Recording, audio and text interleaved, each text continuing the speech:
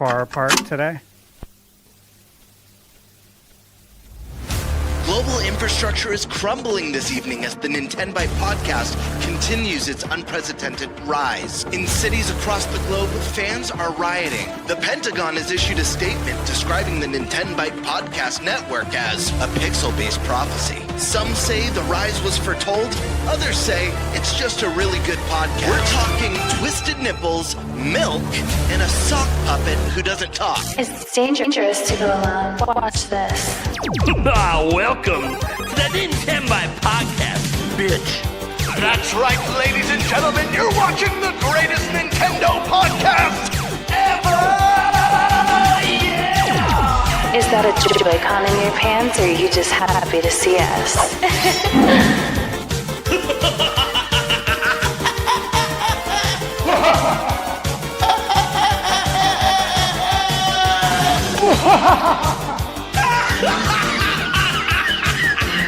Shut up! Now feel the power. Everyone, do you feel that? Oh my god, I feel it! I feel it too, Gamer. What is it? It's the power of our podcast. I feel it! This is rad, Nintenbyte. So rad. Power.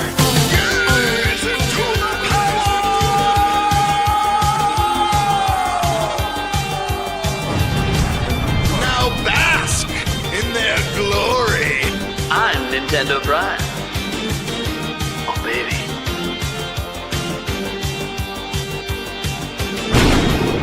I'm ThunderStash.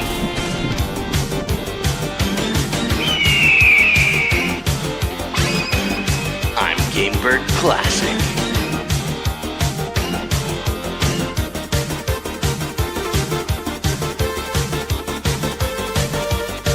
Nintenbyte rules. Let's rock. Hey everybody, welcome to the Nintenbyte Podcast Season 3 episode 22, 23 actually. Michael Jordan's number, don't forget. How we doing, everybody? We got a killer show for you today. A bunch of banger topics. Can't wait to because you guys see the headline topic. That's one, but we got some other good ones here, including our impressions on Legends Z-A so far. So that might be an interesting one. That seems to be a feisty conversation online the last week. So we'll see how feisty it gets tonight. Maybe we get some all-out argument brawls going on, WWE style. For real. Right, get the elbow ready. I don't know you guys. I'm doing the stunner. I'm doing the Stone Cold kick and stun. Anyways, let's go around. Introduce everyone first. We got a couple guests here. How about let's go? You know what? Both of our guests haven't been on in a while. Now that I think about it, it's like you two vanished from my life. I don't even know who you are anymore. Nice to meet you again, Nate. No, It's great to be back. Let's go with man. How you doing? Let the people know who you are because they might have forgot. I don't know. I'm good. I've just been busy with life and the YouTube channel, all that kind of stuff. No, yeah, I'm FVLAM. I'm a Nintendo variety creator. Do video essay opinion pieces and reviews, short form wise, and yeah, I always love to talk about Nintendo and stuff. So yeah, and Pokemon might be back. That's all I'm gonna say to prelude everything. Pokemon might be back. I know. Don't kill him, chat. Please. All right, then we got Sunbro Nation. yeah, thanks for having me back, guys. It's been a while. I've still been keeping up with the show every now and then. I do tune into the podcast, so as I get time. But yeah, I'm excited to be back with you guys. There's a lot to catch up on. I think maybe I've been here once since the launch of Switch 2, so we got plenty to dive into and plenty to talk about. And fortunately, the topics seem like right on point because it's exactly what I've been kind of feeling like talking about recently. Pokemon Legends Z-A, the thoughts on it, but then also, funnily enough, how that's one topic.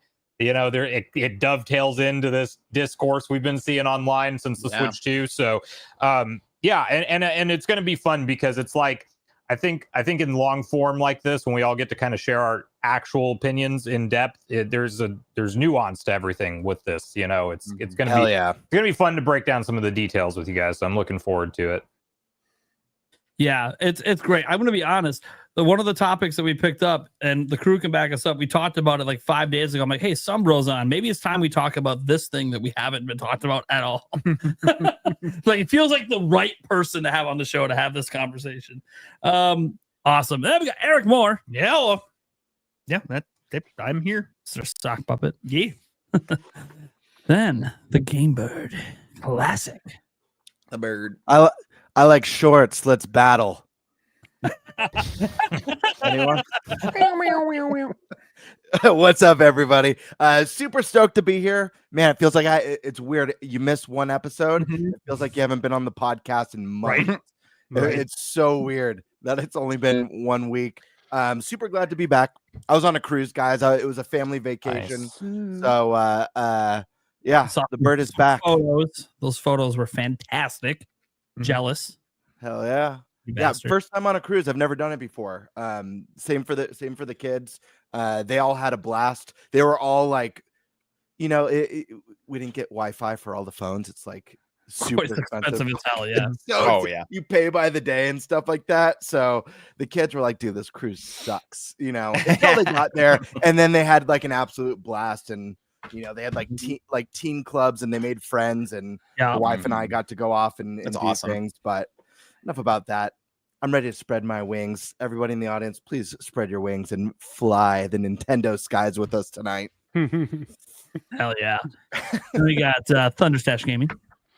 Yeah, what's up? Happy to be here. Busy as always. Lots of game reviews. Working on a lot. Trying to post a lot. Trying to meet these embargo deadlines. It's just nonstop, guys. But I'm really busy excited season. for Busy and season. the Suns, of course, start today. Very shortly here. And I'll tell you guys, I just posted a tweet about it in case you don't know. This is now my 34th season of Suns basketball with never, and I kid you not, I swear on a holy stack of Bibles, never missed a game in 34 years. Damn. Wow. That's impressive. So this is a monumental day, but I also don't miss work. And I consider, even though I have fun, I consider this work. So right behind me is a 75-inch TV with this. Oh, hell It's yeah. on. There you go. Yeah, my TV's behind me, so Yeah, right. that's a monitor for me, the Bucks game. Right there. As soon as it comes on. I'd rather then I have froze a up. you know what? I gotta get a 75-inch that folds down from my ceiling here for moments like this. Just because I'd be sick. looking right at the camera while I'm watching the game. Move your projector screen over and just The projector screen over. Yeah, there we go. Better yet, get one of those Elgato teleprompter things and just put it on your camera lens, and that way you can literally be watching the game, but That's just locked awesome. in dead eye contact with the That's audience the whole funny. time. The audience Bro, will I'm do looking too. at it right Brian is now. really locked in. He's locked in today. I'm like, you damn right I am. I'm looking at it right now. I have the prompter up. You do have the prompter. What's your opinion on that? Do you like the screen, the quality of it, like as far as the image? If you wanted to watch Yeah. a game, would you be open to it, or would it be like not even good enough quality as far as like, you know, something like that? Yeah. So yeah, it is good enough. I've had it since they went up like for pre-orders. The first prompter. Okay. So Yeah. a year and a half, maybe 2 years ago. But it's been great. Yes, I have watched Suns games on it. I did last year during the podcast. Nice. However, the only problem that I find with it, which is why I'm not using it today, is that I like to be able to at least hear the audio a little bit in the background. Oh, And sure. I don't want to share it like and try to do anything weird because Makes then sense. then OBS isn't going to start, working correctly before you know it. Everything malfunctions. So Yeah, I'm what? afraid to just hit the gonna- volume on mine. It might come through to all you guys. Exactly. No, that I've legit done that before. I'm like, oh my God, I hope they don't hear that. So I mean, yeah. there's only one way to find out. Hold on, let me unmute this. See if you guys hear it. Did you hear it? No. Oh, wow. shit. Well, I can have audio. We're back. Perfect.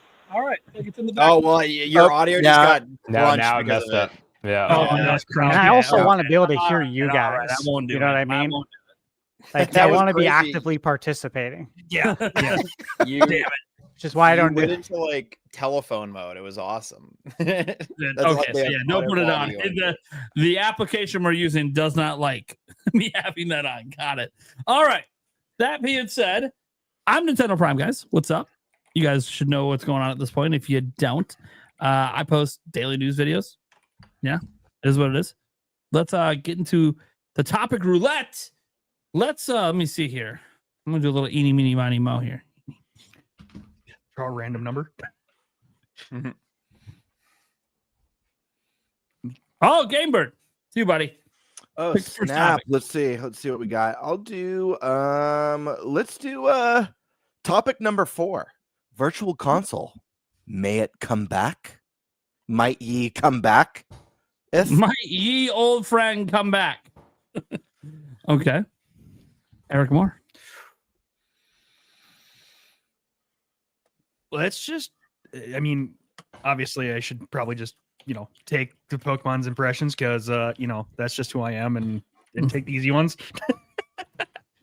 Now, the order I was going to go in means I'm next. Yeah. Do I leave Stash without a choice? I leave him without a choice. You know what? I'll keep tradition. I'll go last. Stash. Maybe next week. Maybe next week I'll screw around. All right. So which one did you take, Eric? Did you go Pokemon? Yeah. Okay, Pokemon. Yeah. Let's see. I feel like I should start doing like because we have such a long show, shiny hunting on the show. Is that rude? I should just like hunt shinies. No, not at all. That's Okay. like If that's you like play half of it. productive. You Unless can, and you get can put it in like your talking. little corner of your camera, so Yeah. people. Yeah. Like, Or if we're oh, like yeah. 2 hours in and I'm like, hey, Bird, you gonna chime in at any point here, buddy? Hold on, I just spent the last half hour fighting this guy. Wait, what? I will take topic 3. You take top of 3? Okay. Yes. I figured that of the 2, that would be the one that you would take. All right, cool. That leaves me, for those who don't know, topic 3, guys, is video game industry journalists shrinking stuff. What the hell's going on? Why?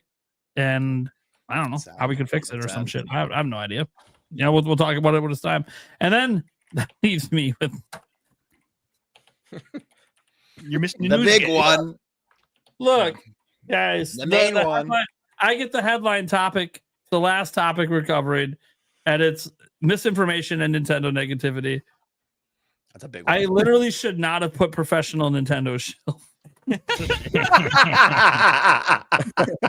It's okay. You got the enjoyer here. It's okay.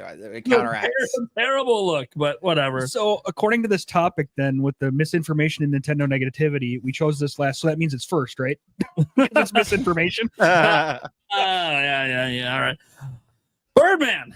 What are we talking about, man? All right, let's talk about some virtual console, guys. Essentially, virtual concert. Jesus, it's been a week. Virtual console, after many years of having dead trademark, was recently picked up again by Nintendo of America. A similar thing happened with Virtual Boy last year, and we all know how that turned out. We're getting Virtual Boy on NSO as well as the hardware. Of course, not all trademark pickups are renewals that lead to things. Sometimes they're just renewals. However, let's assume that sure, Virtual Console is coming back. How would you bring it back? Price points, features, and just for fun, do you guys believe that it's coming back? Let's start with FVLAM. Yeah.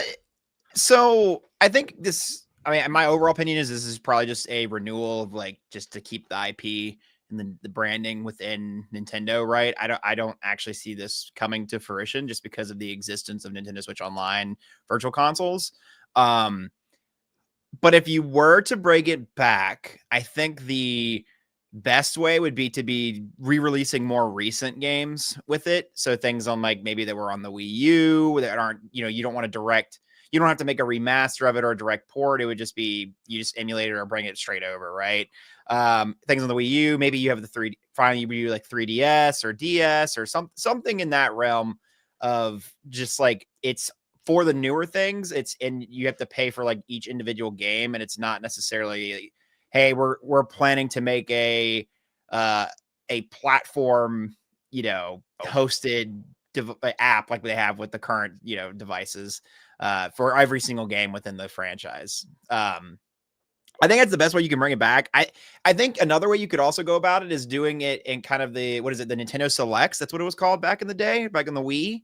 I think you could do it in a Nintendo Selects fashion where you have these, where, people are complaining about the price points of stuff, and maybe you bring back them in a virtual console way on the Switch, and you give them, and you purposely say, okay, these are $40, $30, $50 games instead of the, the 60, 70, gives you that, okay, here's the bottom of the line price point versus the top of the line of our new games. So, I think that's just the best two ways I would see bringing it back. I don't know how else you would really do it. I mean, I'm open to hear like any other kind of ways, but I think that's where, if it's going to happen, that would be how they do it. But I ultimately think this might be a nothing burger, unfortunately.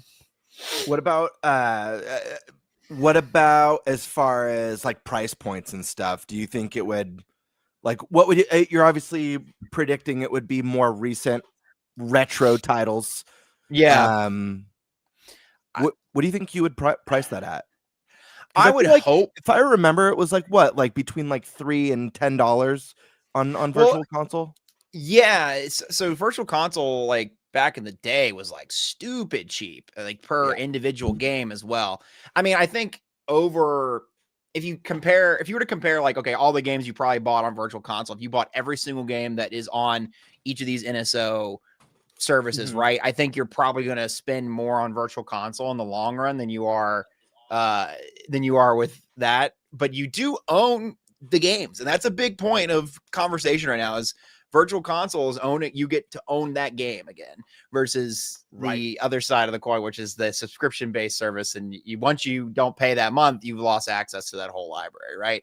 So I see the benefits of Virtual Console in that regard. I think it's a great system that should be brought back in some capacity. I don't see how you bring it back in a modern age, especially when they have the subscription model that, is probably going to be their biggest success. They're yapping over there. I see them yapping about something. They're telling secrets. Good point, FVLAM. Yeah, whisper as you may. Watch. Yeah, I know. Run They're away. Saying, "Oh no, I have all the Virtual Console games. It was only $100." That's probably something about sports. No. Yeah, that's. I feel like that would be cool. I think that it just needs to be cheaper, and I think that would help fight that public narrative that they currently, this kind of ties into the topic of the negativity surrounding Nintendo and misinformation, right? I think it would help fight that wave of energy coming towards them right now in PR, by maybe having some of these old options that are just kind of like air quotes bottom of the barrel pickups that you could grab. Anyways. Sure. Yeah. Good points. Sunbro Nation, what are we thinking on this one? Do we believe it? How would we like to see it incorporated? And how do you think Nintendo would incorporate it if it is true?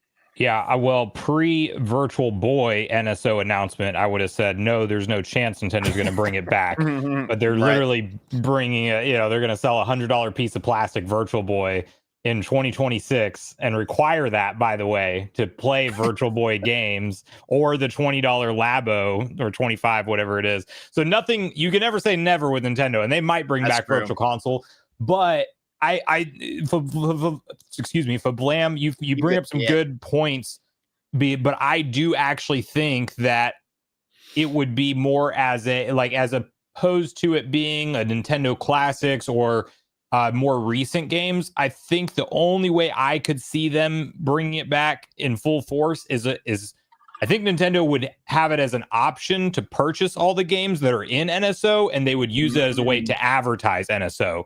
So, for example, if you don't have Nintendo Switch Online and you go into your game selection screen, it would say $4.99 for this NES game, one-time purchase, and you own it, and you don't have to subscribe. I see.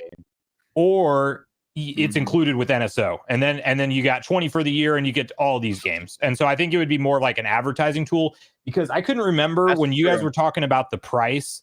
I couldn't remember what they were actually charging, and some of them were cheap. And I think the $199 stuff, I think, is more from like the Wii era. Like, Yeah. at least according to this fandom page, like almost every NES game was like $4.99. Almost every SNES game was $7.99. Almost every N64 game was $9.99. I mean, Yeah. dude, Those are all accurate prices. okay, so I feel like if anything, this would be one of the biggest selling points of NSO, because while I do like the idea of owning it in my digital library, I also bought a lot of those virtual console games that now I'm like, well, they're on the Wii and Wii U. I'm not carrying them forward.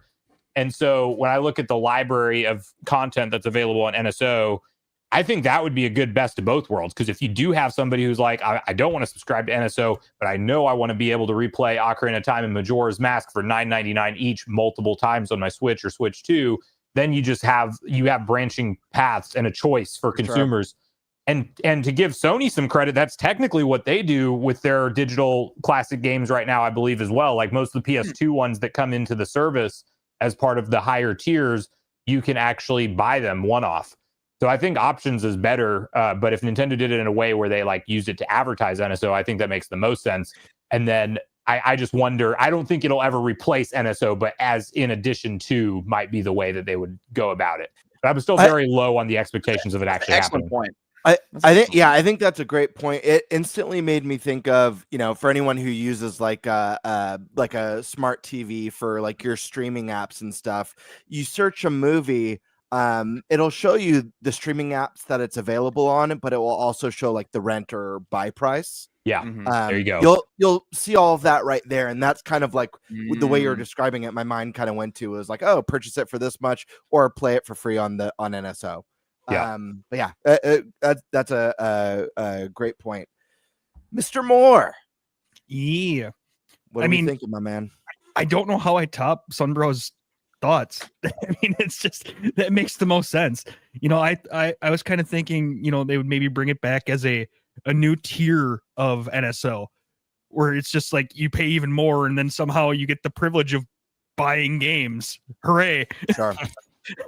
That would be crazy. That would be very Nintendo to do.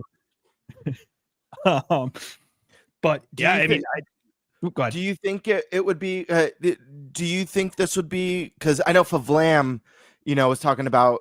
He feels like if they did go about it in the traditional sense, how we saw it before, it would be a little bit more modern retro games, like the Wii era, 3DS era, maybe.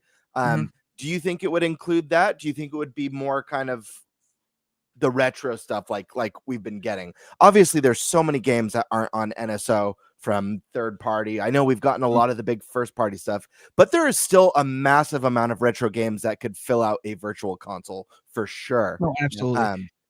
And that's actually a really good idea. You kind of spark something with my thought process here.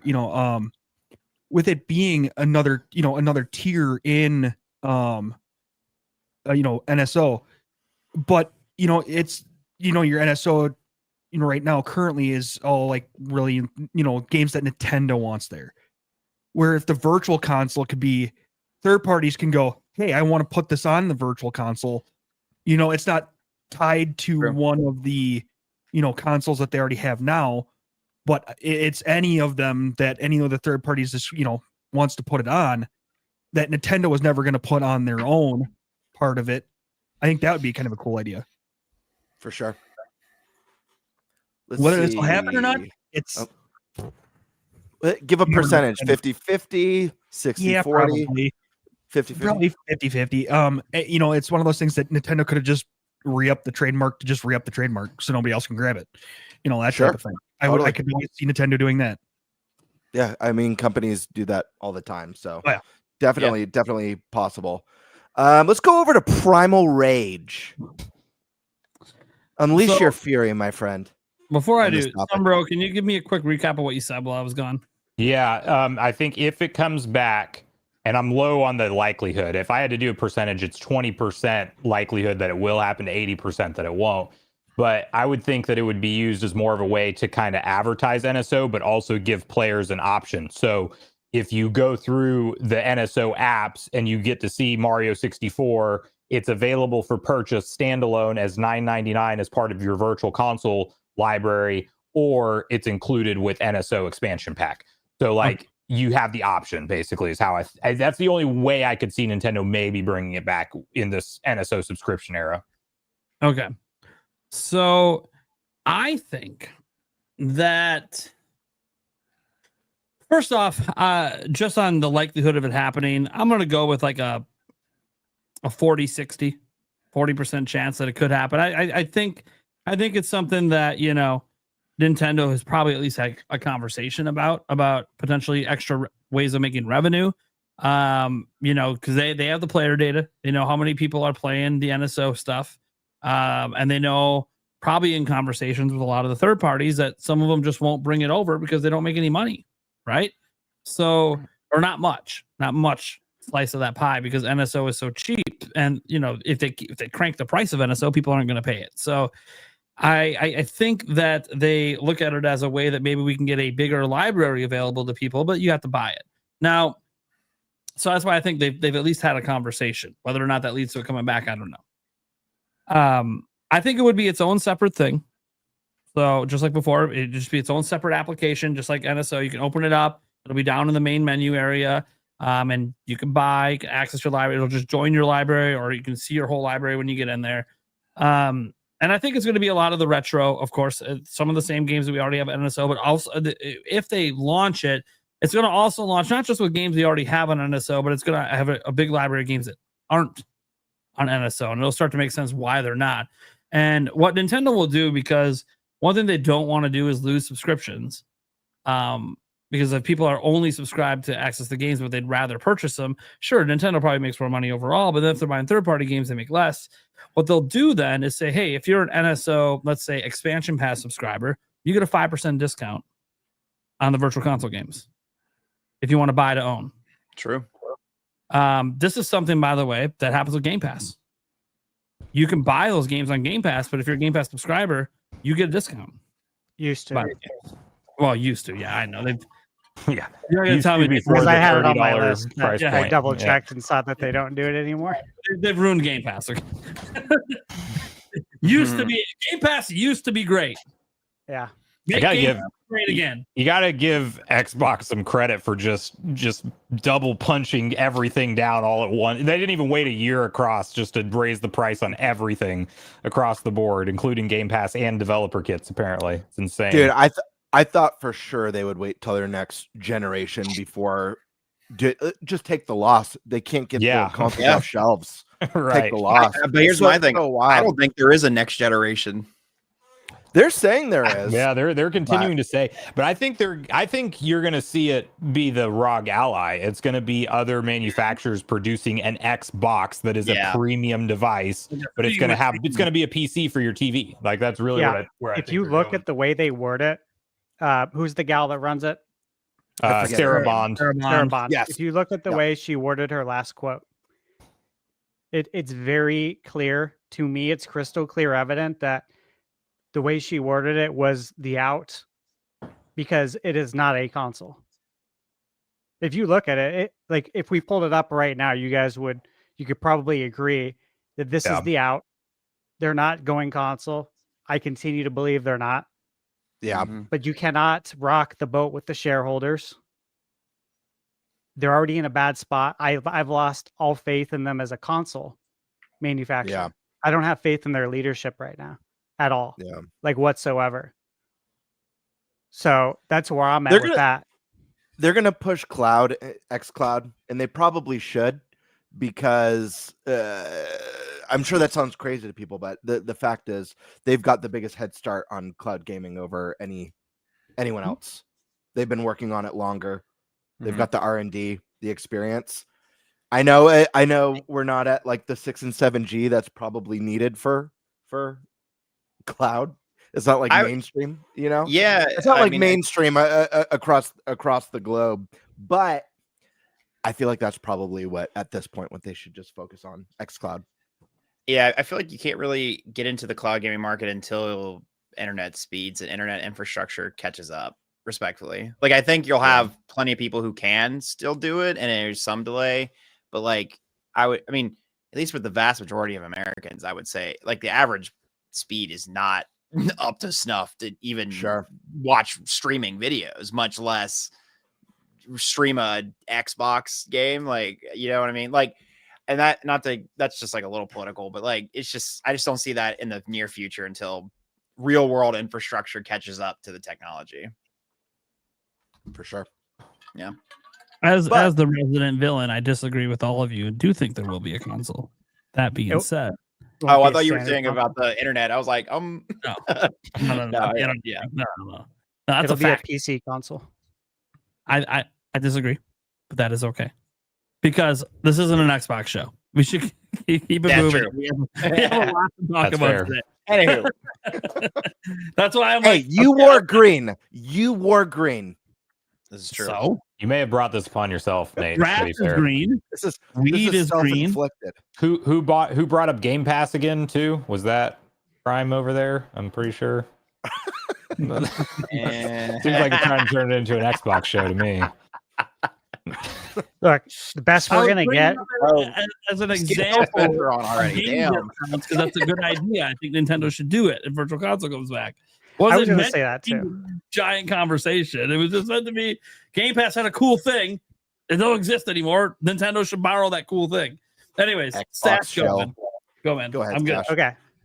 I will just say the best they're gonna do is they're going to release a PC disguised as a console. Yeah. I agree with that. Guarantee it. 100%. Yeah. money If it on has if it has multiple storefronts, it that's more or less what it's going to be. Yep. And it's going to run Windows. PC wrapped up as a console to look like one, but it's 100% a PC.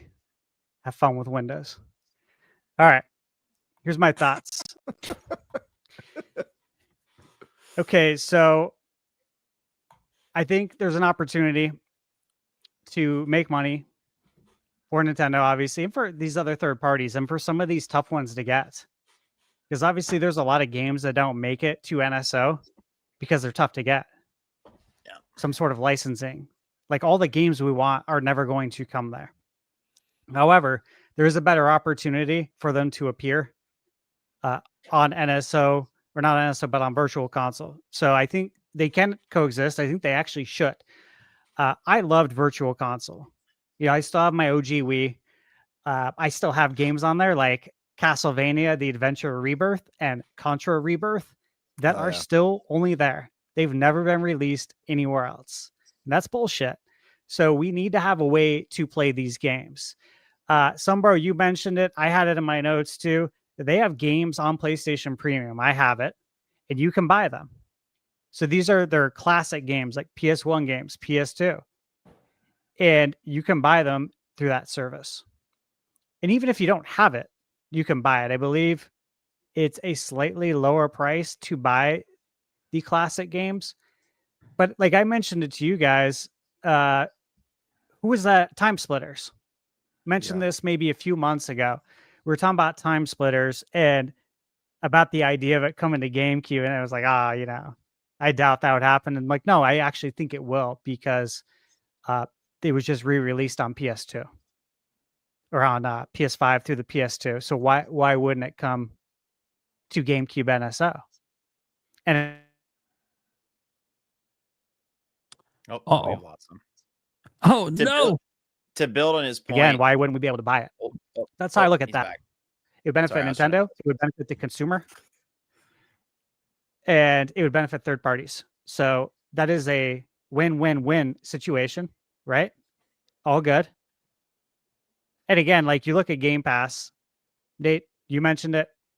Just because Xbox sunsetted that doesn't mean Nintendo can't take that idea and run with it. Because I thought that was a great idea.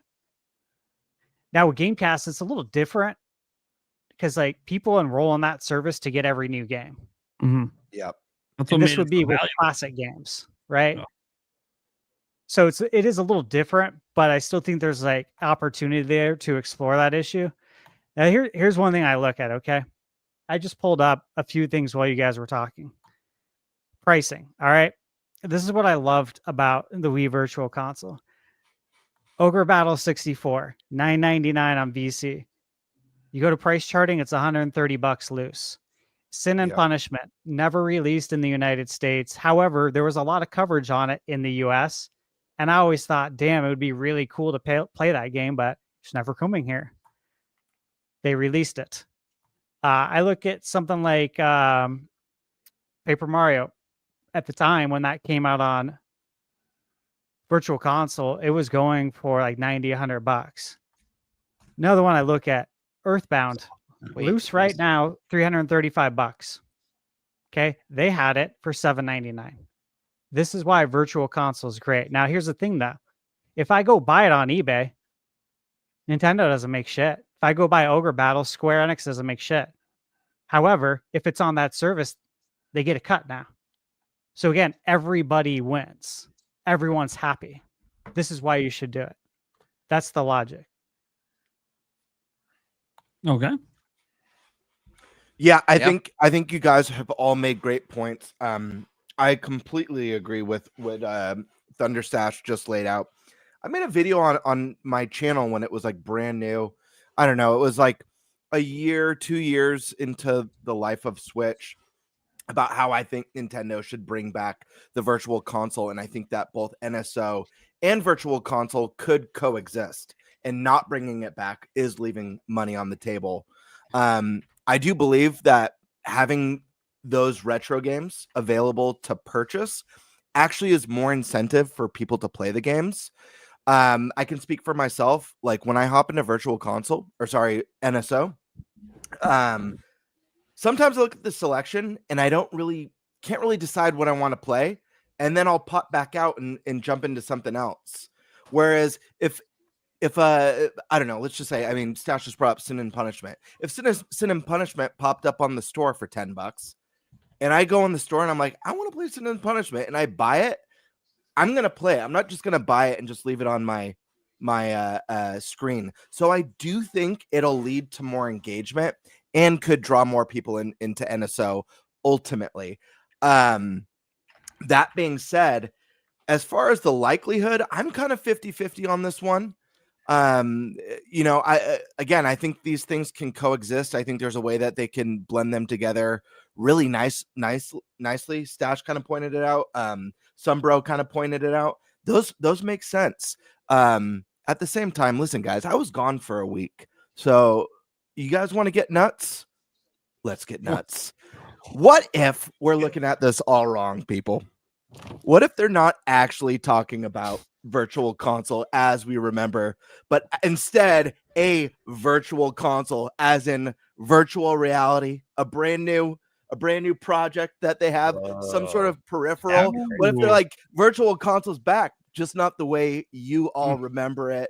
Just thought I'd throw that out there, because we already mentioned today, Nintendo's wild. They do whatever they want. They released cardboard and sold it to us. So like nothing's off the table with this company. I would not be surprised if it was a play on words and kind of a throwback to something that existed one time, but is actually a little bit more literal than what a lot of us are thinking. What do you guys think about that? I know that's wild. And then secondly, what I love so much, the Wii Virtual Console is one of the greatest things. I played so much and discovered retro games that I never grew up with, that I never would have ever thought of touching. There was a game, I don't know if anyone ever played this game or has heard of it. It was called Dungeon Explorers. And I used to play local co-op with 3 buddies in college on the Wii Virtual Console for hours. I was obsessed. You pick like different classes. It was literally a dungeon crawler with all like 8-bit pixel art. There was like a rogue and a wizard, and I forget all the classes, but I haven't seen a way to play that since. So bring back Dungeon Explorers. But I don't know. I thought I'd mention like the chance of this not being what we think it is, just because I think there's an interesting discussion. I mean, probably much less likely than actually getting some modern version of Virtual Console, but still, there's a lot of people who have toyed with the idea of Nintendo coming out with some sort of virtual hardware or peripheral that works better than what Labo was able to produce. What do you guys think of that? Crazy, I know, it's nuts. Yeah, I mean, I like that idea. It's cool. I think with the accessories and them pushing, the VR esque stuff with Virtual Boy and whatnot, and having that peripheral available. Maybe that is something that they push on it, is original virtual VR games. I don't know. That would be the virtual perfect console. It would be the perfect name for Nintendo's like play on words in history for their like VR headset. I don't know that they will do a VR headset. Like I kind of feel like it's becoming one of those things that it was like the 3D screens and stuff, to be honest. You know how there was like a path where we saw like maybe that was going to go mainstream and take over. And then at the end of the day, people were like, we're not really ready to dive into all that. I think it's going to go more in the direction of just AR glasses that overlay with regular life and the whole closed off up to your eyeballs. I don't think the masses are going to adopt that. But that doesn't mean Nintendo won't do it and call it Virtual Console, which I would love that name, Gamebird. That's a good idea for how else they could use it. Yeah, it was just a thought, thinking about like the possibility of this and be like, oh wow, what if this was just a play on words? What if they're actually planning something a little bit more nuts than what our minds would automatically go to? I like it. I'll comment on that. So I will say this, that I have PSVR 2.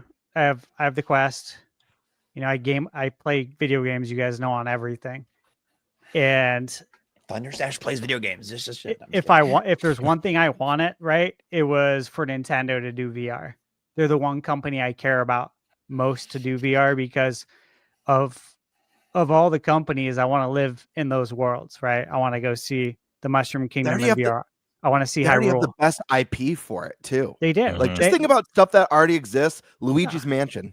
Think about that in VR, like sucking up ghosts, it's endless. Motion controls, Pokemon Snap, Wave Race. Seriously, Wave Race. Yeah. Flying games are huge in VR. Pilot Wings, baby, bring it back. Bring back Link's crossbow training. There's so many things they could do, and they already know how to handle the control aspect of it.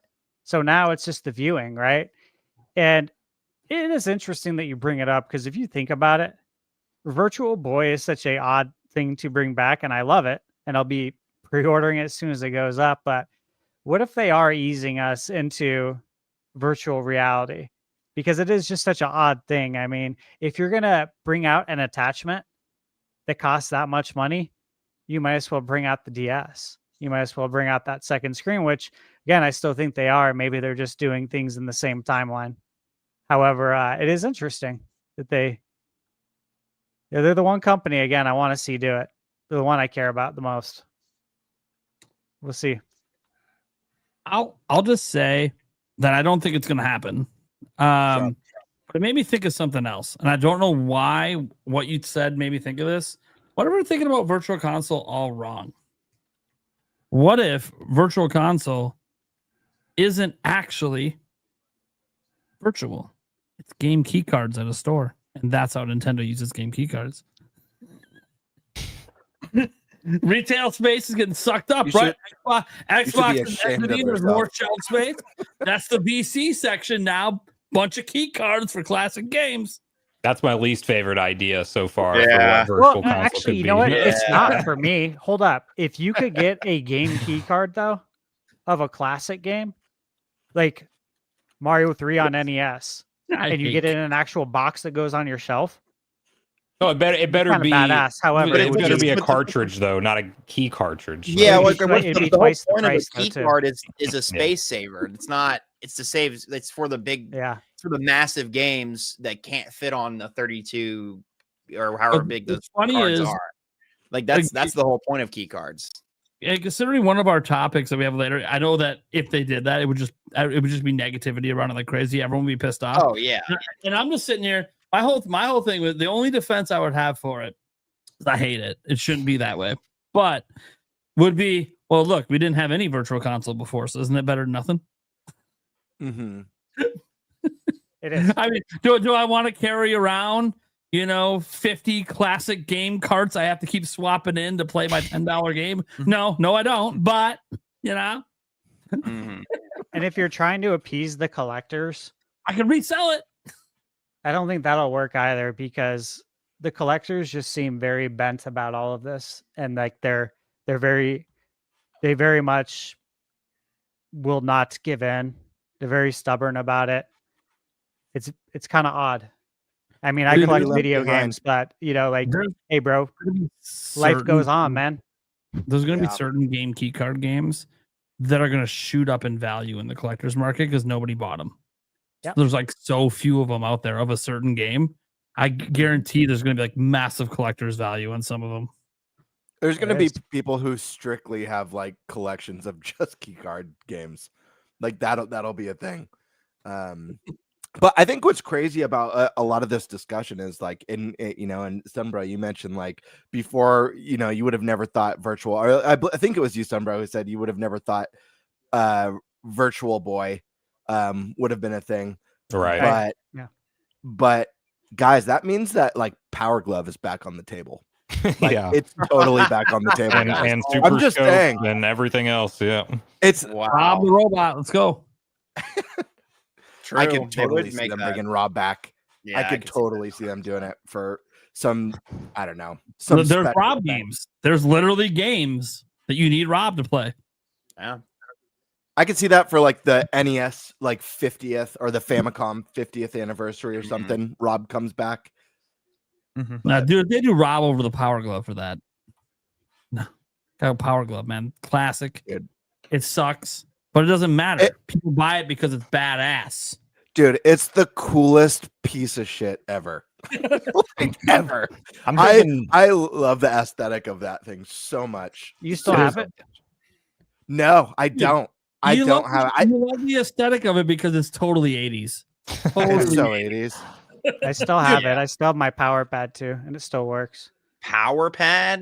You got the It's power like a pad and the LDR. power glove still. Yeah, the Power Power Pad's the Pad's thing you all run right. on, right? Mhm.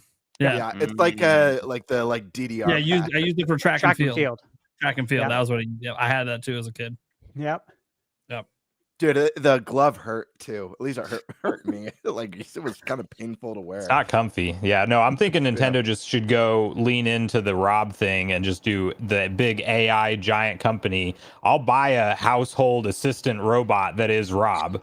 You know what I mean? So if they can just get behind that and figure it out, I'll do that before a Tesla bot or anything else. So Next Alexa. Yeah. I would too. I'd be on board with that. I would totally buy Rob. Yeah. Totally. That's always my and it cart. can optionally play video games with you, but it also can do like everything else around your house. Makes Dude, sense. you just said the greatest thing ever. I love it. I love it. Replacing Alexa. Hey Robert, what's the weather Hey, today? Rob.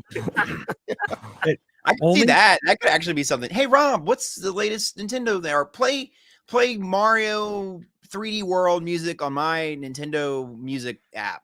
Like that. Honestly, I could see that. They're already doing that. They're already doing something. I mean, the flower doesn't listen to you, but like the flower thing that they're coming out with is kind of like a version of that. Has someone made a? I'm sure this has to be a thing. I gotta hop on like Etsy. Has someone made like a Power Glove oven mitt? It's got to be on, right? Somebody if it's have. not, you need to be on it right I'm gonna now. get one. I know. Yeah, I just thought about that. Like, dude, I need to order one tonight if that's a thing. I host the holidays, man. So that'd be perfect.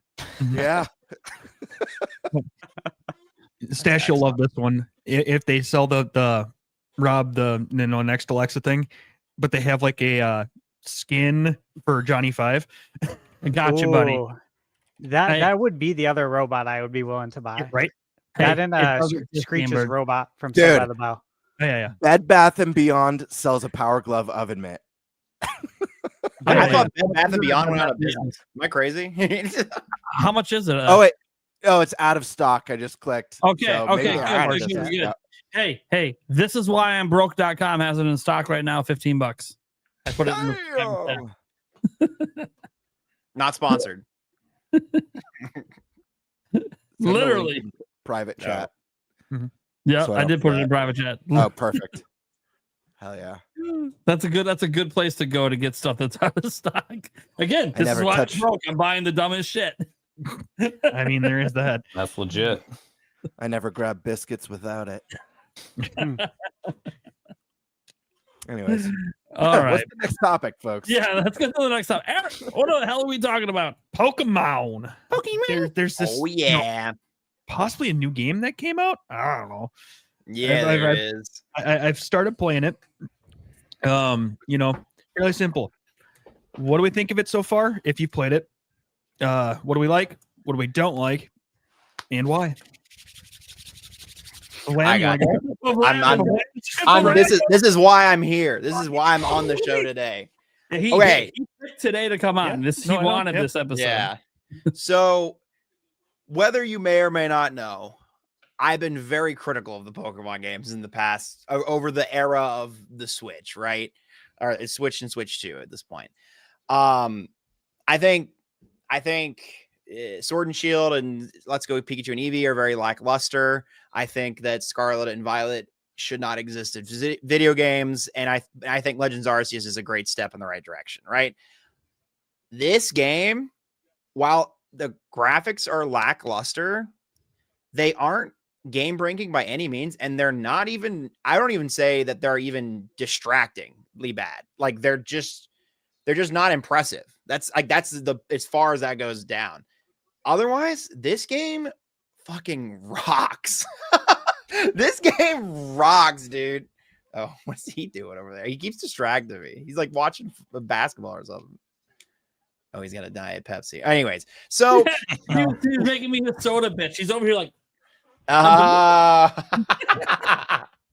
he's got the secret code. God, rip it. Come on.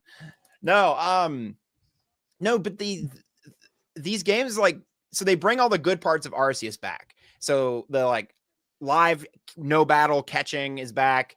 The writing and story is better than Arceus at this point, that was like one of the strongest points of Arceus, right? The character customization in this game is so awesome and fun. I mean, it's probably the most in-depth and detailed as it's been in any Pokemon game ever. I've seen so many people, including myself, post things on like Twitter and like showing off how their Pokemon and they're all these different fits. I have yet to see a fit combination kind of duplicated. Like that's how in depth and in detail it goes. But the biggest and best thing about this game so far is the battling, and it's now real-time battle mechanics. So it's kind of like a lot of people have heard they've compared it to Xenoblade, like how combat works there, where there's still like a certain set of moves, and when you use a move, it recharges and it takes some time. But this game does it great. It's fantastic. The beginning of it is a bit of a slog. You give like a 2 to 3 hour tutorial. I know it's awful, but once you get out of that, it's addicting because the battling, the way it works is you're on a timer. Anytime night falls, you're put on a timer. I don't know how long that is in real world, but you are basically going into each of these battle zones and you're battling as many people as you can. And you're like resource managing with like, okay, what Pokemon do I need to put out to sneak attack this? And there's these cards in the battle areas that give you like quests. And it's like, okay, do this specific thing and you get more points and you get more money. And it's like trying to min-max everything so that you're doing like the minimum amount of effort and the minimum amount of turns, and you're getting the most out of every single like move that you do and every single battle that you make. And it's really, really fun. And it has all these multipliers and everything. Anyways, I have yet to have gotten bored of this game. I haven't beaten it yet, but I think I'm close to beating it. I'm going to finish the game on stream this Saturday. But I'm like one rank away from rank A, which is the last one. So I think I'm about to finish the main story. Yeah. The city doesn't get boring to explore. I know that was a big point of contention, that the map is small and the cities, whatever. As the game goes on, there's these wild areas, right? That's where you like catch the Pokemon, but the Pokemon aren't restricted to just the wild areas. You can find them anywhere in the city, and there's like a bajillion side quests and characters that you can find throughout the city that like give you little tasks to do and all that jazz. And the wild areas continue to expand. It's a story point. I won't say why. I don't want to spoil anything of the story. But they continue to expand throughout the city. So the city changes every night. And every night, the battle zone also shifts around the city and changes where it's at in the city. Dang, I bored Prime out of my Pokemon talk. But yeah, that's Z-A. I am, again, very, very critical of these games. And this one does it for me, man. This one's a good one. It gives me hope that future Pokemon games are going to go in the right direction. They took more time with this one. And I hope that they see the positive reception to this certain aspects of this game and they take that moving forward. So, but anyways, that's my TLDR review of this game. And yeah, it's fun as hell. And I have it pulled up on my other monitor too, if y'all wanted to see the battle mechanics, because this shit rocks. It's really good. I'm waiting for Prime. Where did he go? Can I hop in Yeah, next? hop in. Let's Hop jump in. Yeah, over to please. Sunbro. Yeah. Yes, hop in. So I got a lot to say about this too. Now, granted, FVLAM, I'm not as far as you are. I'm about 8 hours in ish, and so I'm still. I mean, by the time I did side quests and some of the wild zones where I'm at, I'm still early on the ranking up system. But yeah. Okay, so first off, this is going to be kind of a fun one to dive into, I think, from the negativity standpoint, because FVLAM, you're very positive on it across the board. If you've been looking at the internet's discourse around it, I know. you would think I've made some videos. I got some comments. You would think it's the biggest burning dumpster fire of a game that has ever graced a $60 or $70 price point. And I'm like, however, hate for Scarlet and Violet. Anyway, well, I know I'm with you. Okay, so because that's the thing is like I'm not a fan of the textures. It's very obvious that the buildings are completely flat and that there were shortcuts taken to 100%. Get this city looking done and playable. And maybe it's not playable for some, but if you cross compare it with Scarlet and Violet and how shitty those ran from a frame rate perspective. I mean, I would take flat textures and now granted, I'm playing on the Switch too, but rock solid 60 FPS with a smooth 4K resolution any day over a more detailed world, maybe, but it can't run it. You know what I mean? But I do get the criticism there, and I can objectively see that, if you just looked at this in the modern gaming landscape, there's some valid critiques that Game Freak, I agree. The city kind of all looks the same. The textures look way too simplistic, and if the graphics are going to be a sticking point for you and why you enjoy a game in 2025, you are going to have that as a problem. But my theory is most of the rage and backlash towards this game are people who haven't actually gotten into it and played the battle system, because that's what this game is trying to sell you. And it's pretty obvious to me that this is way more battle focused than any other Pokemon game has been. Like the whole thing's built around that. At least that's my experience so far.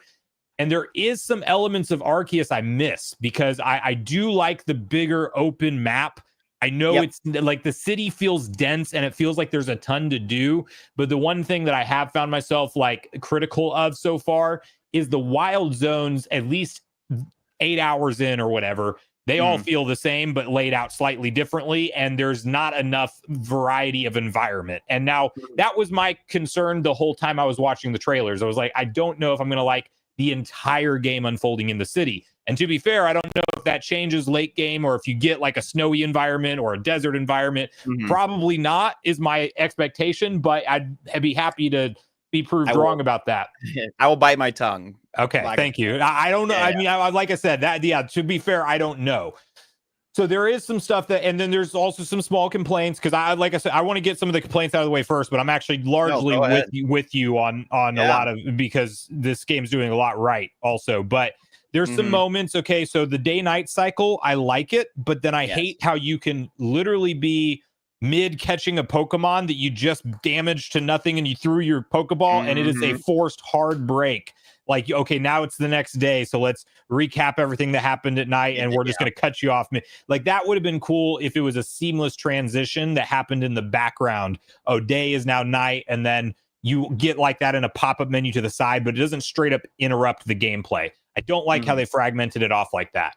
So there's some things like that, and with the overall just it mainly taking place in the city and the wild zones kind of being my biggest complaint for how I catch Pokemon the majority of the time. They are everywhere in the city, but I don't just like it all happening in the city. That said, where you have the depth and the fun and this is a new Pokemon experience, it is in the real-time battles, because I cannot remember the last time. Well, I mean, Legends Arceus was the closest thing to it. I did like the smoothness of the battle transition and the live Pokemon catching and all of that, but this has taken that to another level by a lot.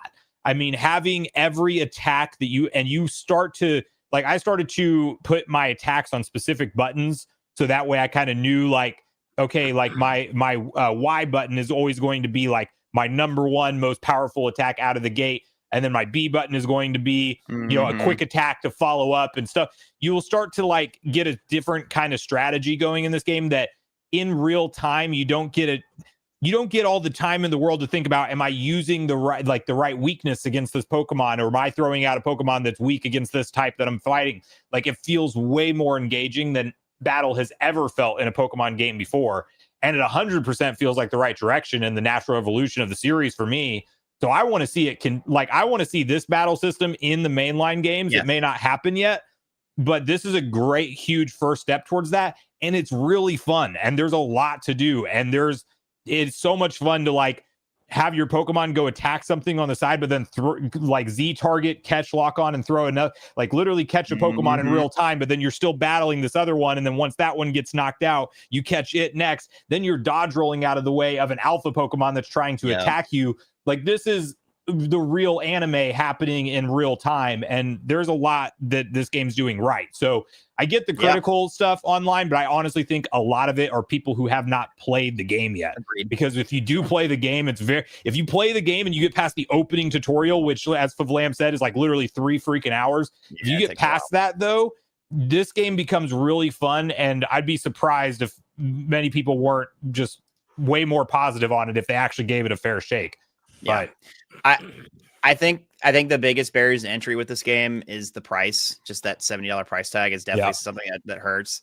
And I also think that what was my other point? I'm so sorry. I had it and then I lost it. I mean, I agree with you. Everything on all the critiques are valid is the thing. Like, they're valid, but the immense amount of hate online towards people for enjoying this is absolutely absurd. And I think it stems from our like later topic that we have coming up, where there's just been like negative Nintendo grifting that's been happening. And I think this is a subsect of that, both from people being scorned from Pokemon Scarlet and Violet, and also whatever this giant campaign almost against Nintendo has been recently. Prime, I want to show some gameplay of the battling system. If you want to let me share my screen, it's okay if not, though. I've tried to pick an area that's like not. No, go for it, man. Yeah, my screen share. I think you got to like approve it or whatever. Oh no, Eric's got it. Okay, there you go. Perfect. All right, so I'm just gonna. So the battling system is, so you go to an area at night. The top left, the map has a timer. You can't really see it. It's that red ring around the map. There's these cards on the ground. You can pick it up and it's like, okay, land a poison type move, right? So if you pick a Pokemon that has a poison type move, like my Victory Bell here, I would get points towards that, and it builds towards like my rank card thing that I have. And then there's also the medals, which are basically converted into money. So you can be winning upwards of like, $50,000 per night. The more trainers you beat each night, the more money it multiplies how much money you're going to get at the end of it. And it's really cool. Another cool mechanic of this battle system is you can sneak up on people and get a first hit and just one hit KO. Or your follow-up attack. Like, if, for instance, if you used your strong one on a sneak attack, it's already fully charged. So you get a second go at it the minute you're in battle, which is really cool. And so it's this, it creates this system that is incentivizing you to battle as many people as possible, which for me personally, the past, like, I think in almost all Pokemon games, I almost tried to actively avoid battles that were not necessary. Yeah, I'm with you on that. I did the same thing. And this is the first time I'm like, oh, I want to find every motherfucker in this area, and I want to kick their ass right now. Like, it's like, that's the best part about it. And you can dodge, and and you can even get hit by the other person's moves, and it can like hurt you like as a person. There's my character that I have the really cool hairstyle and everything else. That's the other part about it. Love your outfit. Thank you. Hang on, wait, we gotta hit a little pose. Hang on one second. Hit a little. Oh yeah, there we go. Yeah, serious with my guard chop. Anyways, that's it. I just wanted to kind of showcase that you can like really basically like run around this entire area, like run through the rooftops or scaffolding here that you can run up through. I don't want to show too much just for trying to not spoil folks, but that's the vibes here. It's super fun, and you can just keep reloading the area and respawning trainers and going and going and going. It's pretty sick. Badass. Sunbro, you got any more thoughts? No, I think I hit the main ones. I'm having fun with this game, and despite the online negativity around it, and I think some of it's warranted, I think a lot of people are just gonna only look at the negativity of the game and not ever give it a chance and not realize they're passing up on probably the Pokemon game that, from a lot of aspects, not all of them, people have been asking for, which is a dramatic redesign of battle encounters with Pokemon, and it's really fun. Sweet. Teambird. Yeah. Listen, this game's awesome. I'm having a blast with it so far. I did make a video on it, and Prime actually streamed my video the other night. I got to watch some of it. It was around dinner time for me, so I got to watch some of it. I did check the reactions, and I think people got a false impression of my early impressions of the game, because I wanted to keep it balanced. Listen, this game's a ton of fun. I'm having a blast playing it. It's been hard for me to put it down at night before bed. So I've been like staying up late on work nights because I want to do a little bit more, or maybe I want to see if I could get a shiny of a Pokemon that I like.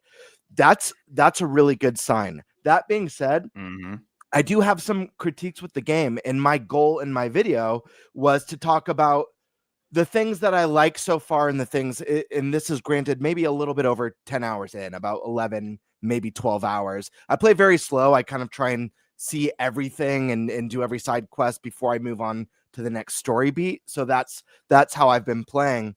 So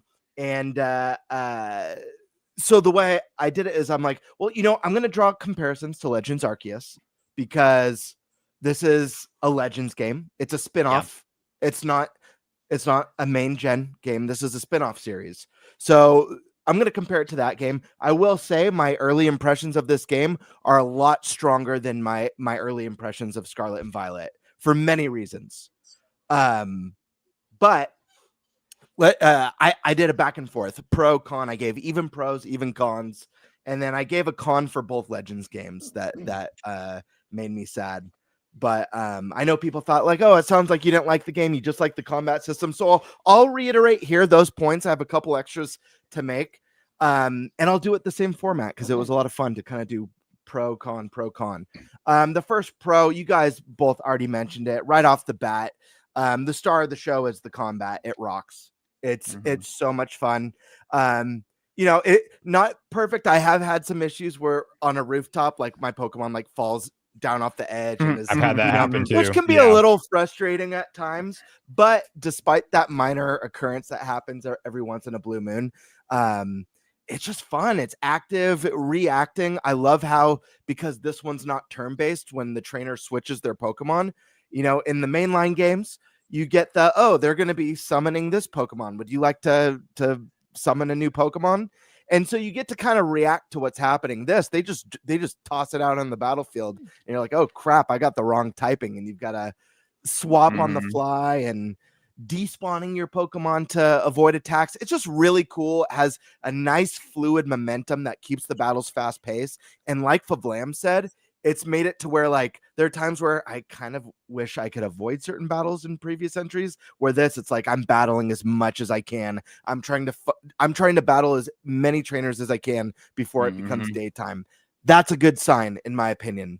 Negative, and this is probably the biggest negative for me. The world design, it's just not as interesting as Arceus. Obviously Arceus, it's this whole new world, sky's the limit. You're traveling the oceans, the mountains, the seas.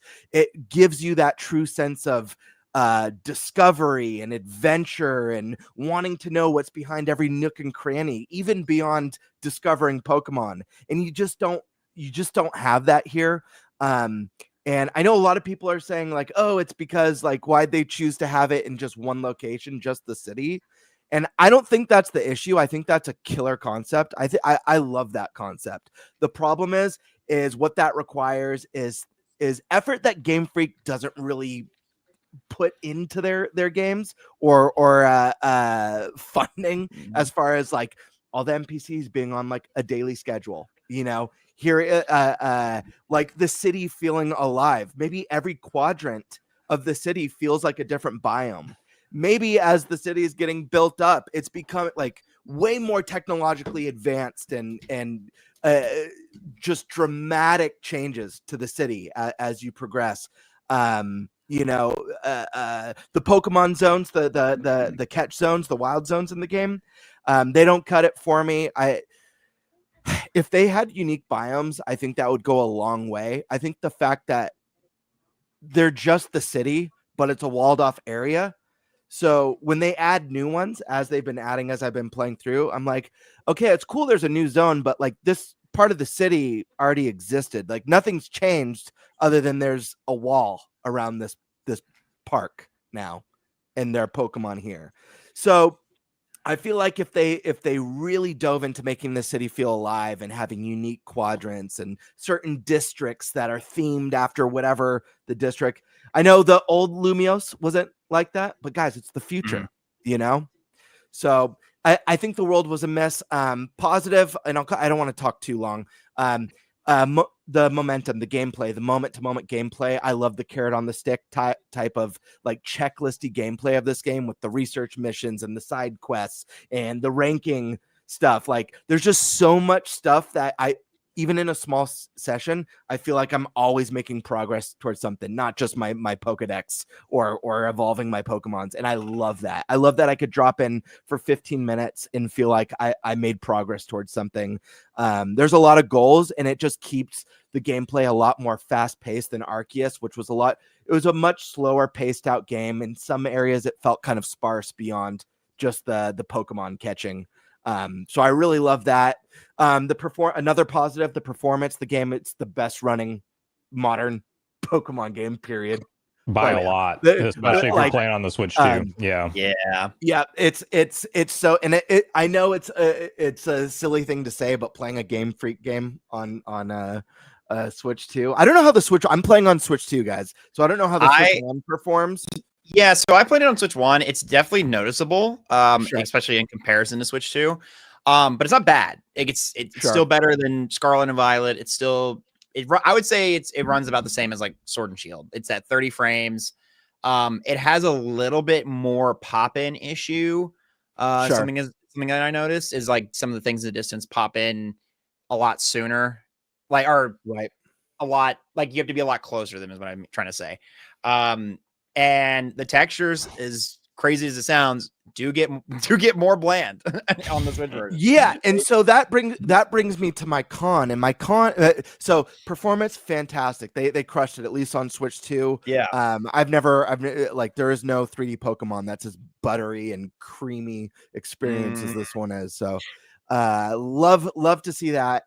Con, I'm not going to say graphics. I'm going to say what I've said on this podcast throughout the year. It's the art style, folks. Pokemon's art style is bland, uninspired, and boring to me. Yes, I think it's an art style problem. I just think I would love to see, and I think Arceus was a step in the right direction. I think it went for something a little painterly, and I would have loved to see them like lean way harder into that, or something more stylized, whether it's cell shaded, whether they went for like making it look kind of like the OG concept art, that kind of I don't know, like just something to like the world of Pokemon is so whimsical and magical, and the art style for me doesn't convey that, and I would love to see that. I would love to see something that doesn't just look so stale. I don't know.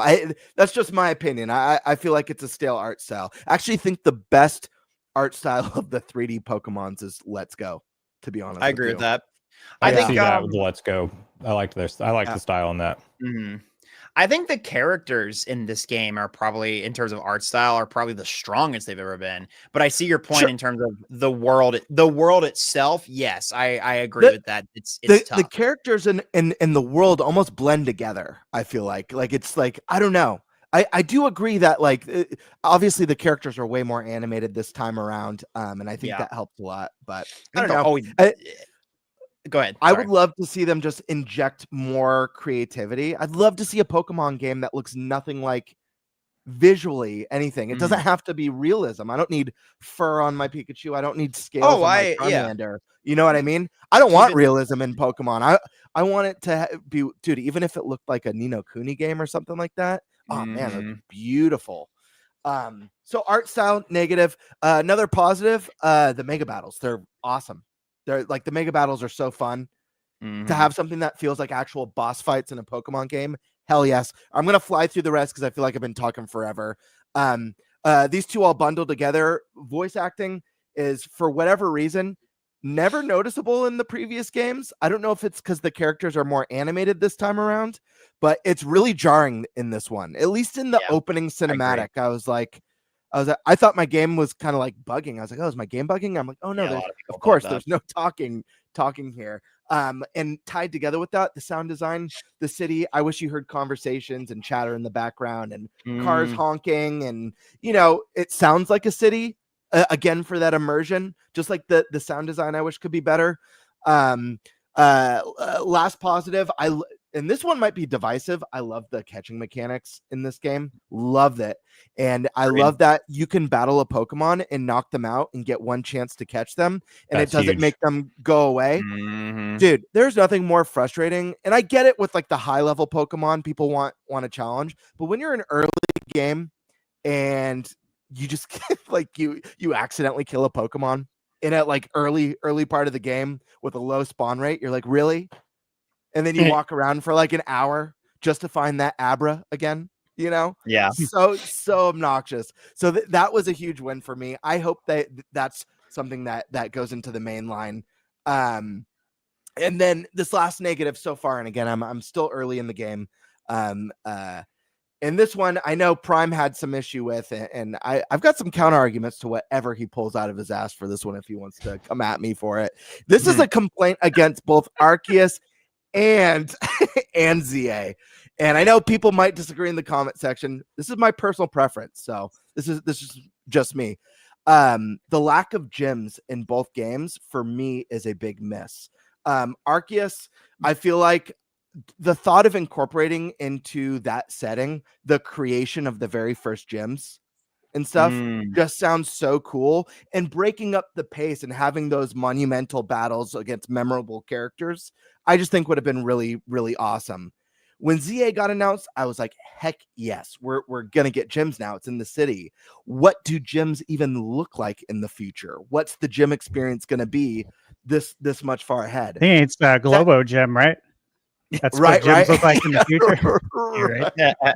Right. So, and I know people are going to say, well, you don't need gyms because the core mechanic of the game is ranking from Z to A. But and I love that mechanic. But, and again, I'm early, so I don't know what changes. I mean, I've flown through the bottom ranks, and I don't know. I feel like they could have incorporated gyms into this game in a really clever or creative way. And even off the top of my head, thinking about I just did the time skip, so that's where I'm at in this. Or not? Okay, that makes more sense. I fear that opinion will change as you play more. That's all. Okay, and that's fair. These are just early impressions. So there are some very colorful characters that are very gym leader-esque that you have to eventually. Fair enough. Yeah, because I've been like battling like taxi drivers and cooks. Yeah, no, which is right. So I mean, that is the early ranks. They're not serious. Yeah, exactly. For sure. But real quick, I just want to finish this point real quick. I would have loved to see them do something where like gyms exist, like the future of gyms exist in this game, but they have precursor ranks. You're not allowed to enter the gym unless you've hit a certain rank or something like that. I think would have been really cool. But I also think it's a good way to weave in new story elements and also break up the pace. Even though I love the fast paced nature of it, gyms are just staples for me. And like I heard Prime say last night, because I know Prime came at me. I'm going to call you out on this one. You were like, what's the big deal with gyms, everybody? And you were saying that we've had gyms in the like 99 out of 100 Pokemon games. So what's the big deal? To that I say, Yes, while that is true, I still love that staple. And when we didn't get traditional dungeons in Breath of the Wild, I felt like, man, I would love it if this game had traditional dungeons. When I love the Persona series. If we got a new Persona game that didn't have the social elements, one of my favorite staples of the series, I'd probably still love the game and have a blast, but I'd still wish, even though the previous entries all have the social stuff, I'd probably be like, I would have liked them to bring back the social stuff. So sometimes there's core staples in a series that you just love. And for me, gyms are one of those things that I love. And I would love to see them evolve the puzzle mechanics leading up to the gym boss. Figuring out some of those, like Sabrina's gym and stuff back on the Game Boy days was like, that's so memorable. So I don't know. Yeah. One quick, like a super quick one. The writing in this game, it is hilarious. Like the deeper and deeper you get into this game, there are some genuine moments where I was like, oh, that's awesome. Like, it's so fun. Like, and also just the way the characters talk to each other it's very like matter of fact and very like, this is very Gen Z coded. Like, I don't know. I don't know how else to explain it other than like, it just felt like, it felt like somebody my age or even younger wrote this dialogue or like translated this dialogue or whatever. This rocks. This is cool. Anyways, that's my other like positive I wanted to throw in there. I found really cool experience. I have one last point just to wrap up this or tie the bow on this one is that with all those positives and critiques or maybe some negatives, I'm having so much fun. Like I said, it's been really hard for me to put this down. I'm early on. I got not only did FVLAM just say some of that stuff changes later game. I've had comments on my video let me know like, oh, I think you're going to be happy with some of the stuff that you see that changes as you get further.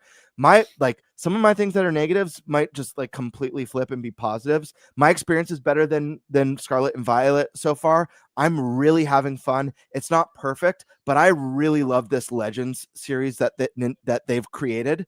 My hope for this series going forward is that they use this to experiment with Pokemon. I feel like no Legends games should feel like the last. As much as I would have loved to see them build on Arceus and fill it out with gyms and voice acting and more towns and populate it, like we're gonna have the mainline stuff for that. They've already gone the open world for the mainline. Experiment and then listen to the people. Take what works. Take the cool battle system, take the exploration of the first Legends games and inject that into the mainline, the new gens, and create the best of both worlds for us. So who's to say where I'll land on this one? This could be like a 7 out of 10 for me, could be a 9 out of 10 for me. I won't know till I get there. Right now, all I can say is despite my critiques, I'm having so much fun. And the moment I get off this podcast, I'll be booting the game up. So I hope everyone out there who's playing, I hope you guys are having fun too. And special prayers from the Game Bird. I hope you all receive the shiny of your dreams. True. Yeah. Well, I was originally going to go Stash next, but to be fair, I kind of have to let Prime go next so he can defend his honor. Yeah, absolutely. I'm sorry. Was someone talking the last 20 minutes? Damn. I was on mute. The only reason I even know I'm supposed to go is because Eric is technically sitting right next to me. I'm busy with the buck to the victory here.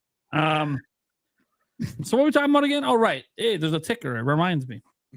Legends Z-A. Fuck gyms. So real and based. Okay, so wait, 2 people on this podcast hate gyms. I don't hate gyms. I just don't. I'm okay with them not being in the game. Like it's not a deal breaker for me. It's not a deal breaker. Exactly. Well, earlier at the gym. Yeah. Guys, come on now. I never said it was a deal breaker. I just said I miss gyms and I wish gyms were in the game. I'm okay with if 2 out of the last were gyms in the last Pokemon game? In Scarlet and Violet, yes. I was asking Game Bird. Oh my bad. Yeah, sorry. Absolutely. It's only been 1 game. Yeah, I give a shit. But again, like I said, I missed traditional dungeons. It was only 1 game. Yeah, you were wrong then too. Okay, fair enough. Tell that to No, I disagree. you Traditional divine beast dungeons, shill. yeah, traditional dungeons were missing from Breath of the Wild, and they'll never not be missing. We just you. accept that it's still also an awesome game without them, but Yeah. they will forever be missing. And I can see the gym argument personally, but I'm also not missing them yet, so I'm a little indifferent on that. Sure. I'm going to say Yeah. something about gyms. No one asked you. I'm just kidding. Well, actually, you Please did. come back to the show. I'm kidding. So, look, I'll get to my thoughts on ZA in a moment, but I just want to say about gyms. First off, I'm not like the biggest Pokemon guy. Okay. Sure. Everyone knows this. It is what it is. Fell out of love with the series after Gen 2, basically. But I loved Legends Arceus. Loved it a lot. That dude, I can give two shits about gyms in that game, man. That game was about world. That was all about building a world. And it's funny too, like when we talk about gyms, correct me if I'm wrong, because again, I'm not a Pokemon expert. Isn't it one gym per town, per city? So like, how would that even work with gyms in this game when it's only one city anyways? Yeah, the gym there is in this city. There was the fourth gym leader. I forget his name. Easy. But he is a little electric gym leader, but it was only Towns, precincts, streets. one. Yeah. I run Oh, these you could streets. Yeah, you could break it up by district, I right? run these streets. Maybe right though. You could do it like that. Well, that's not a gym then. That's just gangs, and you're just So trying you to could put have a the gym gangs down. that runs the streets, Yeah, that's a gang. They call it a gang stash. but you could call it that in this game, no problem. But then This isn't as big as of a hurdle as you think it is what I'm saying. What guys, I'm sorry to interrupt. I'm confused. I want to make sure I'm not giving bad information on the podcast. Someone in my chat keeps saying over and over again to stop saying it's a spin-off, that it's a mainline game. Did I miss something? Legends games mainline? are Yeah, Legends games are mainline games. Yes. Yes. So is this They Gen 10? they constantly No. no, they don't define a new generation. A new generation is like brand new Pokemon come to the forefront. But these games do tie in and directly reference and are influenced by the main series. Excuse me, the main games that had come before it. But the Legends games are main series games. They are just the more experimental games that are Think of it running like in parallel. Black and White, and then Black and White 2. Is Those are both mainline. One So follows.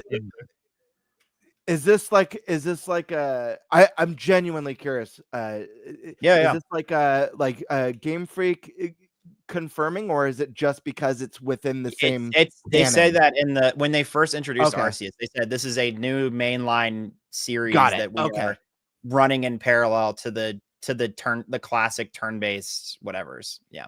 Right. Okay. Yeah. Okay. But it's not the Gen 10. Yeah, No. typically if it's a spin-off, it's the fact also it's in-house Game Freak, right? So Right. most of the spin-offs aren't done. They're only either partnered with Game Freak and they only do like half of the work, or it's completely outsourced to like Creatures Inc. Got or a it. different company. Okay. Yeah. Cool deal. So, like, spin-off Everyone, I the- apologize for saying spin-off games. I stand corrected. I didn't know. I honestly No, didn't it's know. okay. Yeah, I mean, I don't blame you for calling it a spin-off. It's very different from what we've seen. So Okay, But yeah. so back to me. The only one that matters right now is called upon, and everyone's just interrupted me. I do that. The amount of times I've interrupted people, I have this coming. Okay, it's cool if I can't even talk this whole topic. Because again, I'm not a Pokemon guy. So setting the gym stuff aside, we can have that debate a different day. I just don't feel like it's worth talking about it now, because I also feel like to have the gym conversation where like he's missing it in ZA, I feel like we have to beat the game before we really realize. yeah, You know, like I think it's not worth having the conversation yet on that. We can have it with Legends Arceus, but that's like not the conversation today. So yeah, for Legends ZA, I'm not that far into the game for starters. I actually think me and Eric are probably at the same point in the game, are very close. I might be slightly ahead of him. I think you're slightly ahead of him. Yeah, slightly ahead of him. Because I just haven't had a lot of time to play, which is totally fine. It's pretty typical of me. I don't have a ton of time to play. And again, I'm not a Pokemon guy, so I'm not going out of my way to make time to play, right? I will do that for games like Zelda or something like that. I'm not going to do that for Pokemon because I'm not huge into Pokemon, but I've live streamed it a little bit. Had some fun with that. I'll just say that Yeah, graphically it sucks. I mean, there's not really if anyone thinks the game looks gorgeous, then you only play Pokemon games. I'm not No, even that's fair. not even It's kidding. fair too. It's not. Nobody should be arguing with that statement. Yeah, it's not even a joke. For some reason, there's like this confusion online that I'm like defending the art style. No, I think the art style is a little dated, and I think that the graphics are terrible. That said, graphics aren't why I play games. Now, for some people, graphics are some of the most important reasons they play games. So to that end, I say I understand. If you really care about visuals, because visuals to you immerse you in the world and create a sense of cohesion and connection, I get it. Pokemon's probably never been the series for you, especially the last 8 years since it went to 3D. It's never been visually impressive, in my estimation, from the moment it came to Switch. Whether it was Let's Go, whether it was Sword and Shield, Arceus, Scarlet and Violet, and now Z-A. None of these games are visually impressive. And I know a lot of people feel like, okay, well, there's no excuse for it because $150 billion franchise. What the hell are we doing? And I don't even disagree with you. You're not wrong. This is one of the biggest IPs in the world. They should make it look better. However, that's not why I play games. So gameplay to me has always trumped visuals. And this is actually true across all of gaming. Regardless of how much discourse you see online, the most popular games in the world aren't that great looking. Roblox, Fortnite, Minecraft. These are not like visually impressive games. And yes, some of the visuals have got better over time. I know Fortnite looks better today than it did back in the day. I know Minecraft, they've updated it and looks better. Doesn't matter. The point is, people are still playing it on things like Switch 1 where it can't look like that. And they don't care. I know this. I have kids that play on Switch 1 and they don't care. They don't care that it looks better on my Switch 2 or that it looks better on the Xbox or the PC. They just don't care. That's not why they play. They're not playing for visuals. So that's the big thing to remember, because I've always called Pokemon, regardless of me being a 39-year-old man playing Pokemon, kids first RPG. It's always been that way for me. It's what it was for me when I was a kid. And as I've dabbled in Pokemon over the years, even as I fell out of love with it, it still always felt like, well, I fell out of love with it because I played better RPGs than Pokemon. And that's because those RPGs grew up with me. Final Fantasy grew up with me. You know, these RPGs have grown up with me and become more mature in terms of their battle mechanics, their storytelling, and everything in between. Pokemon never did. Pokemon has just been kind of, I don't want to say the same. They've obviously made tweaks and did different things and the Mega Evolutions, all this other stuff. I'm not an expert on Pokemon. But the point is, it always felt very simplistic. I know it can get really hardcore with the multiplayer scene. I've never given a shit about that. I played it for the RPG aspect, which is the single player aspect. And from the single player aspect, it's been a kid's first RPG, pretty much to me anyways, my entire life. So when I approach it from that perspective, you realize, well, the visuals then don't really matter that much because kids don't give a shit about it either. So what do I think about the rest of the game? Like, can I have fun with a game that looks like shit? Well, let me tell you, I enjoy Fortnite. So yes, I can enjoy games that look like shit. And I was playing it on Switch 1 at like 18 FPS. And doing pretty well because they kept partnering me with like people that were playing it on phones. And while it runs better on the phone and looks better on the phone, you're using touch controls. Come on, buddy. I'll kick your ass with 18 FPS with twin sticks. That said, no, for real though, I've really enjoyed the battle system. That's really the big thing that stands out is the battle mechanics. It's kind of like with, Arceus, where it was the catching mechanics that really stood out. And then they kind of built this, raw world around it, and even had the thing where you were like building up the town. I enjoyed all of that. It's actually my favorite Pokemon game. I'm no longer a Gen 1er, guys. Arceus is my favorite Pokemon game. I didn't even think that was possible. And ironically, it has no gyms. That said, when we're talking about Z-A, the battle system's been fantastic. And so far, the storytelling has actually been pretty solid. Definitely a step up from what I'm used to with Pokemon. Still not like fantastic or great. This isn't Xenoblade. Hell, this isn't even Zelda. But it's a step up from what I'm used to with Pokemon games, where there's not really much to the story. It's, hey, we tell you the big goal at the very beginning. That's pretty much it. That's the story. Yeah, there's some little side quests and stuff in between sometimes, especially in Scarlet and Violet. They put a lot of side quests and they have multiple main story things you could do, but still wasn't that like complicated or like that interesting to me. Although for some of you, it probably was. So Legends Z-A, the story feels really good to me. There's other things that really bug me though, and this is less about the graphics. The NPC animations. This is a city. I've been to many a city. People don't just stand there. Yeah, a lot of them are very stagnant. Yeah. Which, by the way, sure, that's what it was like in the top-down games. You know, that's fine. 2D environment. Game Boy, limited ability to do things. This is a 3D game running at 60 FPS. I think 4K on Switch too. I'm not quite sure on the resolution. I haven't checked, but it's upscaled, but it is 4K. Yeah, it looks really clean on my TV. 4K 60. It's awesome. Yeah. So like that means, at least on Switch 2, and on Switch 1, I've heard it's pretty like a very rock solid 30, 1080p 30. So I'm like, that's good. So it's running very smoothly on Switch as well, just not at 60 FPS. That to me means there's headroom to do more. Well, okay, if you're going to do the flat texture buildings and you're going to do all the things that just don't look good visually, why not have the NPCs actually feel like they are alive? They might as well just be blocks from Minecraft that I walk up and randomly talk to. Because outside of battles, they basically don't exist as people. That's like my number one complaint about the game. Isn't the graphics, it's how dead the NPCs feel. Even more dead than Scarlet and Violet, which is weird to me. But the NPCs in Scarlet and Violet, a lot of them moved. They were talking to people. They did things. I'm in just a city, and these people aren't moving. I literally saw it in the opening scene when you get off the train.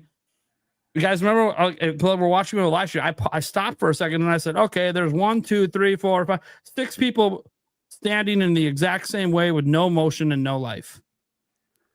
Did I get to a city, or did I just walk into the morgue? And that's what it was. Literally my first interaction with NPCs. Even worse, it was the city morgue. City morgue. So that's been my number one complaint so far, is like it just doesn't feel like a city. And I'm not saying that as I get deeper in, like it won't open up and there won't be more stuff to do. Like I'm hearing, you guys talking about, there's all this stuff to do once you get past the tutorial and the certain part, and the tutorial being as long as it is. Come on, guys. Come on. What rank are you, Prime, by the way? No, don't even ask me my rank. Oh, okay. So you're still pretty I'm not Z. I'll tell you that. I'm not Z. Well, it gives a good gauge both for listeners I'm not very and for us here.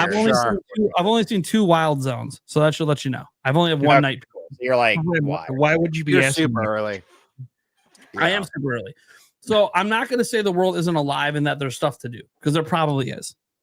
I don't actually doubt that there's probably a lot of stuff to do. Especially when I was watching your gameplay there for a moment that you were streaming earlier for VLAM. Mm-hmm. Yeah, it looked like there was a lot of stuff going on. That's good. I'm happy about that. But the NPCs were still stoic. They still weren't really alive. I agree. And so for me, and I guess people can relate this to graphics, is people do this, like the world building isn't there. It just kind of feels like a fan-made game that just nailed it with the battle mechanics so far. Like, we have the coolest battle system ever, and we didn't do anything else. And it's weird. I'll also say I've experienced one cutscene so far that felt very weird. And it felt weird because it's the first time I played a Pokemon game where it actually felt like there probably should be voice acting. Yep. It's like they made the cutscene for voice acting. They even surprisingly animated it really well, considering how unanimated the NPCs are. Yeah. But then it just doesn't have it. It's weird. It's awkward. It's a little awkward in the game, but for whatever reason, I don't know why. It was that first, the opening cutscene for me that was like, something. It almost felt like the game, because it's a quiet nighttime scene, and you see the 2 characters talking at the beginning. And it's like, something's wrong. What happened? What happened in my game? Yep. Also, They should at least do the banjo sound effects. another thing I noticed, Yeah, at least the Sound grunts effects and would go a long way, honestly. Yeah, If yeah. they weren't ready for voice acting, just doing those simple sound effects and not make it totally doing what radio they silent. did in Donkey Kong Bonanza besides Pauline. Everyone else is like, ooh, yeah, Mhm. fine. At least it shows some light. So that's a thing. And then the only other thing, and maybe this improves later, I don't know. You guys can tell me, or from Vlam could definitely tell me. Another thing that doesn't make it feel like a city is I don't hear any city sounds. Yeah, Oh, that cars doesn't- honking. No, that doesn't change. That's still Yeah. No city sounds. Where are the cars driving around? Why are all the cabs just sitting on the side? To be Not fair, moving? it is Paris. It's a walkable city, but I'm just kidding. No, I agree with you. There should be more. There should be more more ambient sounds that give life to the game. I'm with you. Yeah, Yeah. no, that doesn't improve later on. Yeah. I agree. There should be a rollerblading tournament in the city. Yeah, they do need to bring like in the original games you actually rollerbladed around. That's like a thing instead of the bike you have rollerblades. So they should have brought that back. Yeah, I do think they should have also brought back Wave Race as well. I want to chime in You're real not there. quick on some of Prime's points because you make a lot of valid points, but I think like it is like Game Freak is kind of this studio, and it's not giving them a pass, but it feels like they're developing a handheld game for a home console, essentially. Like they've always this feels like a way more up-resed, better version of a world you would create on a 3DS, if that makes sense. Doesn't mean the graphics look as bad as that, because I'm talking like, but it does still feel like they're developing for like a handheld console first, but we're playing this on 4K TVs right now. And I mean, I'm just saying, I think if that is kind of where they're aiming, like it seems like they continued the handheld series into hybrid, and they always kind of felt like just better versions of the handheld games. Like what people I think are wanting is their Breath of the Wild breakout moment, giant new experience. I think the battle system gets close to creating a kind of excitement of that in ZA, but when it comes to the world and how things actually work and interact, it's still got all of the same Game Freak limitations we've been dealing with for most of the franchise in the modern era. I just recorded a video about this that I plan to have out this weekend because I think there's a lot of confusion on how Pokemon Company International, Nintendo, and Game Freak all interact and how they make these games, right? Because there was a recent leak of a lot of like Pokemon Game Freak information, their timeline for the next 5 years, all that kind of stuff. Yep. But some of the budget information was also leaked. And which was way off, right? I mean, the initial figures. Yeah. The budget that was initially released, it was Necro Felipe that came out later and talked about reading through further parts of those were like initial starting budgets. Like he actually gave an example, like Scarlet and Violet ballooned to like 5 times what it started out with its initial. Oh, really? I didn't. Yeah, pitch deck type of thing. Yeah, there's some follow up to it because I know what initially blew up and got covered because I covered that and right whenever it happened. But then there was like the next day, like I made like a correction to that part because those budgets, a lot of them are 4 or 5x what the first numbers were that came out, which are still low to be fair, but I don't think that they're not as low as what they looked like on the surface. Well, the numbers I saw were like the couple, like some I saw as low as like 14 mil, and then I saw some up to like 20 something mil. Is that the low end? Those are the low end. Yeah. Okay, just making sure. Okay, well that helps me. We're talking 60, 80, that on my video. Yeah, 60, 80, 100 million in that range on some of them is what it sounded like it ended up being. And that's still like a relatively very cheap, low number for the type of games and the kind of sales they make, which I mean they don't make their money off of the games, they make their money off of the merchandise, the cards, the everything else, right?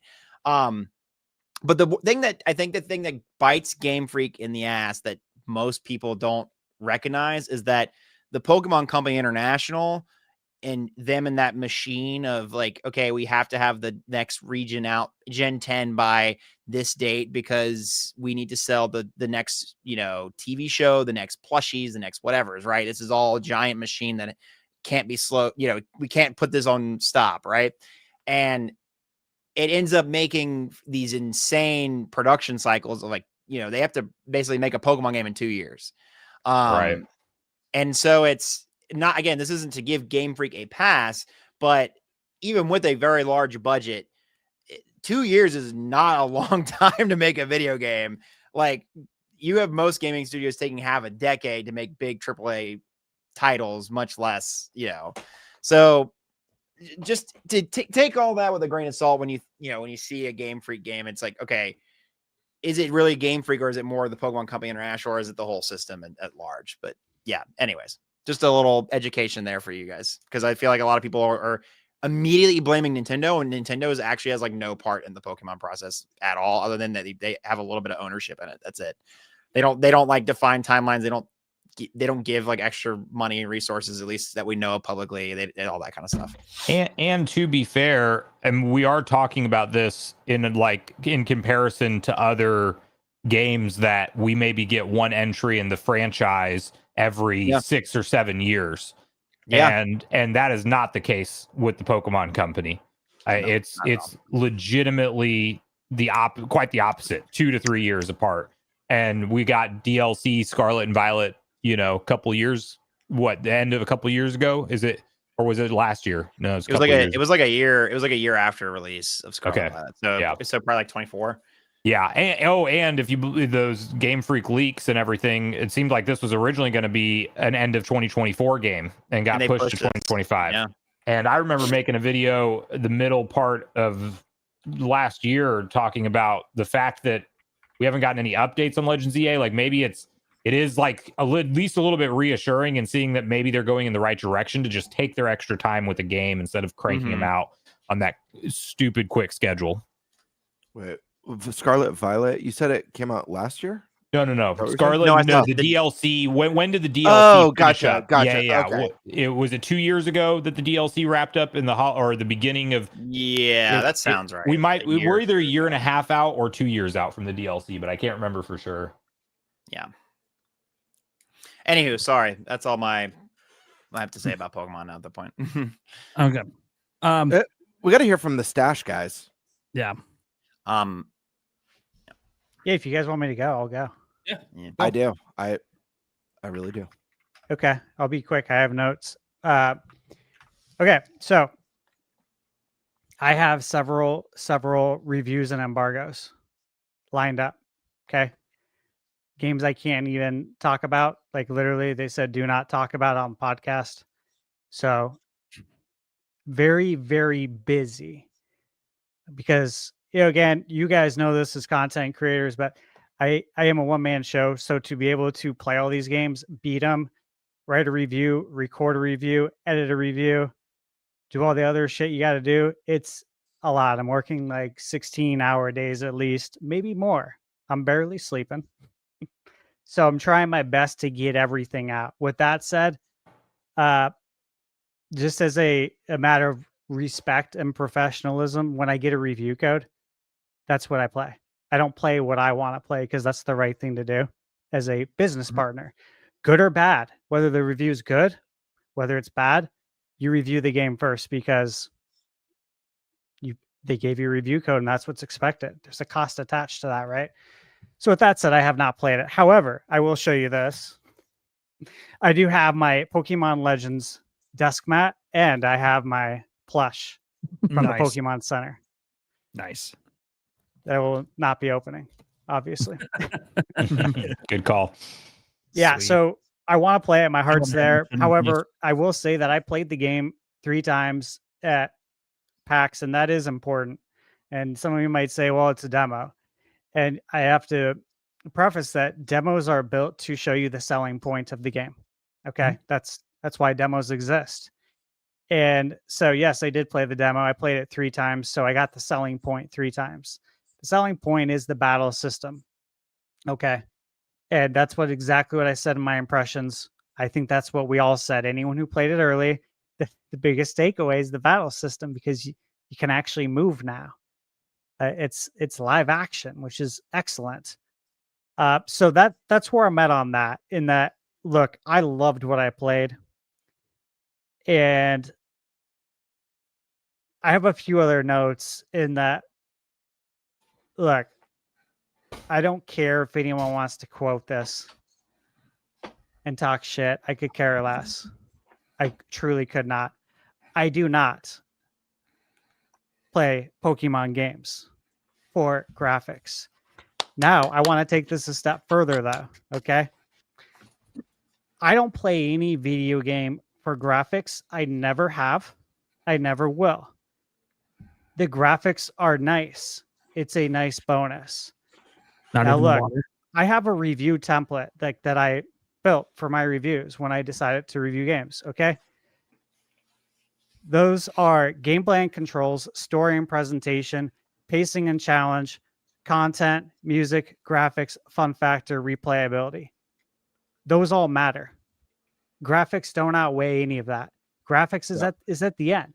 I still play The Legend of Zelda on regular Nintendo, okay? Yeah. I still play my regular Nintendo and love it. My Super Nintendo. Two of the biggest pieces of hardware that I am most hyped for this year outside of Switch 2, it's not the Xbox handheld. Okay, it's the Analog 3D, and it's the M64 by Mod Retro. It's the 4K Nintendo 64s. I'm really excited about that, to be able to play N64 games on the full screen, not letterbox, and to make sure there's no input lag, even though I have the proper equipment to completely reduce the input lag. I have the RetroTink 5X. So point is that I just want it to be cleaned up a little bit so it actually looks clear. It's like turning on a Nintendo Wii on a 4K TV. It is very blurry, and there's no adjustment to my glasses that can fix that. That's all I would want, okay, is cleaner text, little things like that. Things that a HD texture pack fixes, that kind of stuff. So that's where I'm at with this whole Pokemon debate on graphics. And I just don't know why this debate continues outside of getting clicks. I believe that's all it's for. I do believe that the people complaining do not play video games. Yeah. Or they're not playing this game. I really do. The majority have not played the game. And look, this isn't just Pokemon. Yes, Pokemon's hyper when it comes to that because it has a huge following. If you put in hashtag Pokemon on a post, you see how many millions there are versus something else. And that's why they do it, for the clicks, for the algorithm. Okay? Like, it's obvious. You know what I mean? Same thing with Mario. Why do you think everyone talks shit about Nintendo? Nintendo has the most fans. They have the highest hashtags on everything. The algorithm's the highest. Like, this is all common sense stuff, though, that I don't even need to look up. Sure. Okay, like, I know this stuff, and I don't look at analytics, and you know this. But again, this should be common sense. So the reason Nintendo gets all this hate and pushback, which again we'll get into in the next topic, but Pokemon leans right into it. Like, you can't talk about that without talking about this other topic. So I think it's all a bunch of bullshit. I always have. I've seen this for years, for decades. Bro, I played the first Pokemon. I bought it when it came out. I've played since. Nate, like you said, it's all about the graphics and or not about the graphics, but the gameplay. It's all about the gameplay. And I said this too earlier, like all those things that I review games Someone on. clip that. Well, that explains why he doesn't like it. It's all about the graphics for him. Someone please clip that, But it's please. like, there's so many more things to a video game, right? Yeah, that's and why not I only was that, saying. but we didn't even talk about art style, Game Bird, and about the difference between how important art style is. Because, like, you look at Wind Waker, aged like a fine wine because of that art style. Yeah, to me, Wind Waker, no joke, the original, the GameCube version, is to this day one of the best looking games I've ever seen. It literally still looks like a Saturday morning cartoon. Yes. That's why I was so strong to emphasize, like, there's not a graphics problem. I just think the art style of Pokemon, modern Pokemon's bland. And I think just changing that just giving it a little more personality, people would stop complaining about the graphics, because it's not the graphics. But yeah, I agree. Yeah, Graphics and are low. I thought it looked great playing it at PAX. It's smooth.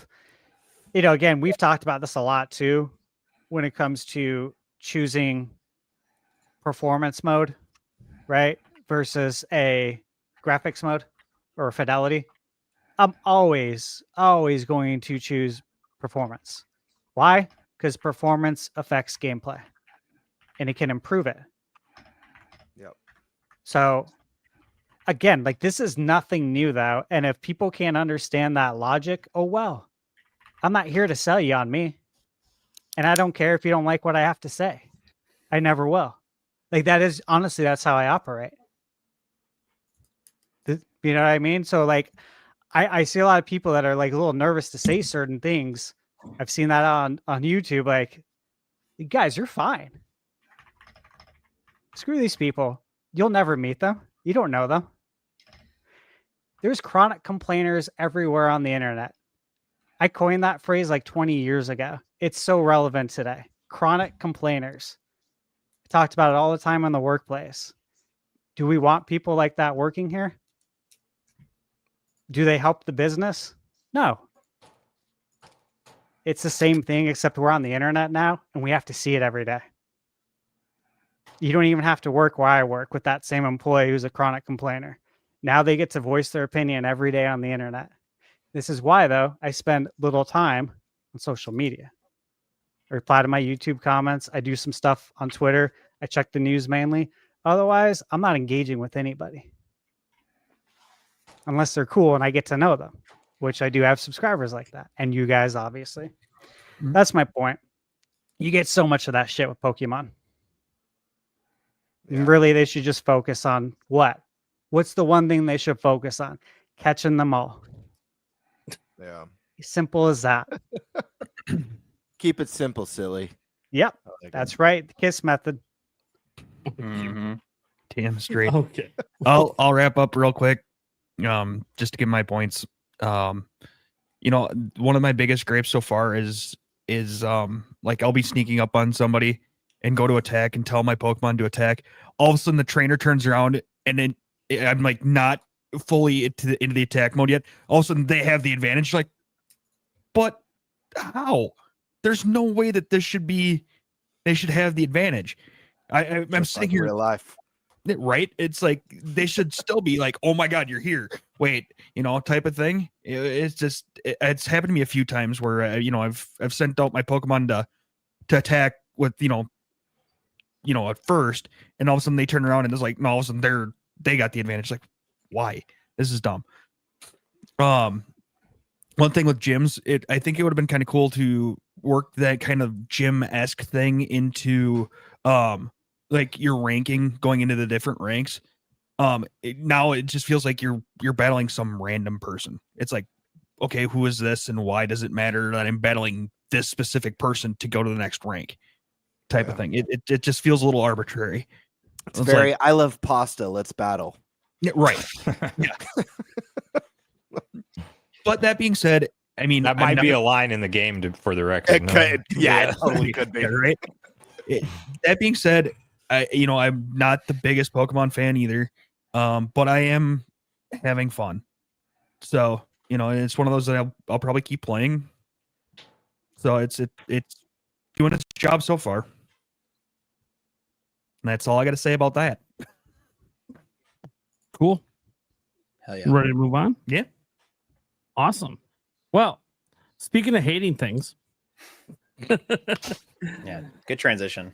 Misinformation and Nintendo negativity. Let me go ahead and switch up the banner here so we have the right topic showing. All right. So, read off what I wrote here. Since the Switch 2 had its first direct in April, the console and the games on it, even Nintendo themselves, have been surrounded in misinformation and negativity. Some possibly justified, others just incorrect altogether. A recent example was a quote from Miyamoto, where it basically boiled down to him saying, games don't last, but movies do. Paraphrasing, of course. The point was it spread like wildfire, but it turns out, no, that's not what he actually said. This is one of many pieces of misinformation that have been happening online. $90 games aren't a thing. Nintendo is apparently going to brick everyone's consoles, except that's not a new policy, and they don't actually brick your systems. And they're not the only one to do it, too. Yeah, well, of course. But that's, again, when you bring up a point like that, Eric, that's not really relevant to talking about Nintendo. No, I know. It's relevant to, they didn't bitch about it for other companies. No, I know. But they're bitching about it for it. That's Yep. No, I know. part of the conversation. That was my point. Yeah. Okay. All right. Beyond this, of course, is the negativity. It's everywhere. It's in every comment section, all over social media. If you use the internet a certain way, you are being told that Nintendo and Switch 2 are greedy. The system itself sucks. And no one's really buying it but shills, which, by the way, professional Nintendo shill over here. If you are enjoying anything to do with Switch 2, you're just a shill.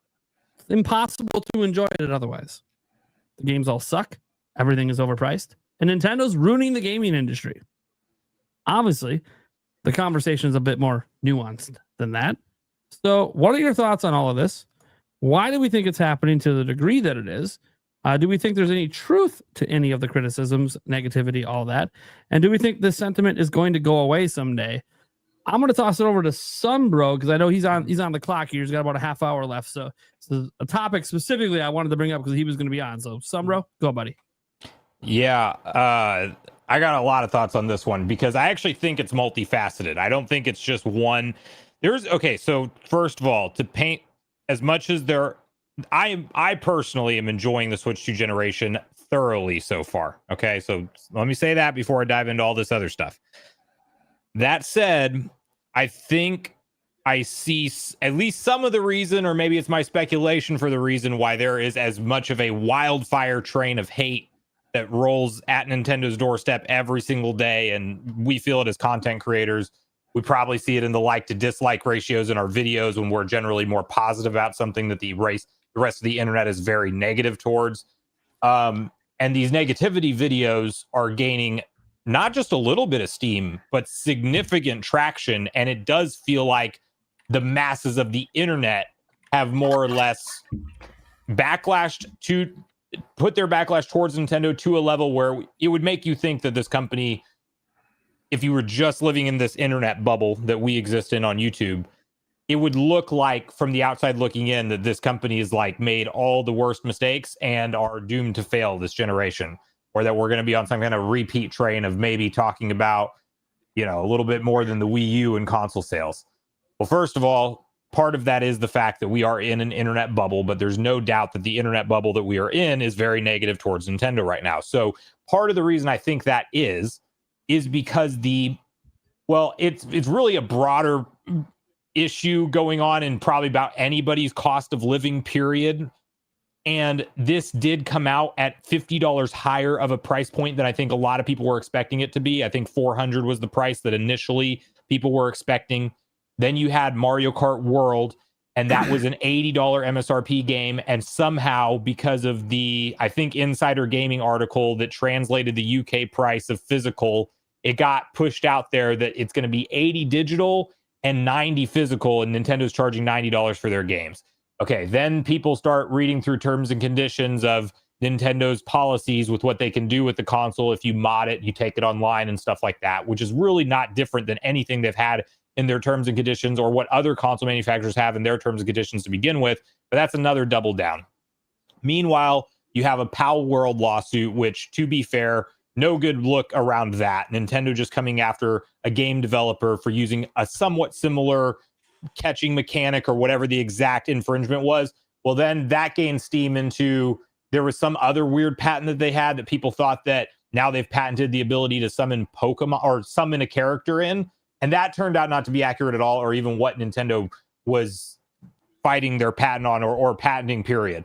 So there's this misinformation thing, but then there's this frustration of how expensive everything is getting. And my suspicion is there's a lot of people who maybe wanted to check out the Switch 2, but they're seeing some of the price points. They have some hesitation around, should I spend that much on a console if everything else is so expensive right now? And there's a lot of just general frustration towards things going up. And Microsoft's seeing it right now with Game Pass and the console prices that they've pushed up.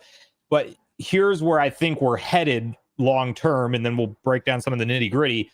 But I think Nintendo right now is facing the waves kind of at the forefront of all of this price and companies doing shitty practices, legally or whatever the case. They're kind of at the forefront of all this.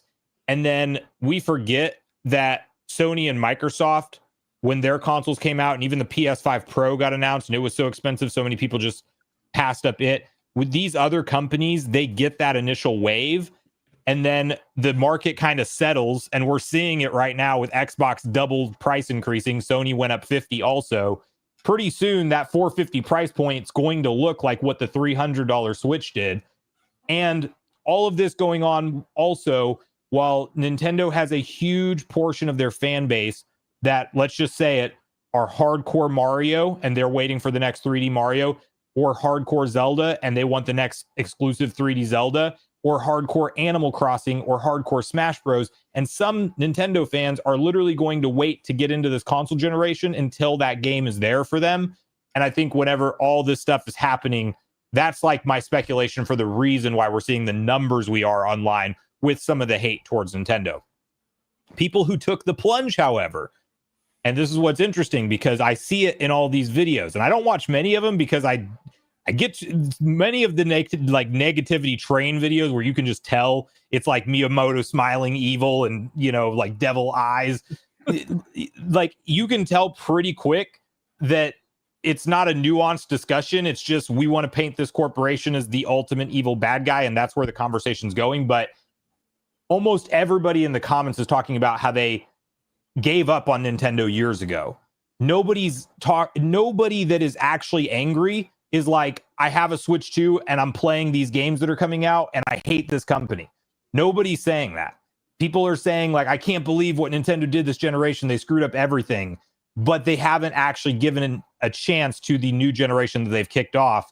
And if they did, they would see a lot of the discourse online that has blown up into these massive topics. When you peel behind the layers, they are not really as controversial as you would have them appear to be in your head. And there's some decisions that I will not defend at all. I personally, as a lifelong physical collector, I hate the game key card. But I also know that that's not Nintendo. It is Nintendo, to be clear. But that's them having like this bridge where they're extending an olive branch to third-party devs for this generation where we're falling off of a cliff with physical games anyway. And I'm ready for the next PlayStation and Xbox to maybe not support them. And hopefully PlayStation does, but I could also see them only supporting their disk drive for backwards compatibility. Like, I get that's where we're headed. The game key card I do not like for this generation. So I have my own critiques of this generation, but my idea is there's such a small percentage of people that bought a Switch 2 and are actually interacting and or have that mindset of this is a terrible generation for Nintendo, because it very much seems to be the people who are on the fence and are frustrated with price points and frustrated with some of the decisions they've seen and misinformation they've seen presented to them online. So that's my initial 2 cents on it, but you guys, chime in with whatever you guys think, and I would love to keep it going back and forth. Okay. Let's throw it over to our other guest, FVLAM. Yeah, so you hit the nail on the head. I think the biggest starter of this all is that, one, in the real world, there's a growing economic stress on most people in the world at this moment, especially in America, right? Two, I think I do think Nintendo fumbled when they launched the Switch in terms of their lack of transparency on the price and not quelling the misinformation that spiraled from that initial release. They didn't say anything in the direct. You didn't see it on Twitter. You didn't see it anywhere until they put it on their website. What was it, like an hour or so after that initial direct or something like that? And it was just baffling to me. I was like, why, if it's a Switch 2 direct, I feel like the price is just such a really important point And I feel like that's something you just kind of have to say those things with your chest. And because even at the end of the day, if that price increase is going to upset people, at least being transparent about it and saying, this is what it's going to be, instead of like putting it on the website quietly after the fact. I think that really did a lot of damage. I think it did a lot of PR damage that I don't think that they're, maybe they are aware of, maybe they're not. I'm not sure. But the other piece of it is like, it feels like a grift campaign. Like genuinely, it feels like a grift that like people are just trying to either capitalize on this and they want to continue to spread this like this hate towards Nintendo, when arguably Nintendo is the one propping the industry up right now in some capacity other than indie developers.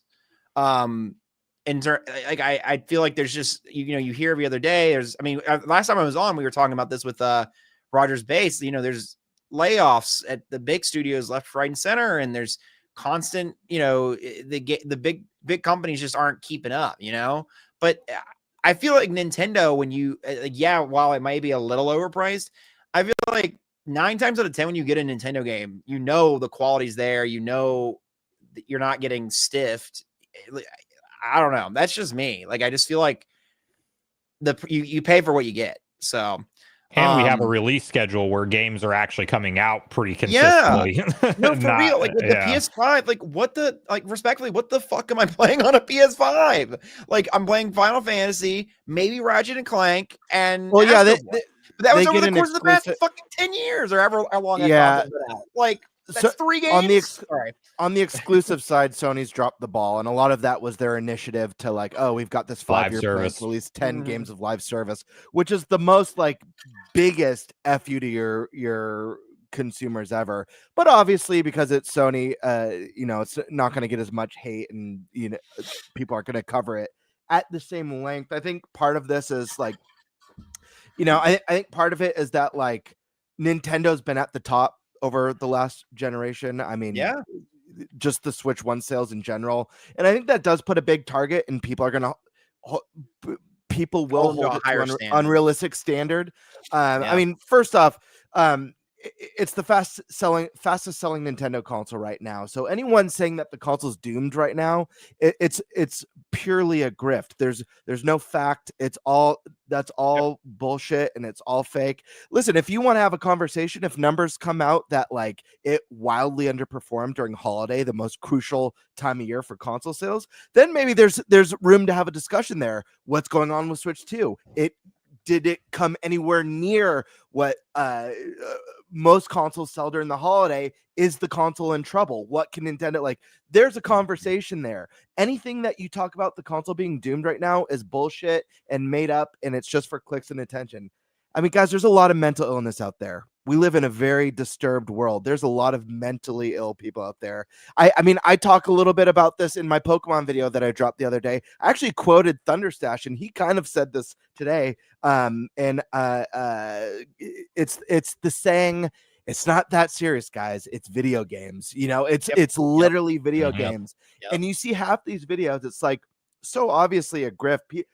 Half these people, they don't even make their own thumbnails. It's AI generated thumbnails. Their scripts are AI generated. They're literally giving Chat GPT a topic and just write me a script that hates Switch 2 and says it's screwed and hates consumers. That's like what's happening. So all the people feeding into that, you're just throwing your money at Chat GPT videos. That's all you're doing. But listen, Nintendo's not a perfect company. Exactly. They are a company, and they're going to make decisions based on business and profit, like most companies do. They're going to make decisions that are favorable towards shareholders. And while there's plenty to critique about their messaging, I don't think we've gotten anything in regards to Mario Kart World that tells me, oh, this is why it was $80. So I totally hear the criticism there, that why is this game $80, but a game like Donkey Kong Bonanza is only $70. I'm not really sure personally, and I'm sure more content's coming to Mario Kart World, although I doubt for free. So there is stuff to critique. I think the console is at a very fair price personally, and I think people are gonna probably feel that more when we get PS6 and whatever comes next from Xbox. I mean that new ROG Ally X Series, Xbox Ally Series ROG X Series Again, 1 botch is the naming again. Yeah. How'd they botch it twice? $1,000.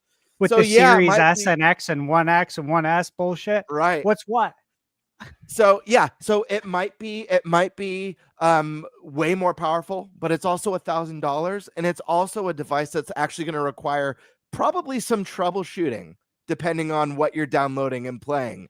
It's not a device that you just hang on, Gamebird. There's a low end one for $600. It doesn't come with a dock, but they sell it for $600. So just that's remember that. There you go. There you go. And that's the craziest part to me about all of this is that I think all of gaming has gone up in price, but Nintendo is still the budget option at the end of the day. Like genuinely, like they bitch and moan about it, Well, but they're the. And that you're was gonna my get- point. I don't know. That Nintendo was at the forefront of this wave, but as they stood still, all the other companies The rest rose of it. around them. They opened the and door they once for 'em. again Right. are the budget. Like it's just they were first out there. You know, right. And here's the thing. I think if let's just say that PlayStation 5 was at like 154 million right now. It's like right there with Switch. It's guaranteed to surpass it.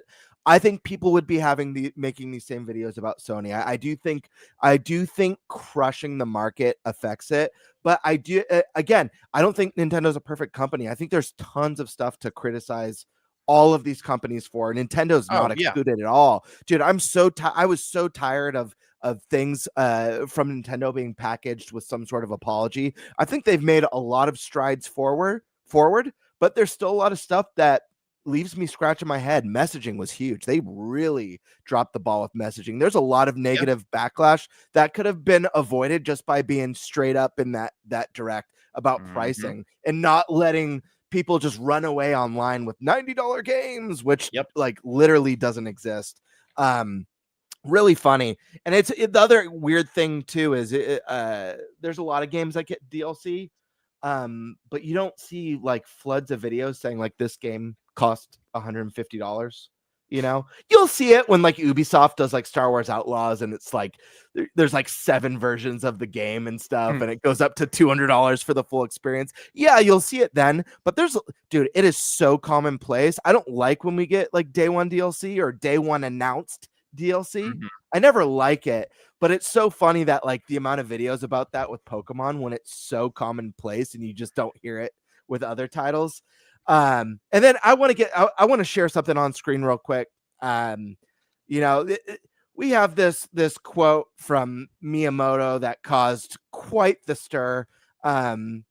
Nate, would you mind reading this quote for me? I'm pulling it up right now. Would you mind reading this for me? This has the whole internet up in arms, saying that Miyamoto's insensitive. Really? Oh yeah, I saw this too, dude. Unbelievable. Mario was based on an Italian man I saw die in an accident on a construction site. I thought to myself, what if that man had been killed by a gorilla rather than negligence? That rocks. Yeah, and that's how the original Mario was created. I almost wish that was true. Holy shit, that's so funny. That'd be a killer origin story. I just wanted to pull up that stupid fake people. God, I hope that doesn't explode. This is going to be on all the grift videos. Clip us, put us viral. Yeah. Make us viral. Oh, man.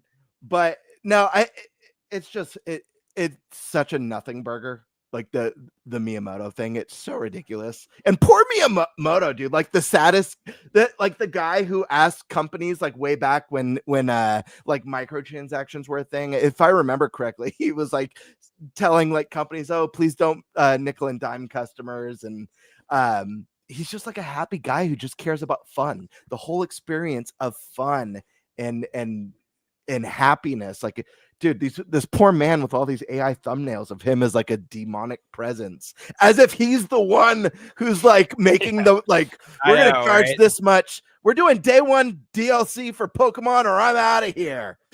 So You know, I don't know. me and Merle's in the thumbnail for this show. I should have made him demonic. My bad. There you go. Yeah, Yeah, you gotta have that fake evil smile that's stretched out. You know, you know the one. Yeah. The last point I'll make is, again, I want to double down. There's a lot of mentally ill people out there. How many times have I talked to you about that? Oh yeah, dude.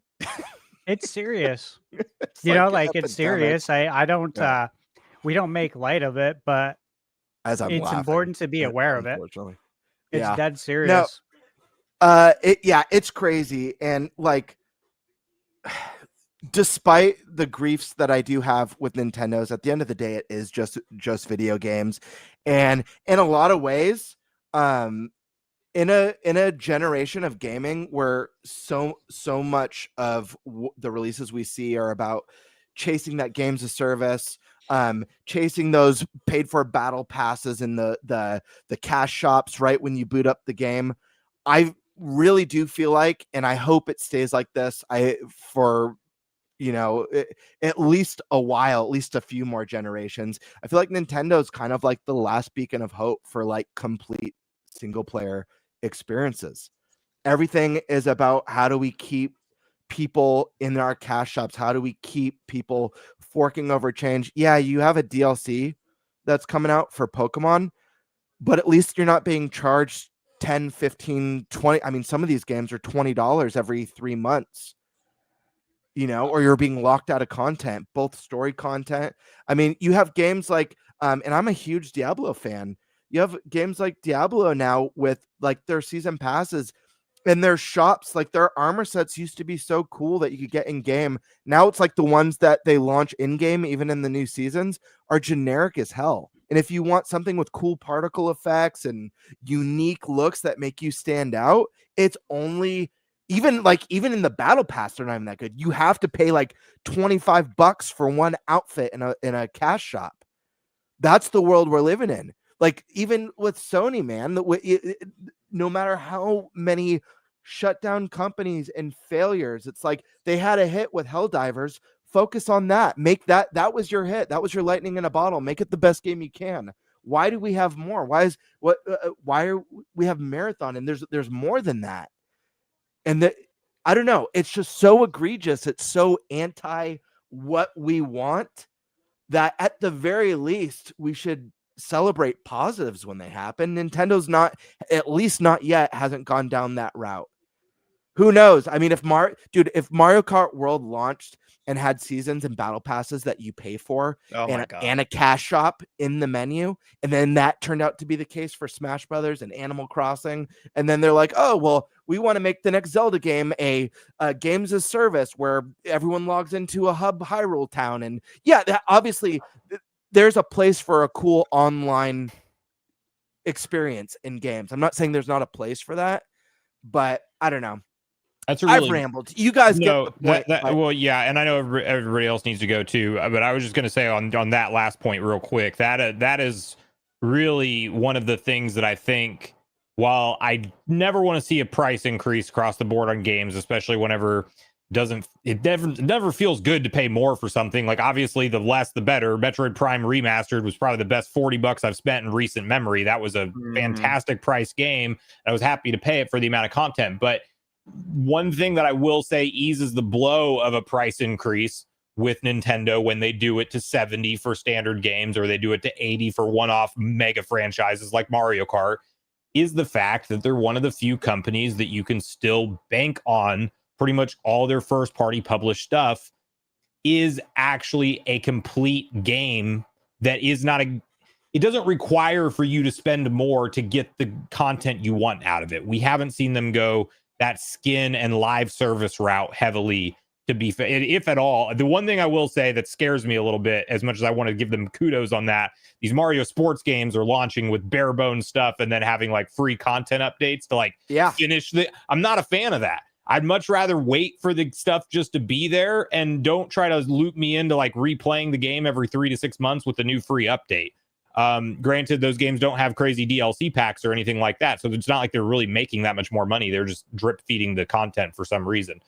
But yeah, all that said, I still think if you do just apples to apples compare it with what's going on in the gaming industry, especially with live service stuff and skins and battle passes and seasons, it's just, we still can buy a $70 cartridge like Donkey Kong Bonanza, spend 50 hours, or I don't know, maybe I clocked in 40 hours on that game because I haven't bought the DLC for it. But you know, that was so, I enjoyed my time with that through and through. Got a great story, got great platforming, got just good fun. And then I can set it down and I can replay it and I can go 100% it later on. Like that's what I want from games. And I think Nintendo might be the last company that sticks to that traditional format for long term. Yep. Sadly. Hopefully long term. I'm hoping, long knocking term. on wood. Yeah. Dude, I will, as much as I love Nintendo games, the day I boot up a Zelda and there's a cash shop and battle pass and seasons will be the day I shed tears and be like, what's happened? What's happened to this hobby I love so much? But anyways, that's my 2 cents. I know I ranted, but y'all people out there need help, dude. The ones making the content, they need help. And then everybody else who's just sad about the prices. I get it. It's tough times, man. Yeah. Prices. I get it. No, I agree. No, and guys, I'm just having fun. You don't actually need help. Do whatever you want. I don't care that much. It's just funny to see all that out there. Prime, he looks like he's biting his tongue over there. Let him go. Yeah. Let him out. Let him loose. No, I'm biting my tongue because if I say half the shit the Gamer just said, I am clipped and shipped, baby. Tomorrow. I will be putting the 70 videos tomorrow and be trending, but not for my own content. Let's go viral. ThunderStash. Send it. What do you think about this stuff, man? Okay. I got a couple things. Like I kind of touched on it a little bit before, but all these people saw, in my opinion, how popular Nintendo was last gen, and they see that it's on its way to being the best-selling console of all time. And that nothing, in my opinion, and I believe this is what they believe, is going to change with their popularity trajectory of their IPs, thanks to the movies. Again, the Mario movie currently ranks as the third highest grossing animated film globally of all time, with 1.36 billion. They're not Disney. They're not Pixar. This is Nintendo. This is Nintendo's IP. And they just went into someone else's house and fucked everybody up. That's basically what happened. They went to someone else's house and whooped their ass. Because their house is not Hollywood. Take 1993, the Mario Brothers movie. I personally love it. We've all talked about this before. However, it took them how long, right, to come back to Hollywood, and they went in there and they took everyone's lunch. I think a lot of people see that. Opportunists, so to speak. And these opportunists want a piece of that pie. And many chose, first off, how many Nintendo content creators are there? I don't know the number, but it's a lot. Okay? It's a lot. It's a ton. It's more than the other two. So what do they say to themselves? Okay, well shit. It's already hard enough to get into YouTube gaming and last and actually become monetized and be somebody, right? So these people say, you know what? I will be the anti to all of these positive people, all these Nintendo people. I will go complete opposite and be the villain. And I will feed into all of the negativity. I'll create it. And then I'll let people come to my house, my YouTube channel, and feast on it. And this is exactly what they do. There's people like this in real life. Again, I've known people. I've had employees like this who literally thrive on negativity. And if there isn't any, they try to create it. AKA create drama that doesn't need to exist. Okay, this is what the internet is a lot of the times in a nutshell. I can go back to the phrase chronic complainers that I'll use probably till my deathbed. But again, there's people that feed on negativity, literally, and sadly, the internet is an echo chamber cesspool for it. That is what we see here. I don't believe in this horse shit. If somebody, again, Gamebird, you mentioned it, that I always say it's just video games, man.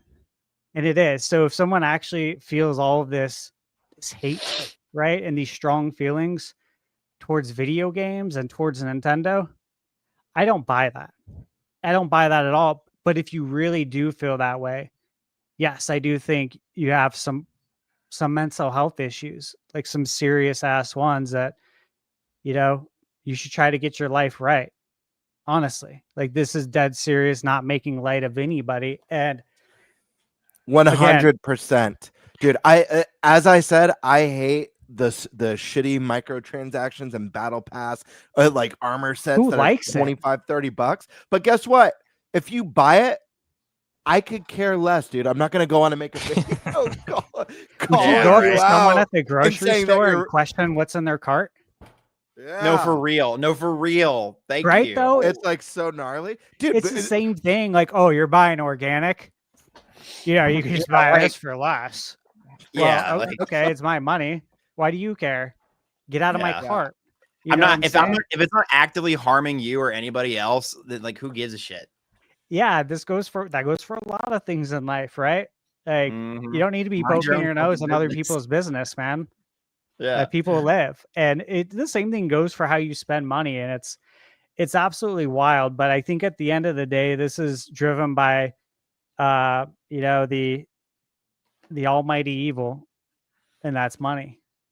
It's all driven by greed and money, and people wanting to make $1 off Nintendo by spewing hate about them because, you know what? There's too many people talking good about it. You always need a positive and negative. Sadly, though, in the internet space and in the space of YouTube, and I've been saying this for years, talked to a lot of people I know, but I've said that a lot of the world's going in the wrong direction rapidly, and there's no one standing there with a stop sign saying, stop, you're going the wrong way. Like, if we keep going this way, it's going to get worse, and we're never going to be able to dig ourselves out of this hole. We see a lot of it on display on the internet. Because if you don't leave your house and you only see so much in your local town, right? And you only maybe go to the gym and you go to work and you go to the grocery store, you don't see it that much. But on the internet, it's very magnified and you definitely see it. And I think, Nintendo's obviously become the target of that, right? And so when I see all this negative stuff, like, look, all of my shorts, I have shorts that go out on other social media. I use a scheduling tool, I have a program. I don't actually go on the website and upload my short or my reel. I don't do that. And I see all the comments come in and I see people say shit. And the thing is that if this was real life, they'd never say it to my face. So I don't care. And I could care less if you don't agree. That's fine, man. Live your life. Okay. To touch on the part about Miyamoto's quote. Look, I saw this quote and I want to tell you guys my immediate intuition, not even thinking, is this is complete bullshit. This quote's not real. 100%. Didn't even have to think about it because he would never say that. Look, this coming from someone who has been reading his interviews literally since the early 90s. I feel like I know the guy. I feel like I could sit down and talk with him and we would get along. I feel like I definitely understand how he operates. And he would never say that. And like, look, it was even funny too, because I read that. I'm like, this is bullshit. And I look at my Mario Galaxy review, my thumbnail. My thumbnail text literally says, greatness doesn't expire. And my title is, there's no expiration date on greatness. What I had just said is the complete opposite of what Miyamoto apparently said. And I'm like, there's no way he said that. Absolutely none. Because honestly, if you think about this quote, guys, remove Miyamoto from this mistranslated quote and say it's some random YouTuber who talks shit about Nintendo.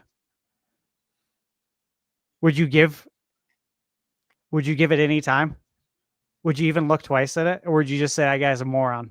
But because it was Miyamoto, people stopped and thought about it. And that's why I was like, this is complete bullshit.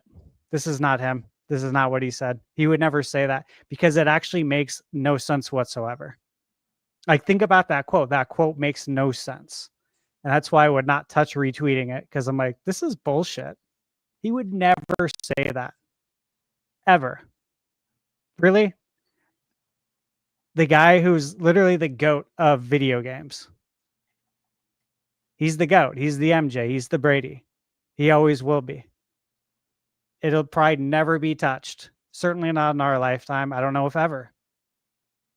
He would never go out and say that Hollywood, essentially movies, is better and more timeless, because it's not. What are you talking about? So that's how I feel about that. Gamebird, did I answer everything? Was that all of it? Said, words yeah, would be good at the podcast. Yeah, I'll make sure. Just jumping on some nachos, I think. So, Okay. Well, guys, you know what? I got one more piece I do want to say. Here's one thing, and this is about pricing and whatnot. Look, again, that video I made for Mario Galaxy, I think I was crystal clear in the review. I think it's a good deal. And I compared it to a lot of things. And like, look, people don't have to compare. They don't have to look at finances the way I did. And it doesn't matter. It really doesn't matter that,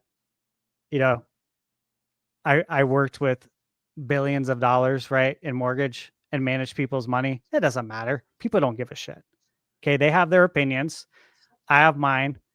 They can choose to learn from it, or I can choose to learn from them, right? This is how the world works. So people are going to disagree, but as a fan of everything Nintendo does, okay, I need Nintendo to operate like a company that wants to make profits and put those profits back into research and development. And that's what they do. And that's what they've always done. They're the only innovators. Okay. Now, look, DualSense, Sony did a great job with that. However, yes, all of this technology for the most part was created by Nintendo and then copied over. The Rumble Pack, obviously. So many things, the HD Rumble. Then they put in the haptic feedback. Point is that Nintendo isn't taking all this money and then taking these insane salaries that we see here in the United States.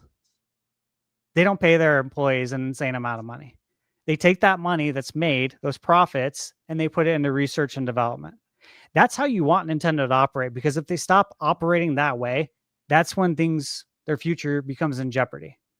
That's the moment that I say, shoot, they're not playing to win anymore. That's not good, because we might not have Nintendo games anymore. So before people complain, they should try and look at the big picture here. And again, look, dude, again, I worked in finances. I know the world's debt to income ratio. I am well aware of what those numbers are. I know it very intimately, and it sucks. Okay. The fact that everything's going up in price, all this stuff, it all sucks. However, that isn't uncontrollable. You got to focus on what you can control in life, right? Biggest thing, always will be, is your attitude. If you have a shitty attitude towards everything, nothing's going to improve. So a lot of this stuff is very simple. It goes back to the basics. But again, people, they choose the easy way and they go online and complain, which really sucks, because we're not going to get anywhere as a society if we continue to do that. The end. Good stuff. Hey, I got to get out of here, guys. I actually really agree with what you said, Stash. Like many points you hit on. And the only thing I want to say going out is just that I think this is one of those waves right now, because it's a thing, and it's very obvious that it's a thing.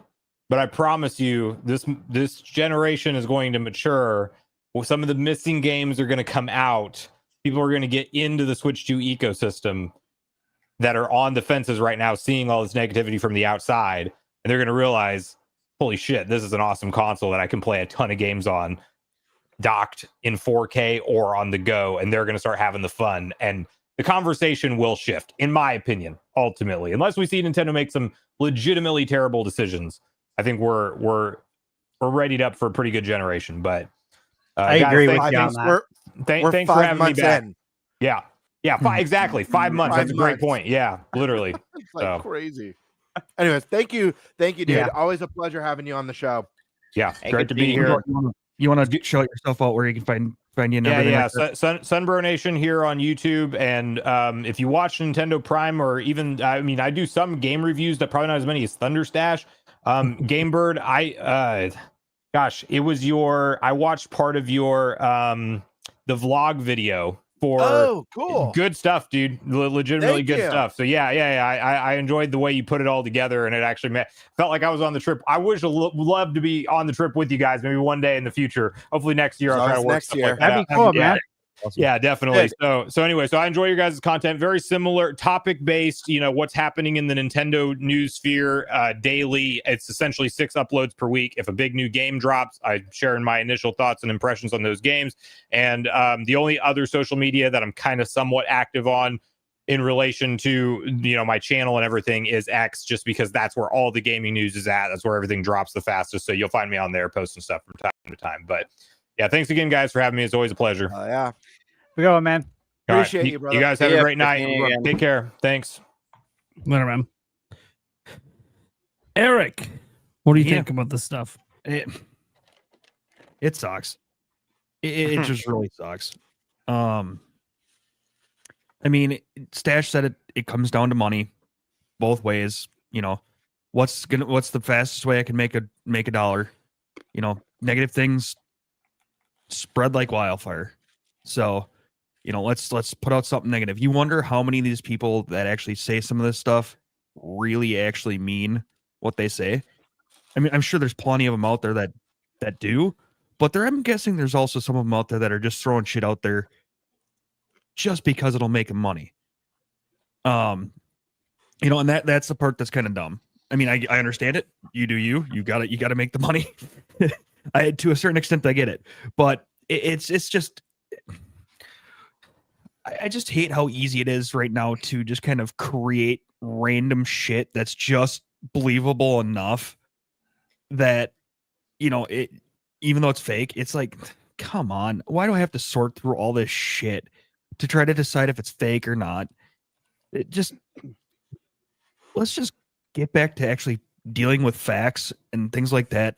I understand difference in opinions, things like that, but when people just make shit up and throw it out there into the universe just to stir the pot, it sucks.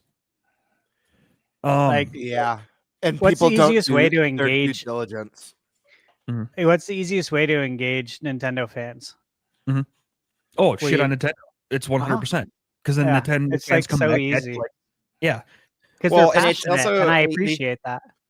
Well, on these platforms, they promote, like, especially like Twitter, ever since they got taken over by the Elon, whatever. I'm not going to say the word. But it's like some of these platforms literally push like negative interactions because it generates more interaction and more whatever. It generates an emotional response. It's done literally by design. And it's fucked. It shouldn't be that way. The internet wasn't always that way, but we find ourselves in the state that we're in. So, but that's just my little in it. I was just gonna say a lot of that. Like, I don't even blame Twitter for it. It's all social media. It's no, the moment, I was just using him as the worst example. I know, but I was saying the moment. What happened is, at some point over the last 10 years, all these websites got ran by algorithms. It's all automated. And they value the interactions. They want to keep you on the platform. They want to keep you engaged. They want to keep you talking.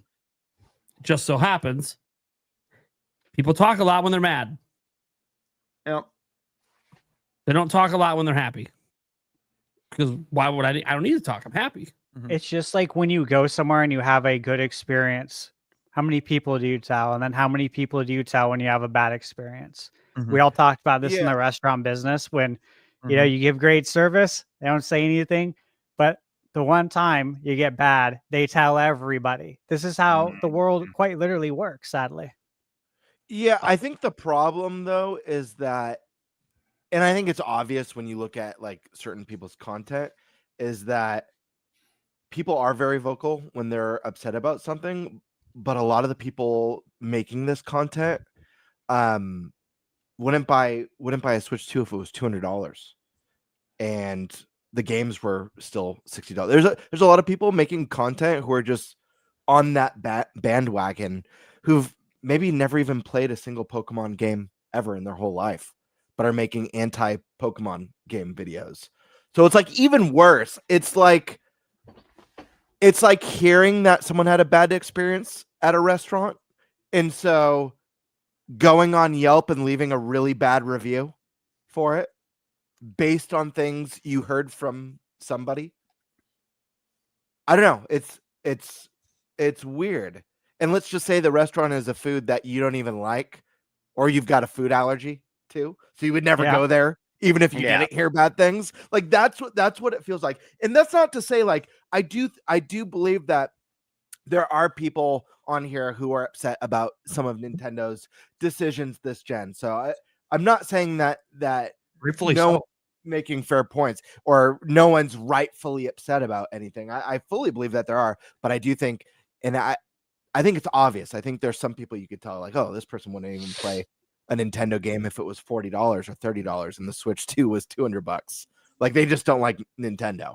And so they're just doing content like that. There's people who exist like that for PlayStation and Xbox as well. It's just really loud on the Nintendo front because it's like the cool thing. Yeah. I think PlayStation and Xbox are always sparring. Yeah. Yeah. I think a lot of that has to do with a lot of people still, again, seeing Nintendo as the quote unquote kiddie console. And to see the kiddie console doing as well as it is, you know, it's like, I'm not a kid. I don't want to play that. That's not for me, you know. And I don't understand that stigma. I feel like the only, you I know, feel like the only stuff, you know. But go ahead, Gamer. Just sorry, I didn't mean to interrupt. I just don't understand that stigma that's stuck around, because I feel like the only gen, or I guess gen and a half, that you kind of could make that argument was the Wii and Wii U, when it aimed for bringing like parents and grandparents and making a much more casual mainstream system that anybody could play and enjoy. Outside of that, I don't understand the kiddie stigma. It's a lot, I think, to do with a lot of people actually do care about graphics, and because they're not hyper realistic and more cartoonish in a lot of Nintendo's games, that's, you know, makes it feel like it's a cartoon, it's a kid's show, it's a kid's game, it's a, even though some of them they've never, like you said, some of them never played the game. Crazy, you know, and that's they just wild to me. Right. That's interesting. It's just one of those things that they tell that you know, to all the babies watching shows like Invincible and stuff. All those children out there. You know what I mean? No, and a lot of these people, you know, they get into their they get into their holes of I'm on the Xbox, I'm a PlayStation person, you know, and they don't want to be wrong, you know, about their choice of what platform they play on. And with somebody else doing quote unquote better than the choice that they made, they feel like it's wrong. They made a wrong choice, and people don't like being wrong, even though it's like, you prefer what you prefer. Go play on your PlayStation. That's fine. You like the ultra realistic? That's great. That's the best place to do it. Go play there. You don't have to shit on everything else to do it. Yes. Dude, I'm simultaneously right now playing Pokémon Z-A and Silent Hill F, which I'm loving. And it's like the best. And when I get the TV to myself, You know, I play Silent Hill F when the kids want to use the TV or the wife wants to use the TV. I've got my Switch too, and I'm chilling. They're watching TV. I'm catching Pokemon, hunting shinies. It's the best of both worlds, guys. It's video games. Have fun. Enjoy the games you like. If you don't like a game, don't play it. It's so wild. And I mentioned this in my Pokemon video. It's like, what happened to like the nuance of like even just how we look at games? Like everything's so black and white now. It's so crazy. It's like either a game's a masterpiece or it sucks ass. What happened to like, oh, it's a pretty good game. Yeah, it's fun, but I didn't love it. Or like a decent game. Do those exist anymore? It was fun, but it wasn't my cup of tea. Does that exist anymore? Where is that? No, they don't. Yeah, no. They don't. We talked about this too. It's crazy. It's about that. Look, what does everybody care about? Do they care what IGN gave it? Do they care what GameSpot gave it? Do they care what Nintendo Life? No. They care what the Metacritic score is. And if it's not a certain score, it's not worth playing. I only have so much time and so much money. And I get all of this. Okay? But facts are facts. This is how most people are operating. Okay? Especially in the economy we're in, right? Especially time is money. It always will be. Sometimes people are having to work more now too to make ends meet. And so your leisure time is a lot less and you need to make it count, right? And I get all this. Like logically, this all makes sense. Totally get it. I understand why, everyone operates for the most part this way. However, it does suck because is that great? Is that a good thing? How many games are getting missed? How many games is no one ever going to play because these websites and whoever at this website decided to review the game didn't like it, right? Like, what happens when an IGN gives a great game a 5 out of 10? What happens when IGN reviews Ukulele and gave it a 7 out of 10 and they reviewed the remaster and said it's better than that and they gave it a 6 out of 10? That's the definition of it. That's idiocracy. Like, go be in the sequel. You should have been in the movie. And whoever signed off on that review should too. The management as well. If you're the chief editor, what do you do? Like, if I'm at IGN and someone tries to turn in this review and I look it over and say, hold on, did you do any research? Did you look to see what score we gave this? We gave it a 7 out of 10. And in your review, on your bottom line that everyone reads, like we all do, you said it's better than that game, but you gave it a lower score. You can't do that. That's completely illogical. You missed the assignment here. I need you to either fix this or I'm going to need to reassign it to someone else that uses logic. Or I could say this, maybe you overinflated the score on the original game. You should go back and re-review that shit and score it the way that you think it deserves to be scored today. Sure. But we're not going to do that. I know, because opinions change over time. As you get more experience and play more games, you might now look back on something you previously reviewed and go, okay, maybe that wasn't as great as I initially thought. But it's the care that's put into it, though. The counter with that, though, Prime, is I do think that could make sense with like modern releases. But when you go back, if it's an older game that finally got a sequel like 15 years later, it's like the standards, industry standards. It's hard. Like that. I'm talking more about like, hey, if modern you reviewed Last of Us Part 3 and now you're playing Part 4 and you say Part 4 is better, but you reviewed it like 2 points lower, it's like, well, okay, you can go back and rethink that Last of Us 3 review again and be like, well, okay, if it's worse and you think it's worse, replay it. Oh, is it worse or did your opinion hold? Maybe then you were wrong in the new review you made. You know what I mean? Like, my favorite is when you see, like, let's say it's a new Dynasty Warriors game and you see the reviewer saying like the first paragraph, I've never really liked the Dynasty Warriors. It's like, well, then why the hell are you reviewing it? This is what I'm talking about being you're the walking manager. in with like You're the editor in chief. Before, by the Why way. are you assigning these games to these reviewers. Like, why are you doing that? They don't like 3D platformers, or they don't like this genre. And then all of us in the world that love 3D platformers, we're like, oh, I can't wait to see what score it's going to get, right? And then you see it's 5 out of 10. Oh my God, what? How? But and they said it's better than the original, but it got a 5. This sucks. And then you find out, oh, this person hates 3D platformers.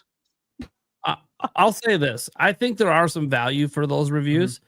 I think if you're a major outlet, and you assign a game to someone who tells you openly they don't like these kind of games, so that's okay. That's the perspective we want from someone who doesn't like these kind of games. Want you to play it and see if maybe this one jives with you, because it could spread it to more people.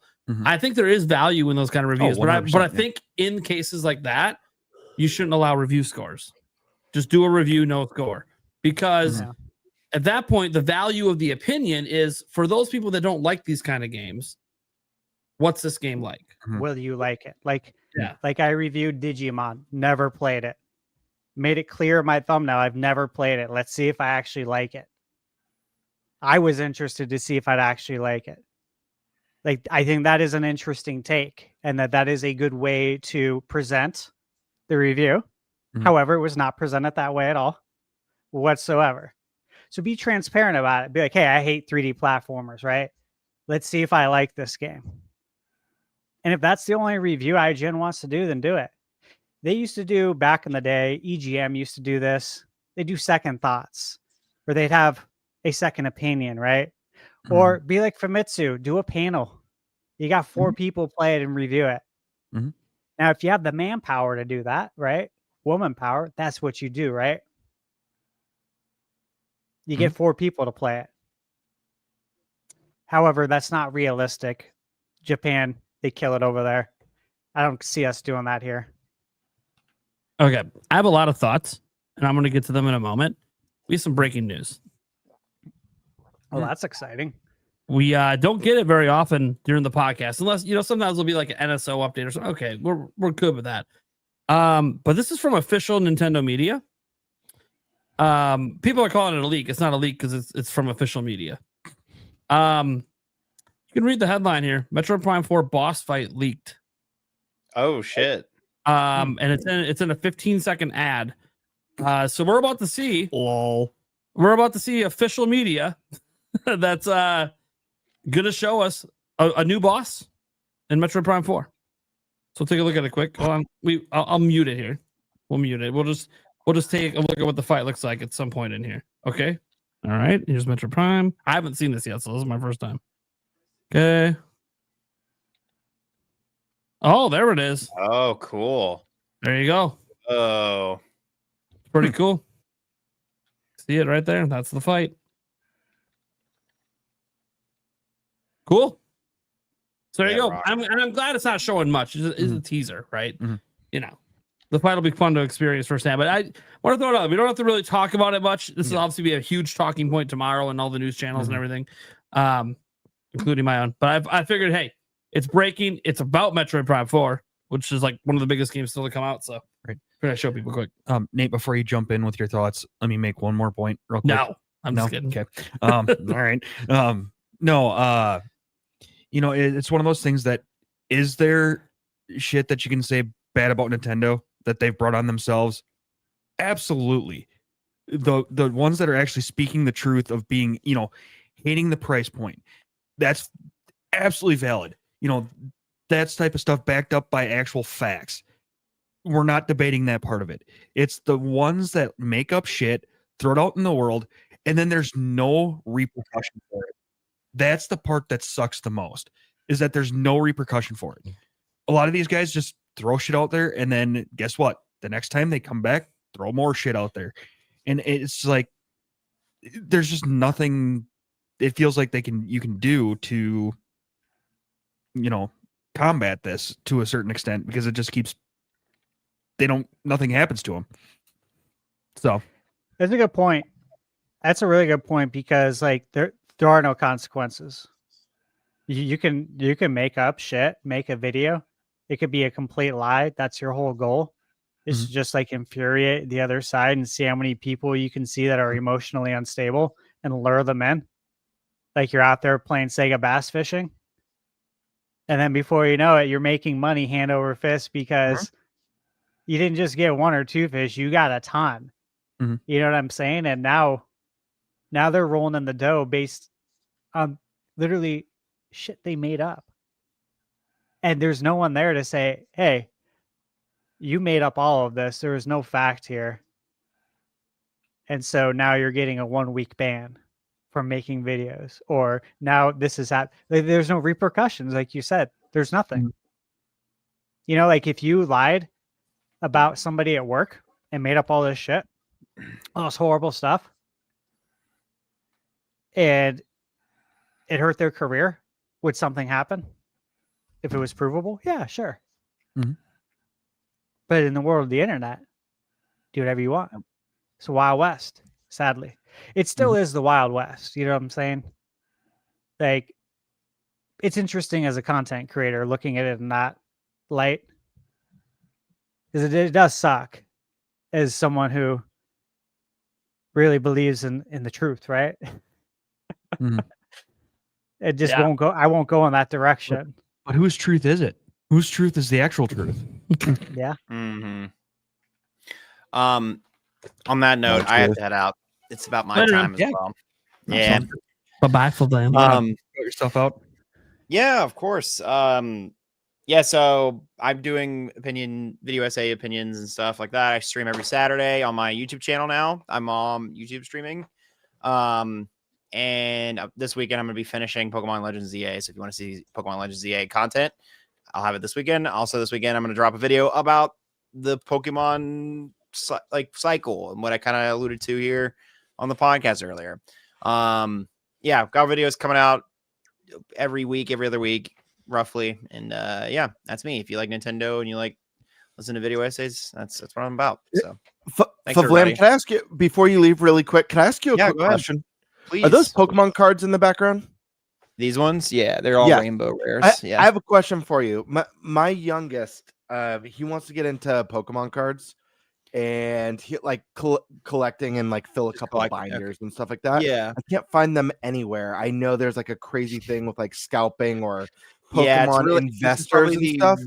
This is probably the worst time to get into it because Pokemon cards outperform the S&P 500 for the past 10 years. That's so stupid. By that like 10 so by like 10 stupid. points. Like 10 points. It's fucking insane. Yeah, so I'm just curious what to do because I'm not willing to pay like so 3 if you're times ever gonna the cost. Yeah, if you're ever gonna get market value, you just either have to get really lucky at like Target or something or like Walmart. Barnes and Noble is a good like sleeper hit. Usually people that stock usually it stays in stock there. And then you're honestly just ordering when stuff goes live. Like follow the Pokemon company. They will announce like, okay, we have a new set coming out at this date, or just check the Pokemon. It's called Pokemon Center. That's their online storefront.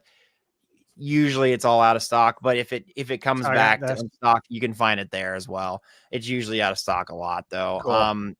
Yeah, I but that's appreciate like it's very disheartening doing like Google searches. And just, like, it's tough. looking what And do not buy anything off of like do not buy any Pokemon cards online if it's not from the Pokemon Center themselves. Like don't even do like a Walmart redistributor, don't do Amazon, don't do any of that. There's very easy ways to like basically open the packs, reseal them, and sell it with no hits. Thanks for letting me know, yeah. Yes. True. So if you're gonna get it, you got to get it in person. Card shops is okay. Sometimes you can find a local card shop that sells at or maybe just slightly above market value. That's usually another really good place to find it. Okay. So, hey, what about Costco and Best Buy? I get texts from them and emails all the time when they have drops. I don't know about Best Buy, but I do know about Costco. Costco sometimes though the scalpers are pretty. I've seen the videos on. They're pretty privy to that media. one. So I mean, some people have a better luck with Costco than others. I think it depends on like where you live and what's around you. I know the ones in my areas, they get destroyed. I live in a very big metropolitan. I live in the DC area. So like a lot of stuff is hard to find for me. I usually end up having to go to the local card shop. But yeah, find a local card shop that sells at a pretty decent rate. And then maybe like, I would say, check out Costco, see if they have it. Cool. Yeah. Appreciate the knowledge, man. Yeah, I felt bad because I just can't find them anywhere. But I know, right? appreciate that. Yeah, of course. All right, fellas, you have a great rest of your night. Thanks for having me on again. I'm excited to be on in a few weeks for Kirby Air Ride. Have a good night, man. See you. Jazzy. Bye-bye. Gamebird, I just thought of something that's off the wall here a little bit. Talk to Jake Randall. Have him talk to his store reps to see if they can find a Pokemon rep to give the insides of when they're going to drop. Pokemon drops. Yeah. I love it. Alrighty then. Back to the topic at hand. I haven't talked about it yet. I'm going to start first with somebody who dropped a 50 bomb earlier because they had an interesting comment on this whole situation. Benz 310 says, I couldn't buy things I wanted when I was small. Never complained. Of course, we're kids, right? Grew up, got a career. Now I buy the shit I want. Many millennials and boomers and Gen Z people wanted Mario in 4K or enhanced. They captured a market. Sony and Xbox couldn't.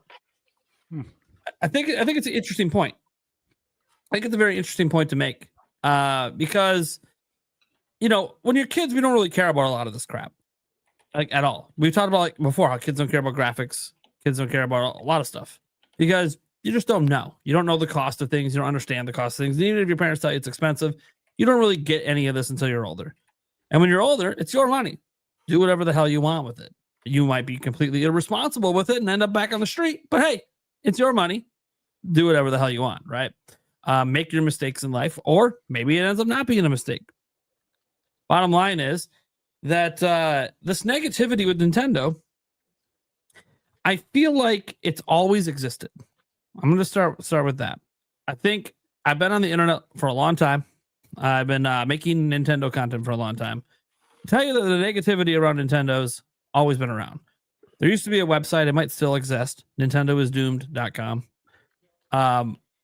It's a meme website because Nintendo's always doomed because people have been attacking Nintendo dating all the way back to the 90s. We know about this from the playground argument. God, yes. We know about this before the internet was really prevalent. Please touch on the GameCube era. Oh, jeez. The GameCube era was insane. The point is that, like, there's been this going back pretty much to the beginning. Maybe, I don't know if it was like really prevalent with the NES, but once SNES and Sega Genesis went at it, from that point forward, there's been obviously console wars that does fuel some of this. There's definitely console wars that fuel some of it. But then also just people wanting to justify their purchase by putting down everyone else. That's usually what console wars are about. By the way, I don't care if you were a Sega kid growing up. I hope you had a damn good time. There's a lot of good shit on Sega. A lot. Like, I'm not here to this. You know, it's like when people ask me my opinions on what is it? Like on piracy or whatever. Yeah, I don't pirate games. I don't really even emulate games. But if you do, more power to you. I don't give a shit. Do what you want. I ain't your parents. I got my own kids to worry about. Do whatever the hell you want, man. It's your life. It's your life. It's your conscience. You do what you want, bro. Yeah. If you think you're morally right to do it, who am I to tell you otherwise? Your morals are your morals. I'm not your mama to tell you that you're naughty. You wouldn't stop anyone in the street and tell them, right? Yeah. Who cares? No different. Like, you can care to a point, like, you know, you can care a little bit if like a developer comes out and says, hey, we got like an indie studio. Hey, we got to close down our studio. And that really sucks considering there's 2 million people pirating our game right now. Mm-hmm. Yeah. Okay. Yeah. I feel bad for the developer in a case like that. But how many stories like that do we hear? We don't really hear a lot of stories like that. We hear stories about how they might impact some of them, but they're still around. They're still making games. So they're just not making as much money as maybe they could. But in the end, I don't care. And we're talking about Nintendo, one of the richest companies in Japan. Do I give a shit if you pirate games? Of course I don't. Would I do it? No. Yeah. I would never promote it. Yeah, I wouldn't promote it. I don't promote it because I would morally if you do it. But if you do it, like, there's nothing I can do to stop you from doing it. Yeah. So what's the and point I'm not of me the police. Yeah. What's the point of me yelling at you or shaming you or name calling you? I think what's interesting, I think what bothers me the most about this negativity and stuff, I'm not going as far as the whole mental illness thing and everything that you guys went into. And I'm sure that plays a role. There's mental illness on the shill side too. I'm going to tell you that right now. I know. Absolutely. I'm a professional Nintendo shill. Yeah. I'm not right in the head. So listen, over, the truth brother. is, listen, the truth is, I was being lighthearted. I'm having fun with it, but the truth is, I think we're all a little mentally ill. You, me, everyone here in the audience tonight. I wasn't in therapy for 15 years because there was nothing wrong, right? But and I think I might have realized I might be a little OCD about the way people use words. I think I just realized that today. Really bothers me when people misuse words like objective when what you're talking about is not objective. I shouldn't give a shit, but it really bothers me when people misuse words. I've been noticing it's not just that; it's a lot of words I keep correcting people on, and I'm like, why am I doing this? They're not going to give a fuck. It's a waste of my time to keep correcting people on this shit. But I think it's my OCD that is specific with that. Maybe I have it in other parts of my life, and I never realized it, but I definitely know that I'm realizing it with words. And I didn't even think it was a thing. Then I asked my therapist, and like, oh yeah, that's a thing. I saw it a lot with disc profiles. I definitely have that. I definitely have that problem with words being used incorrectly. But whatever. I used to say, "Oh, you're just illiterate." You're not really illiterate. It's cultural. People try to change the definitions of things, try to apply it to things it doesn't do, and I hate it. It's like how the word "gay" went from being happy to homosexual. That would have bothered me back in the day. When that started changing, because gay has a definition, it means happy. Why the fuck are we using it to describe a homosexual? It's completely. Are you saying you got to be a homosexual to be happy? Is that what we're talking about? What the fuck's happening? The only like weird pet peeves I have with that sort of stuff is when people use the wrong theirs, yours, or like that. Always like just use the right one. That's just people when people use the wrong one, that's just people just not knowing or caring enough. Possessive location. Yeah, I'm not as bothered about that because I realize that that's just people not paying attention in school or just not caring or being lazy or it's autocorrect. I don't really care about that. I know what they mean. Like if they use the wrong there, I know what there you should be using. I get what you mean. It's okay. But when they use words that literally you're doing the opposite of the definition of that word, it just bothers I know what you mean. You mean figuratively? No. You mean figuratively. You mean subjectively. You mean in your opinion. No, you don't mean objectively because objectively is just facts. Facts don't care about feelings. Yeah, well, I'm literally dying right now. About how you feel has to do about facts. You can't say it's that. As an example, Pokémon Legends Z-A is objectively a bad game. No, it's not, because if you look up how we perceive things to be bad, it's actually perception. Something being bad is perception based. This goes back to what I was saying earlier about how did things become so black and white? Where's the dude? Nuance. Everything in life is gray. Life is gray. Doesn't matter if it's at home and the political stuff. There's stuff that benefits some people, stuff that doesn't benefit other people. There's going to be things that you find funny, things that other people don't find funny. It's so weird, or kind of funny, or someone's sort of doing funny. it in my chat right now. This is what I mean by I should let it. I should let go of my OCD with words. Because there's this guy in the chat, Pluto, who said it's objectively bad compared to other games. No, it's subjectively bad because that's your opinion that it's bad compared to other games. Someone else might think it's great compared to other games. That's the thing. That's an opinion. That's not a fact. It's not factually bad. Things can't be factually bad or good. Believe it or not, look up the definitions of good or bad. Literally, things can't factually be that. It's all perception based. Yeah, subjective opinion. The term. We did subjective reviews at Islands every quarter where I have to go around and give the whole restaurant top to bottom. It takes about 12 hours. You have other managers come in. You do it the whole day, and you have to fill out a subjective review top to bottom and be honest about it. Because if you're not, somebody else is going to come over the top from corporate. It's a subjective review. It's based on how I view the restaurant, right? Yeah, and it's not funny because he's going to the extreme now in the chat. Last time I wanted to address this. So what about ET versus Ocarina of Time? Yeah, I think Ocarina of Time's a better game. That's my opinion. There could be someone who loves ET. But that's subjectively. I don't think it's a good game, and I can give you all the reasons I think it's a bad game. ET the movie versus Zelda the game? It's talking about the game. Atari. The Atari game that most people think is really bad. Oh yeah. Despite most people thinking it's bad, there is a likelihood that someone out there, it was their favorite game that they ever played. Like that is more than possible. Yeah. So. And the thing about that is we could talk about the things that we don't like about it, but there's no objectiveness with that. It's based on your perception. I think Return to Zork is amazing. Most people are not going to think it's amazing. I think Zelda 2 is one of the best Zelda games ever made. Most people don't agree with me. Mm-hmm. That's okay. Even if everyone's in agreement that something's bad or everyone's in agreement that something's good, let's say everyone in the world thinks ET is a bad game. It's still what we think. It's not objectively that way. It's our subjective popular stance that it is that way. Anyways, this is my problem. See, I'm OCD about words. I'm not even talking about the damn topic. So getting back to this, I guess it's semi-related.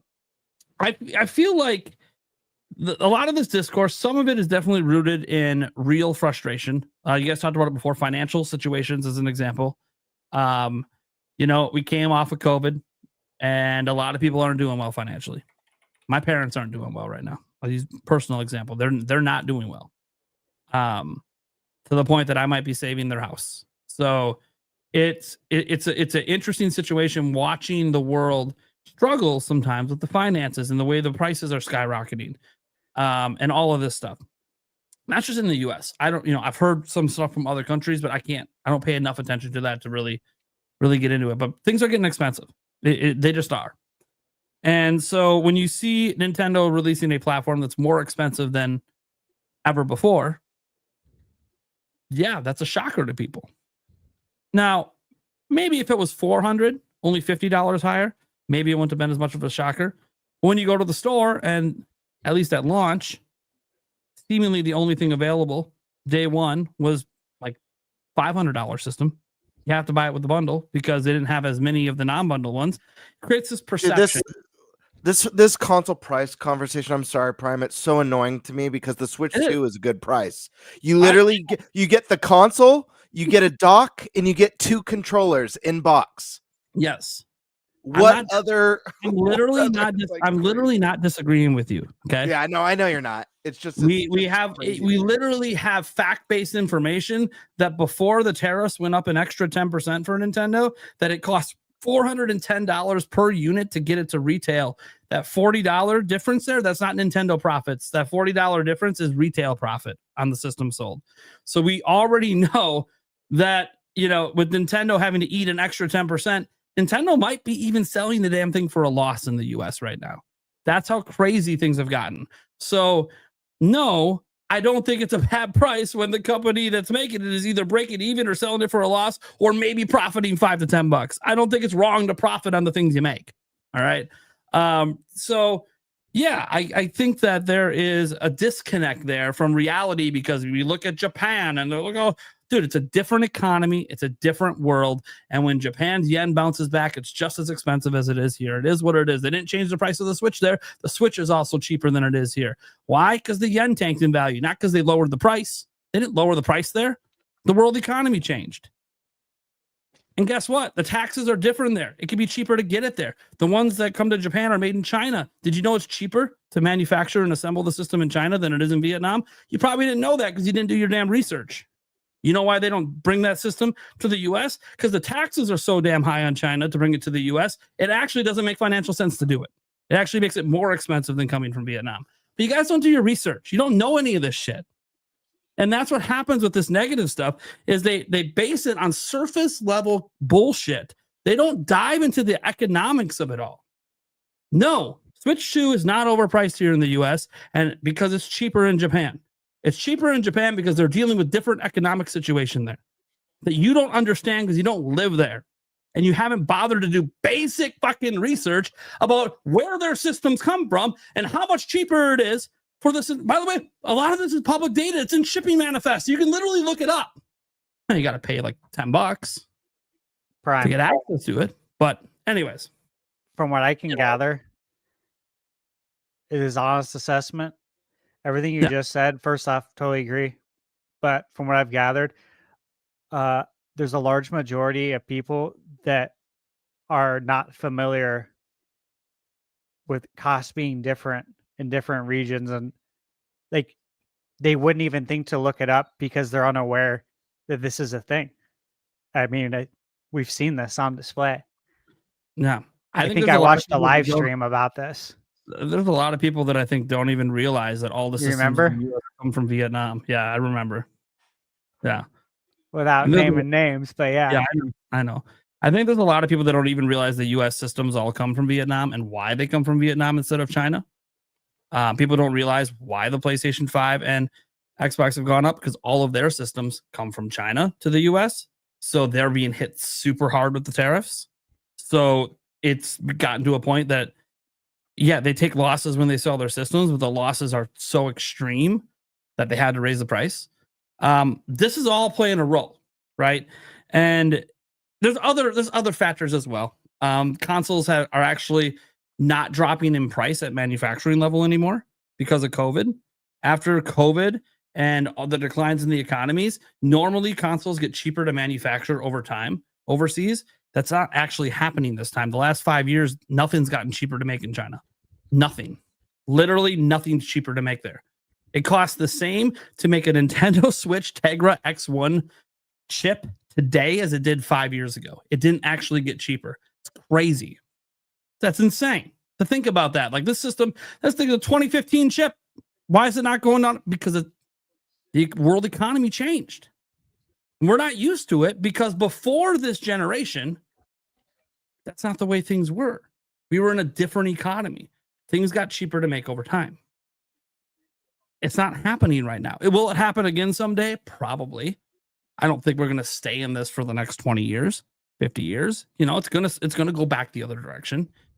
I don't know if things will ever get cheaper per se, but at least prices will like I'll give you an example. PlayStation 6, let's say it launches at $1,000.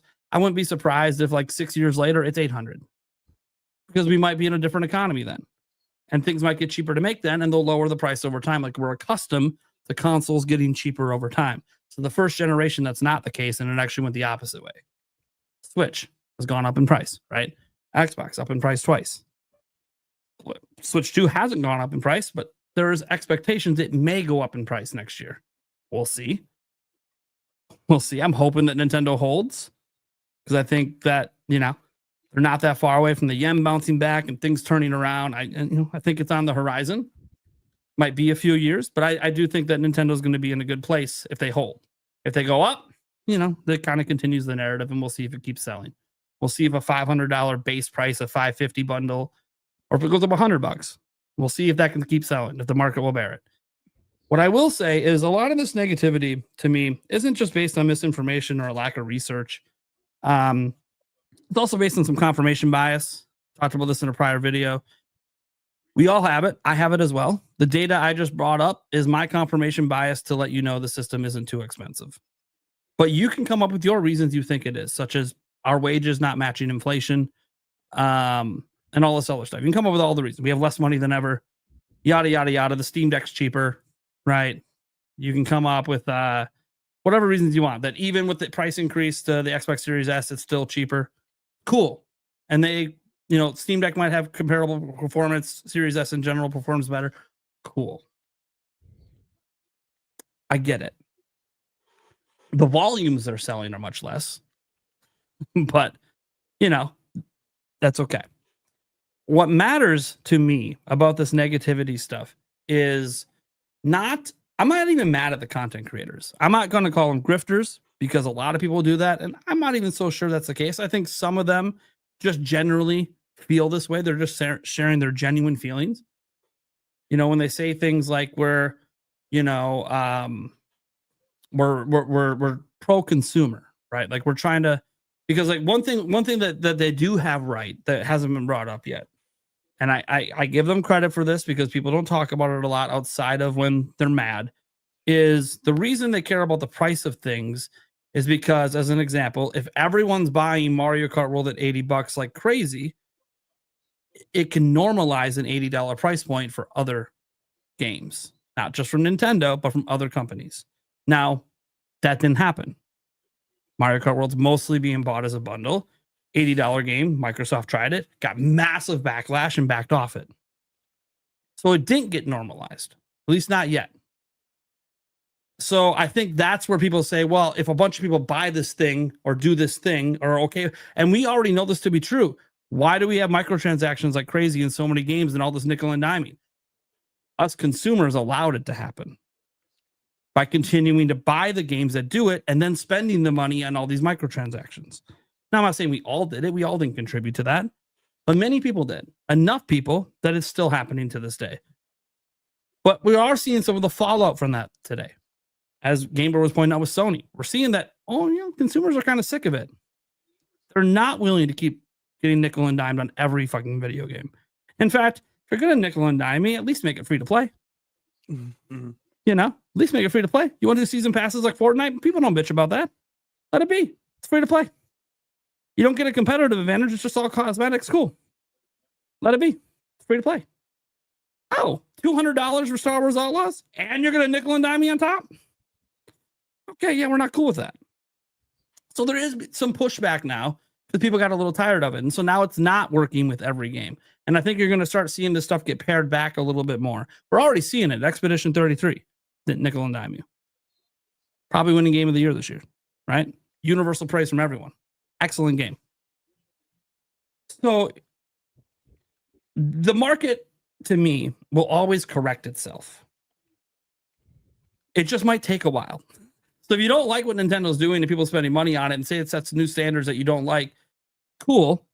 And when it gets to a point that the market can't handle it anymore, people stop spending the money. And then the market corrects itself. Might be 10 years. I don't know. So I don't worry about it because bottom line is we don't have infinite money. So there's no infinite money glitches in life unless I guess if you're like the mega rich. You go take a shit and you made $100 million in the time it took you to get off the pot. Yeah, okay. You have the infinite money glitch. I'm not saying you didn't earn it. I'm not even mad at you about it. Maybe you inherited it. Maybe you earned it. I have no idea. You invested well, whatever the hell happened. But I think a lot of this negativity, I'm not going to sit there and say it's driven by money because the bottom line is there was a certain content creator that put out there that said us talking about this at all is us being motivated by money. So everyone's calling each other grifters on both sides. I think that's a very interesting dichotomy. And maybe someday should be studied psychologically on why both sides are doing it. I think that you only really need to watch I don't know. I don't. Your best buddy? I'm so busy. I don't have the time. I barely have time to watch videos that I'm excited about, let alone all like the angry or negative stuff. But from the ones that I have seen, I feel like it only takes a couple moments or a couple minutes to know if someone's genuinely passionate about what they're talking about or bothered by something, as opposed to someone who's just making a video for the sake of making it.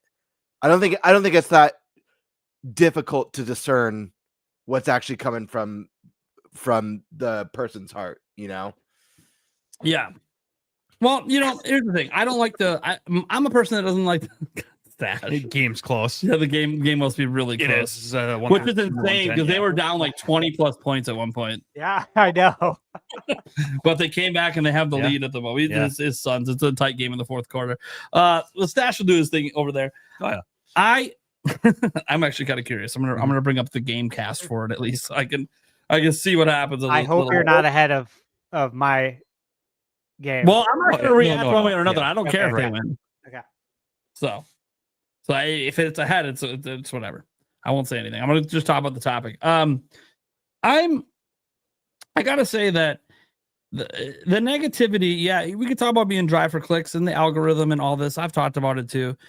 I just what I hate about it is, and it's not, well, it comes from some of the content creators, but there seems to be this vitriol that because we have a difference of opinion on things, and again, the word objective gets tossed around with some of the stuff, which is totally not objective. Like Nintendo having what is it? Some sort of I forgot what policy it was. I don't know. There was some sort of policy that they had that a bunch of people were hating on, and I'm like, this is ban hammer. This is objectively bad, and I'm like, well, no, you don't like it. I didn't like that my mom spanked me when I was a kid. Doesn't mean that it was bad. Maybe I deserved it. Like there's some nuance in this conversation. You know what I'm saying? Like Nintendo's got all these policies against piracy. Do you have all the facts? Or do you only have the one side? Like Nintendo goes after the emulators and the piracy stuff. Do you know why they do it? Do you know what they know about the situation and how it's affected their business? Like, yeah, they're a big multi-billion-dollar business, but how much bigger could they be if this stuff wasn't going on? Like Nintendo has all these metrics that we don't have because they don't have to give it to us. So it's not objectively bad. You just don't like it. And that's okay to not like it. I don't give a shit one way or another. But I feel like the discourse has gotten to the point that it's turned into vitriol, and I hate that. The amount of insults lobbed my way on the daily because I said something like I didn't like an AI image that was made, that someone did an AI image to show what Pokemon could look like, and I didn't like it. The AI image, I thought it was trash. That wasn't me saying that I thought Pokemon Legends Z-A looked good. That was me saying that I'd rather have it look the way it does than look like that. That's all I was saying. That has nothing to do with the fact that I think Legends Z-A looks good, but I'm a shill because I didn't like an AI slop image. Or I missed the point because what? It's a different graphic style. It's not even good lighting. There was nothing good in that image. It just represented a different graphic style. But this is what happens. There's all this vitriol, and it's being slung at people like me. And it's being slung at other content creators. You guys might have seen it. I know GameBird's had some negative comments pop up in his channel sometimes. Like, oh, God. The mudslinging. And the thing is, it's so disrespectful. They say like such like mean things that I don't know. I can't speak for the whole Nintendo fan base or like the people happy with Switch 2. But I know I'm not slinging it back. I'm not calling them names. I'm not attacking these YouTubers and calling them a whole bunch of crap. But they sure as hell will do it to me. Why? Why? I don't know. And that's what bothers me. Is more so the mudslinging that's happening. Like we're back on the playground bitching about you looked at my girl funny. Like, what the fuck are we doing?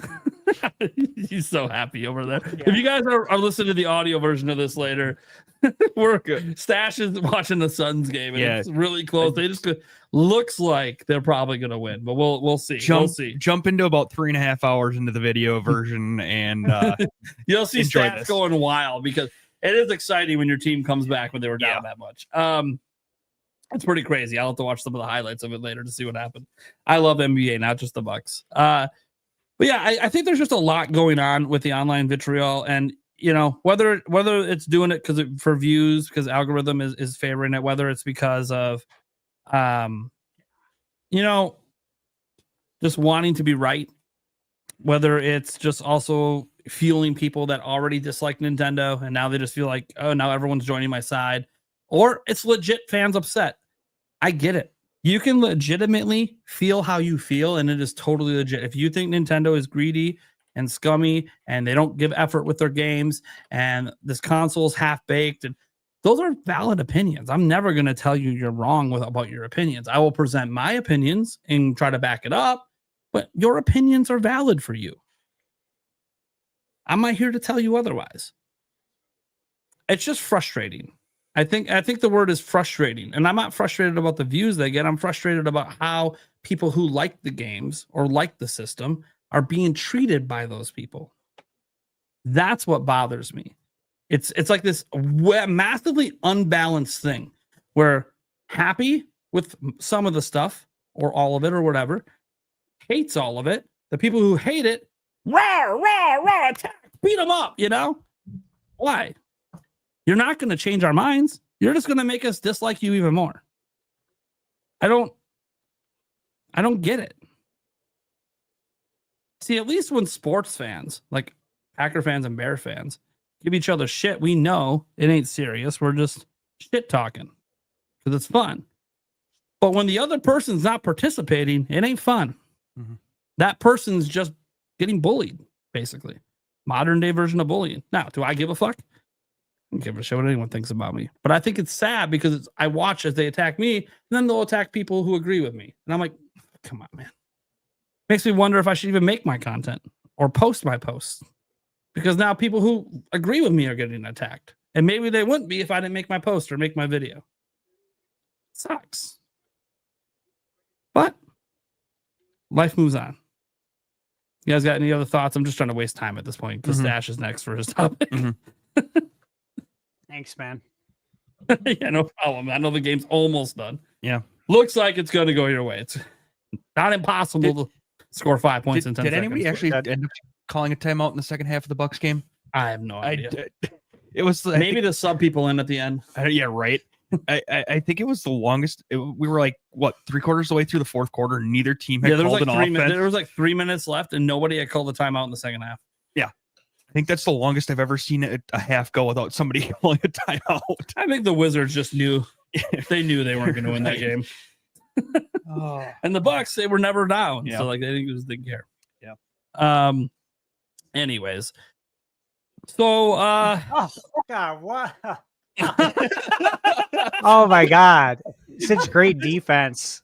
This is fun to just react. Zach LaVine, just Booker was straight up. LaVine was trying to draw the foul. LaVine just elevated over him, hit the three.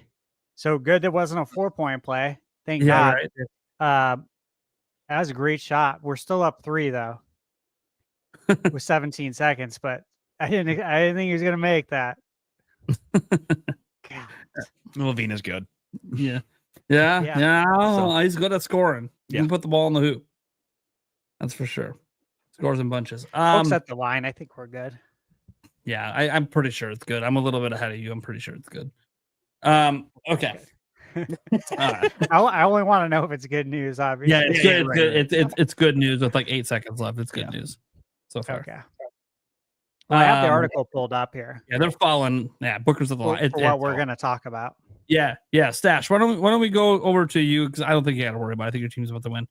Yeah, this is really interesting, obviously to me as well. Okay, so topic: video game journalist industry has shrunk by 25%. And I read through this article and I was going to pull out like the key points.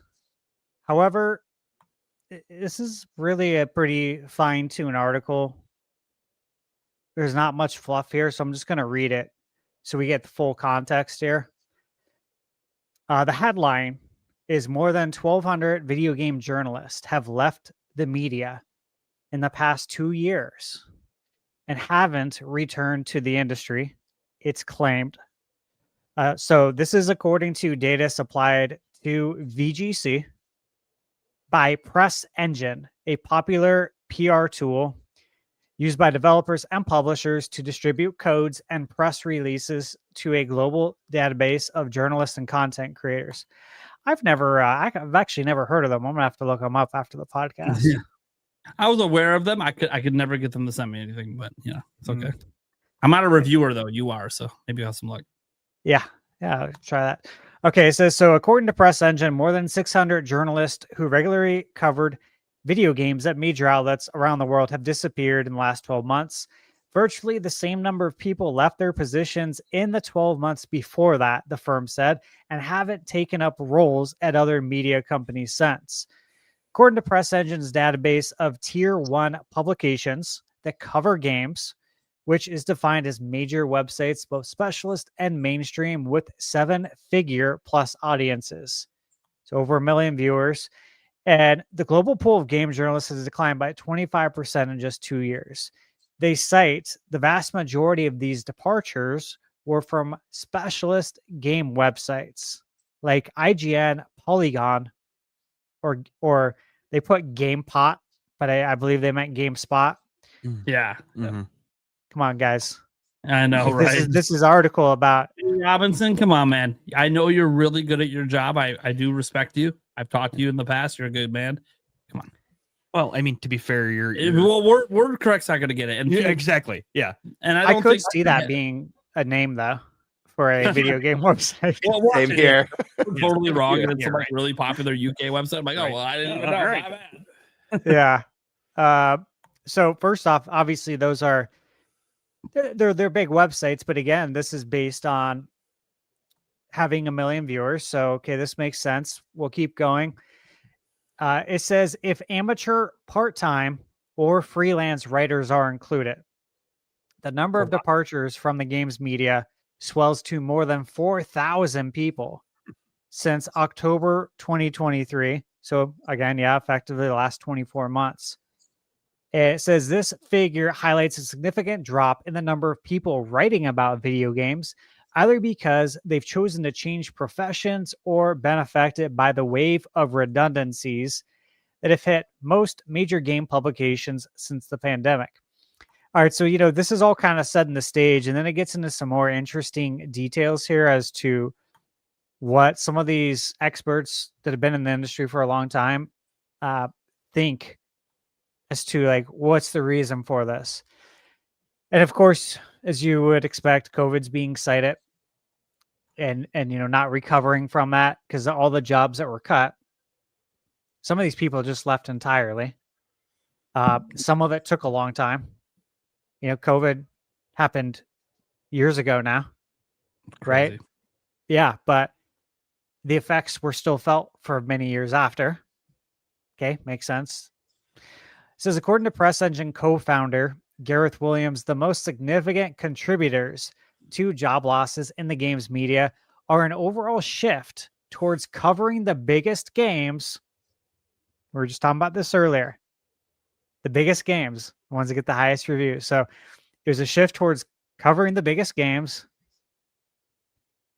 Sorry, I got to pop up. Resulting in increased competition for those who remain and harmful changes introduced by the Google search engine. Okay. I thought that was very interesting, but again, we'll dissect this in a second because I'm almost done. Now it says culmination of a number of factors has cost video game journalism some of its brightest talents. And then again, they say the COVID highs followed by a lack of diversification in content. I mean, I don't know if anyone else has reviewed Tiny Thor.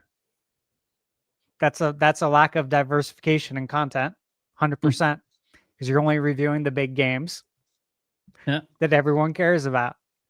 Google's helpful content update, and that's sarcasm, I believe. Summaries and AI have all contributed to where we are now. Yeah. It also mentions fan-led media might be the simplest route to consolidate revenue for publishers and secure the future for its staff, but it's only a start. And they mention in a consumer world where ad blocking is standard and games as a service and social media are communication tools where children and adults form their relationships, video games media needs to evolve and innovate. Support your favorite publications before you don't have the choice. But that RPG site was quoted on here, which I've seen them. Yeah. RPG site. Yeah, that's a lot. Yeah. I like them. So veteran journalist Alex Donaldson, who owns RPG site, and he regularly writes for major outlets, agrees that the games media's recent troubles are primarily due to Google, but also to changing reader habits, which I totally agree with that. He also argued that layoffs could have been avoided with better management of media businesses.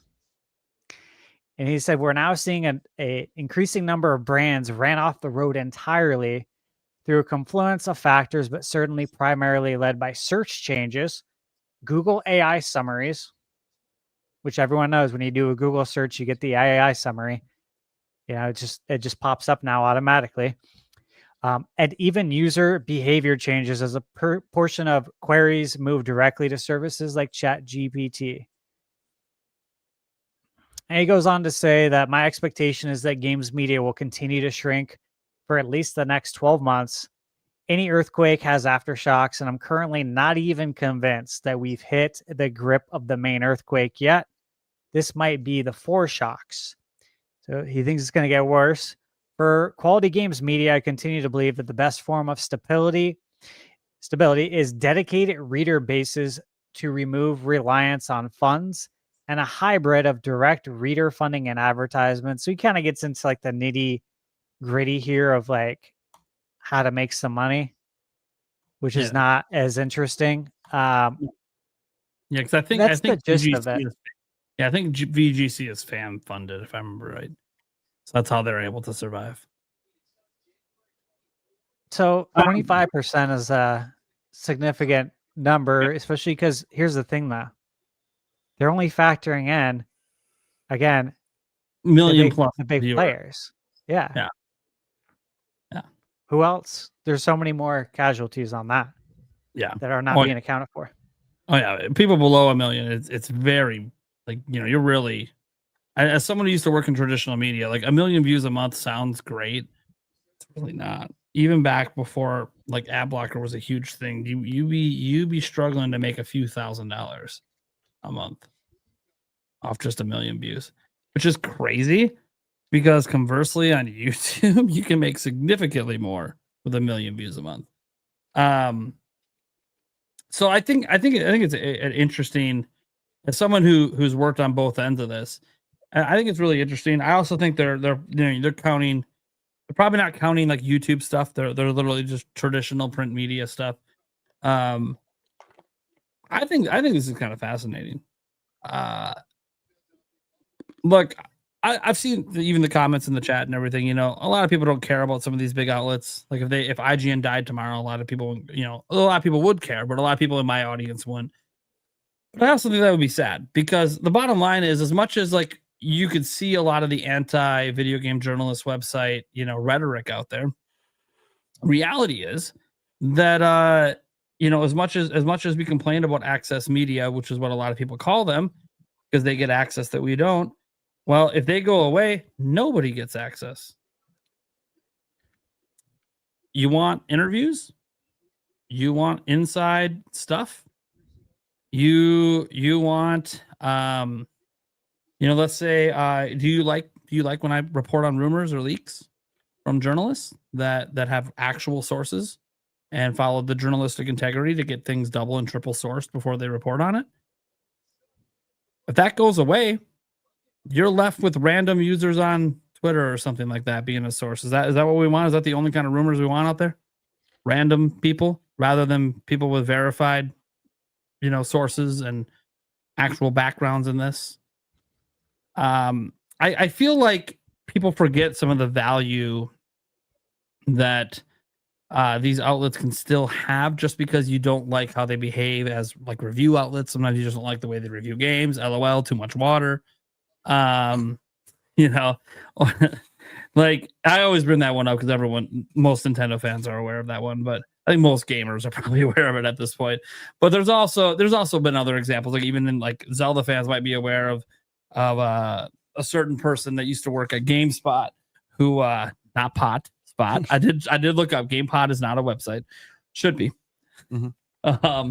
But a certain point with Skyward Sword where he talked about how the controls are broken and don't work, and then he kept like people were telling him he's wrong. I don't know what you're talking about, and then he went on a live stream and showed him trying to shoot the bow, and he was trying to point it like the Wiimote for Twilight Princess, and everyone realized, oh, this guy skipped all the text in the tutorials. So he just doesn't know how to play the game. Okay, so that really explains the review quite a bit because this isn't a Waggle Fest game. That's not how this game works.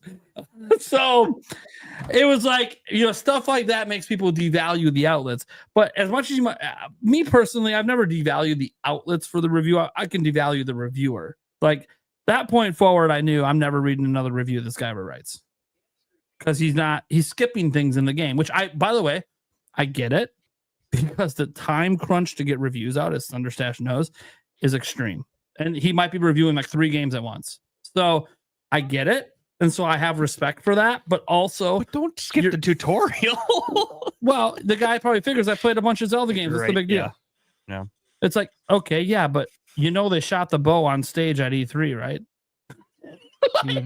Right. Like you didn't even pay attention to the media around the game. Okay, you probably weren't the right person to review the game. Like, you didn't even pay attention to the media around it, which the demos at E3 had you shooting the bow like this. Did you play Wii Sports Resort? No, probably not. Okay, because it also works that way there. Anyways, and I'm not saying that it's like, it's neat that it works that way. I think pointing's more convenient, obviously, but whatever. It's fine. I was used to it already because of Wii Sports.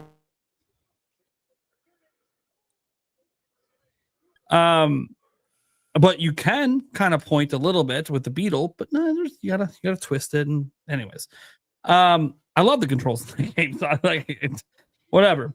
Point is that I think people look at when that stuff happens, or when a mistake happens in a report, which we can point to a number of misreports out there. We can point to Insider Gaming, Tom Henderson. He's the reason the $90 misinformation got out there, right? He is. He's literally the source of it. He's the one that used the US dollar sign in the title and then said it in the text. And then as you kept reading, realized that this was actually the euro, not the dollar. So why did he put it in the text when he himself admits in the article it's the euro? Was he making an assumption, which is probably what he was doing, that because 90 euro, it'll be $90, even though we already had the price point and knew it wasn't 90. Yeah, it all comes down to wanting to be first. Yeah, he wanted to be first. He rushed it out. And Steady was last. I've made mistakes with my YouTube videos doing that. But did that make me dislike him more? No. I still think he's really well connected. He's been right on so much stuff and had his body of work is too good for me to take this one thing and be like, you're a piece of shit. Absolutely. Some people, I don't that's all believe in that trash.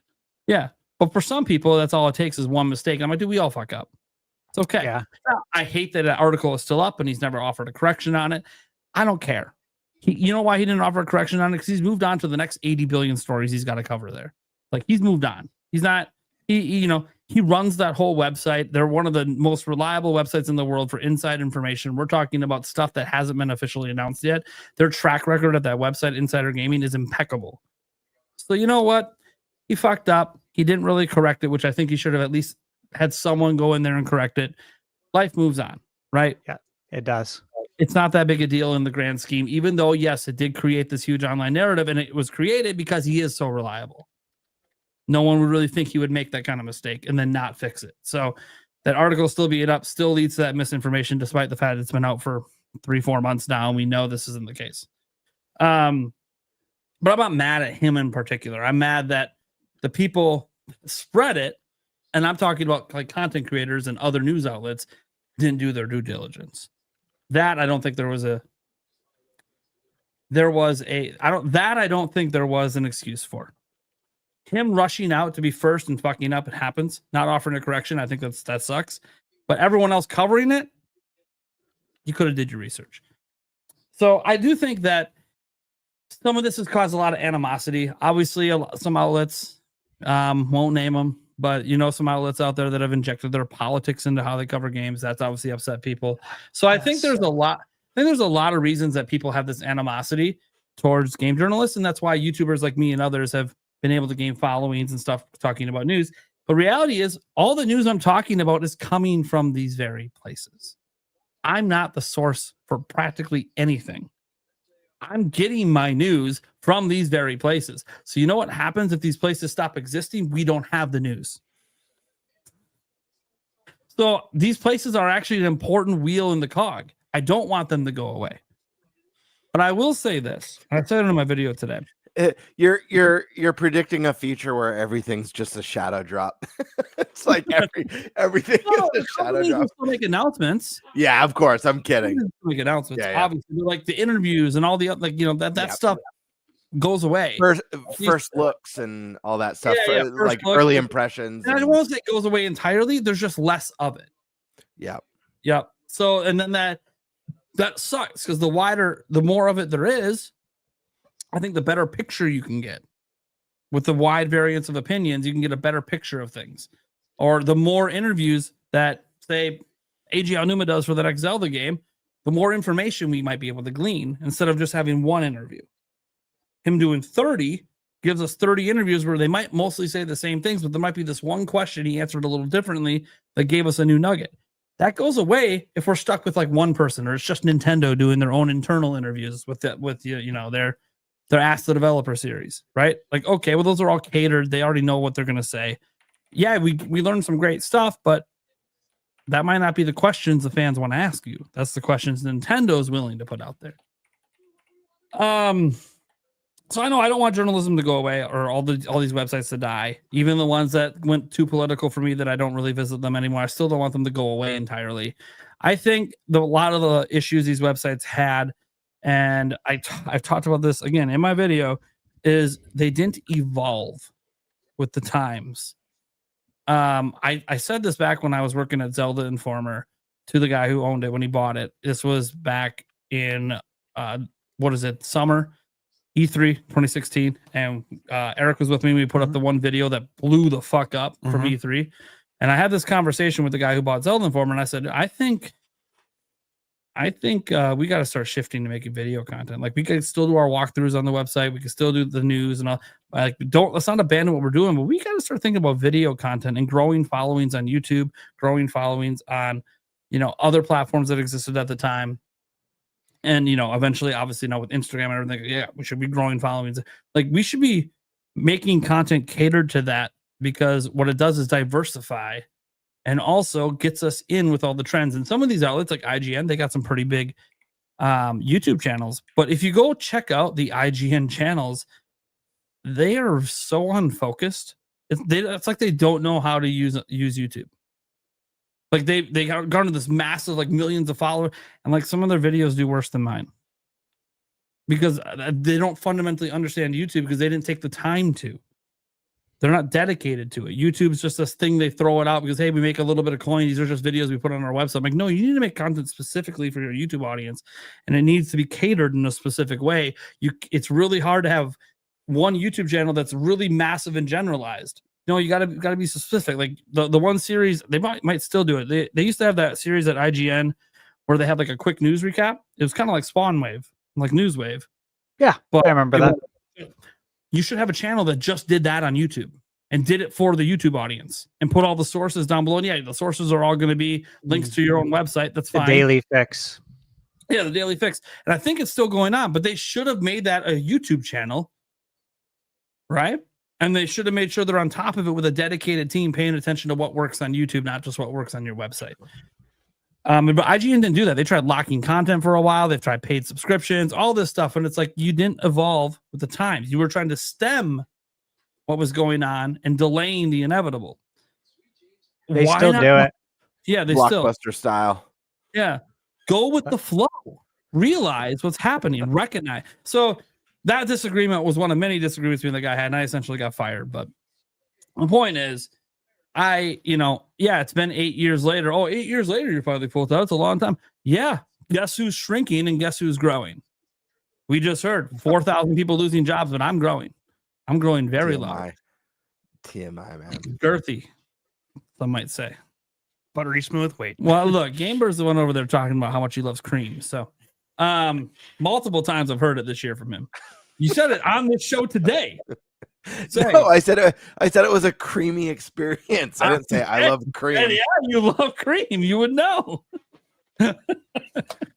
Anyways, cream soda, maybe. Remember how words, to me, definitions, cream has a definition. Anyways, I'll just end like this because I've talked for a while. It's just, I don't want these outlets to go away. I do think this sucks. I do think it's a sign of the times. I do think that some of these outlets might have overhired during COVID when people were all at home and like literally the whole world was chronically online. Not just, a huge chunk of us are, but not the whole world. But for a period, the whole world was, because they didn't have anything to do. And it was the only way we could communicate with people. But now I think that, one, I wish these outlets well, and I hope they find a way to survive. But also, I don't think it's too late to evolve. People always ask me, is it too late to start a YouTube channel? No, it's not. ThunderStash just started one like 2 years ago. Look at them now. Yeah. And everyone will tell you everything you read and every video you look up, if you look up those things, search for those things, what's the cutoff age or things of that nature. If you start digging and doing some research to see if there's any factual stuff, what you will find out is that every channel and almost everything you read is going to tell you, do not do it. You cannot do it. Yeah. It is not in your favor. The odds are terrible, and that it's oversaturated. And there's truth in there, but sure. If you're gonna do it, you just got to do it and not listen to the noise. What's not in there is because it's like based on stats. Like the stats are very low for anyone that makes it on YouTube, like extremely low. But if you notice the people that do, there's like a consistent pattern about why those people are making it and why the other people are not. Like you can increase your odds. Yep. So anyways, I just wanted to point that out because there's a couple examples of this. Obviously, we know about some people that left big outlets and formed, or their outlets closed, like when Game Trailers closed back in the day. Easy Allies came out of that, right? Easy Allies was formed out of that. So, when Greg Miller and stuff, they left IGN, they formed Kind of Funny Games, right? And these are really successful. They're fan funded. That's cool. That's what they decided to do. Jimquisition, right? Fan funded. So you can leave these outlets and form your own thing, which has been proven to be highly successful. But how about transitioning an outlet entirely instead of leaving it? Give you one example that did it brilliantly. Digital Foundry. Did you guys know that they used to just be a print thing on Eurogamer? They didn't have video content, or they would just have little clips to show what they're talking about, but they weren't like a dedicated YouTube channel. Now they're completely independent from IGN and have a massively successful YouTube channel. They transitioned. They knew video content was the future of what they were doing while they were still making the articles on the website. They didn't stop making those articles. They just expanded to video and started, when they did video, they started making some things that were just for YouTube. So they would have an article where they examine a game. They would make a video about that, of course. But then they would do things like DF Direct, Digital Foundry Direct. That was a YouTube-only thing that was not on the website. They started catering to the YouTube audience. So that's just an example of a major thing that was traditional transitioned. And now they're more successful than they've ever been. And now they're independent and don't have to rely on big business to keep them alive. So I'm just saying that Digital Foundry should be a steady case for much of the industry. And I'm not saying like Video Game Chronicle needs to go. Like they have videos as well, and their stuff on YouTube isn't doing very well. Again, my personal opinion is I just don't think the people doing it that run VGC know how to properly grow on YouTube and know what they're doing. And that's okay, because when you come from the traditional side and you don't have this experience, it's a very different. Writing editorials and doing interviews and doing written reviews is a lot different than on-camera personality. It's a lot different. You think, guys, when you see me amped up and energetic on here, do you think that's how I was when I wrote about the latest interview from Aonuma on Zelda Informer? Did you think I was in there all caps? Oh my God. Like, no, because that's not the right medium for that. It's a wonderful image, though. Can you imagine? I'm sitting right there. Oh my God, you gotta be fucking kidding me. But like that kind of stuff works in a video format because people can see your energy. And the one thing I will say is you don't have to be energetic like that to be successful, right? Like Digital Foundry is not that way at all. And there's many different ways to be successful. You don't have to be like that. But what you learn is you have to know how to talk to a camera. You have to know how to talk to other people. You have to know how to talk to an audience. And you have to be genuine. And it's because in the video space, people will see right through that fake bullshit. Now, you can be genuine and be a conspiracy theorist, but you better genuinely believe those conspiracy theories. Because if you're just saying it to say it, people will know. That's why when I was talking about like the negative stuff before too, like the negative YouTubers, I think some of them are being genuine. That's why it works. Yeah. Like if they weren't, people would see right through it. So Whether you think they're grifting or it doesn't matter. They're genuine about what they're saying. So I do think that that's the case here with the traditional media. I think they need to transition. I'm not saying they all need to go video. Obviously, Video Game Chronicle, despite their YouTube not doing well, they found a way to keep a traditional print alive. They went fan funded, and it's working for them. They have enough people to support them to keep their website going. That's good. I'm happy for them. Digital Foundry made a transition over to YouTube. Happy for them. What I'm saying is these outlets focus on stemming the tide instead of recognizing it and changing course.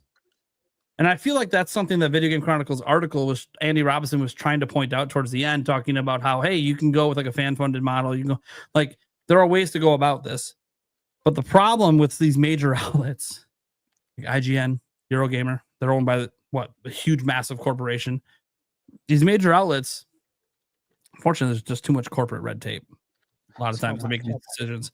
I was obviously 1000% correct about transitioning to making videos on YouTube. 1000% correct. My YouTube channel kicks the living shit out of Zelda Dungeons YouTube channel. They have more subscribers. I get millions and millions and millions of views a year, and they're lucky to crack 100,000 views a year. They don't know what they're doing. They didn't listen, and that's fine. They could have had it all, but I couldn't make the decision on my own because I had a boss, and my boss didn't think I was right. And that's what happens when you have corporate red tape. I'm not saying he's corporate, but it was someone above me who just says no, and I can't do it. So, yeah, I think for some of the mega websites, it's going to be hard. I think like IGN is an example. Like if they ever get to a point where things aren't going very well, I think, maybe you can't get away from the mega corporation. Then, yeah, maybe you do what Kind of Funny did and you spin off from it. I mean, IGN's in trouble if Pierce Snyder ever spins off from it. One of the co-founders of IGN. If he ever spins off to make something new, he is getting blocked hardcore by corporate and he's done with that shit. Yeah, I would presume. Yeah, if he ever leaves the format, I think he'll retire at IGN, which he's totally fine. But I'm just saying, if you ever see him leave IGN with a bunch of people and spin off and form something new, it was corporate red tape stopping them. And that sucks because some of that's like with Kotaku, the political stuff, but it's not even just that. If you got mad at Kotaku, well, you're sharing all these things that aren't gaming related. Yeah, you think that was their fucking decision? You think when Stefan Totillo was running Kotaku, he wanted to run non-gaming content on a gaming website? Fuck no. Those were those corporate overlords forcing that bullshit.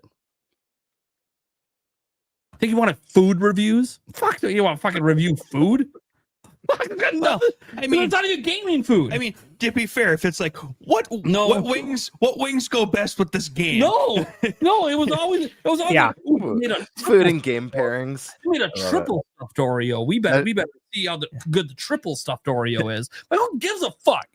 Answer is none because you get sauce in your goddamn controller. You know who gives a fuck? Make a food review channel. That's a reference to. You have to see the food review guy.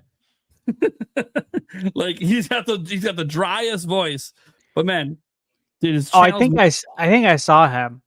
I think I saw him like maybe half a year ago. Yeah, he's been doing it for years, like a decade or whatever. He puts the suit on, very dry, but he just reviews literally any new menu item on anywhere. Oh, I got the new quadruple beef Arby's.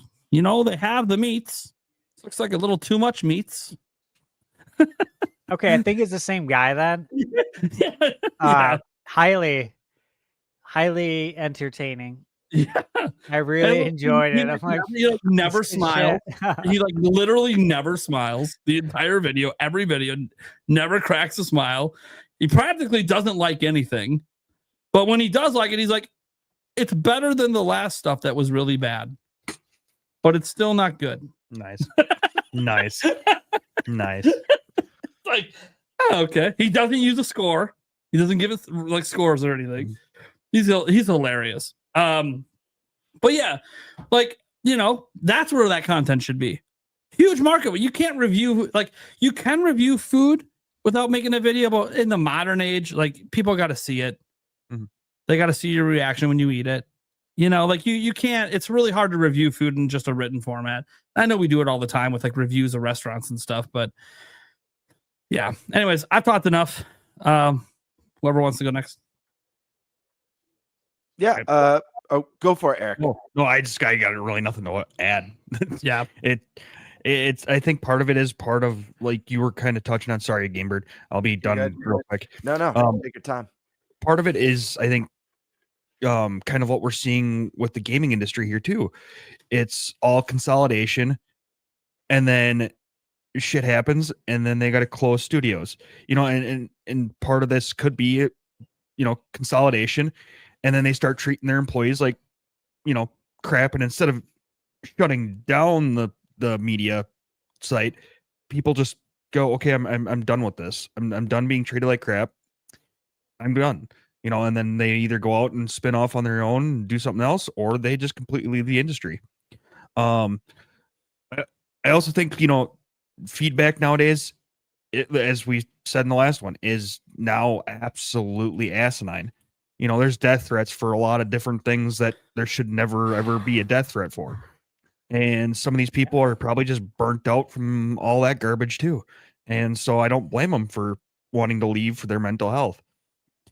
But, you know, I think that's kind of where most of the stuff is coming from, is possibly even mental health. You know, it's just they want to save themselves from reading the shit reviews the shit comments every day and things like that. And, you know, so that's kind of where I'm at with that. It sucks.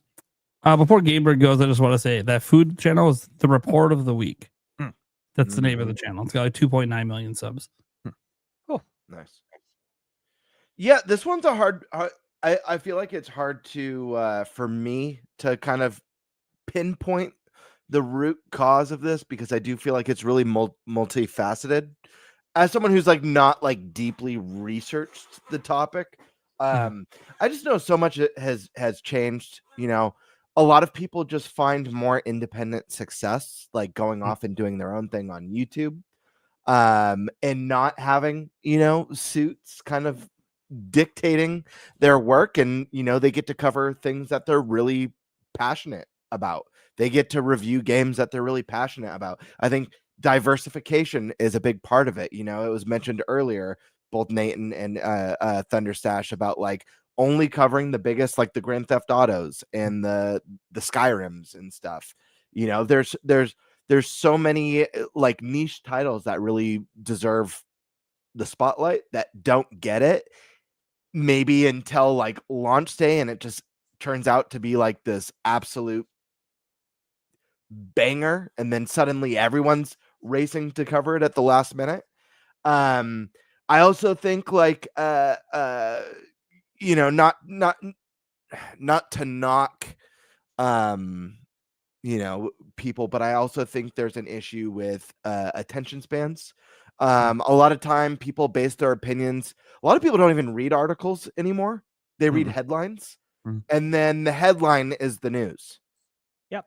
It's not just video games. It's with everything. The headline's the story, and headlines exist to be clickable, like clickbaity in a sense. So oftentimes you have an extreme headline that's not actually indicative of what the article explains. You see this in YouTube videos as well, but as for, you know, we're focused right now on like these big media sites. I don't know. You get a piece. You get a piece of the picture, but not the full picture. I think another issue with a lot of games media is number scores. I don't think number scores are very helpful, and at all. And if it was up to me, we would do away with them completely. I don't think. Now, obviously that changes the game for, you know, a site like Metacritic or OpenCritic that you know, collects and averages out those, but they could replace it with you know, they want to use AI. They could use AI to gather keywords and give an overall like favorable or unfavorable or mixed type of score, I guess. But I feel like number reviews are not helpful at all. someone sees a 7 and thinks bad game, doesn't get the overall picture. They don't get the why it's a 7 or why it's a 6 or why it's a 10, why it's a masterpiece. Yeah. They see 10, they think masterpiece. I want to buy this. It's a 10. It might be a game that they end up not even caring for. I mean, I could give an example of one. I love the first Red Dead Redemption. I actually am not a big fan of the second game for a specific reason. I think the story is phenomenal. The voice acting, the performances, the gameplay for me and what I enjoy is a little bit too simmy. Like there's a lot of button inputs for like simple tasks like getting on your horse and dismounting from your horse. As I had a blast, and I'm sure I'm gonna really like Crimson Desert. I was thinking the same thing. Yes, like like talking to an NPC. It took me a while. I was like, why can't I talk to this guy? I'm like, oh, I gotta hold L1 before I press X to talk to or I have to hold L1 and press X and circle at the same time to talk to the NPC. It was something weird like that. Yeah. So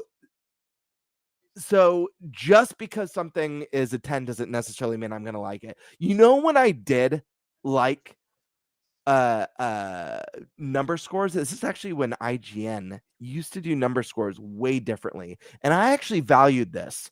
They used to break it down into multiple numbers and then an average, and they'd grade each category: presentation, gameplay, music, sound design. Do you guys remember this at all? Of This course. was a long time ago. Of course, I loved it back then. You know what was great about that? Was that, let's say I'm a gamer and the main thing that I look for in my games is story. I want to play games with great stories.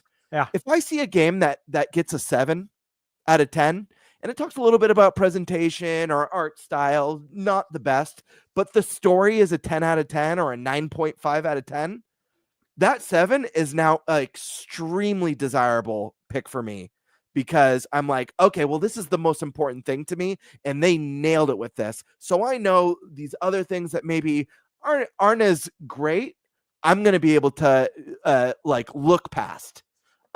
So I don't know. I feel like just seeing a number and then giving your thoughts on because people don't read, they go right to that end page. So I know part of it's attention spans. And I think that's why the video side of it is so good. I think people are a lot more willing to go to ThunderStash Gaming and listen to him talk about games than they are to click on an IGN review and start at the top and read the article. I think people are able to listen while they drive, while they work, while they're cleaning their room, whatever, or they want to sit down and watch. I have to assume that a lot of people don't visually watch our YouTube reviews, or a lot of people just listen. Mm-hmm. So I don't know. Everyone's busy too. Like everyone's so busy. A lot of people, a lot of gamers are, in their later 20s, 30s, 40s, even people who grew up with games. I'm on a time crunch, man. I most of the videos I take in a lot of your guys' content. I listen though. Even when I'm at home and I'm working and I've got like a Prime video on my computer or a Stash video on my computer, if I've got to go into the other room and do something, I'll turn up my volume and I'll listen while I'm in the other room, and just listen from my speakers. But yeah, I don't know. It's a hard one to pinpoint, but I do think I do think it's really multifaceted. I think that behavioral patterns are changing, attention spans are changing, number reviews aren't helpful. I think people like the headlines that don't give the full picture, but I get why they exist. It's just the whole thing is a big mess, honestly, to me. And I think it would be very advantageous for the outlets to really think about creative and unique ways to deliver their news, because I guess what's been the status quo for a while just doesn't work anymore. And it's kind of like you said, Nate, about times are constantly changing and we need to adapt. I mean, I remember when Nintendo decided, you know what, we're not going to do live presentations at E3 anymore, and we're going to do our own thing.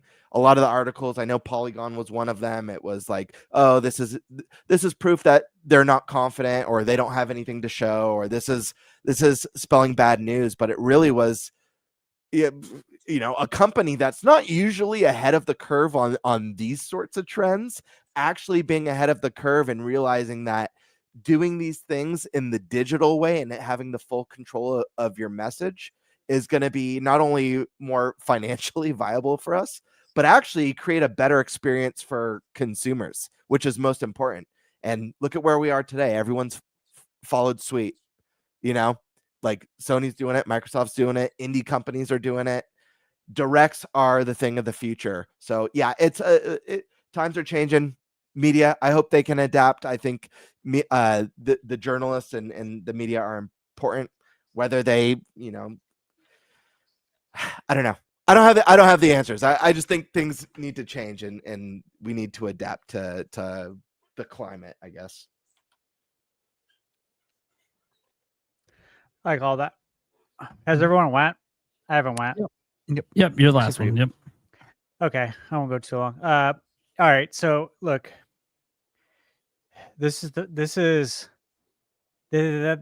things that are in the article. I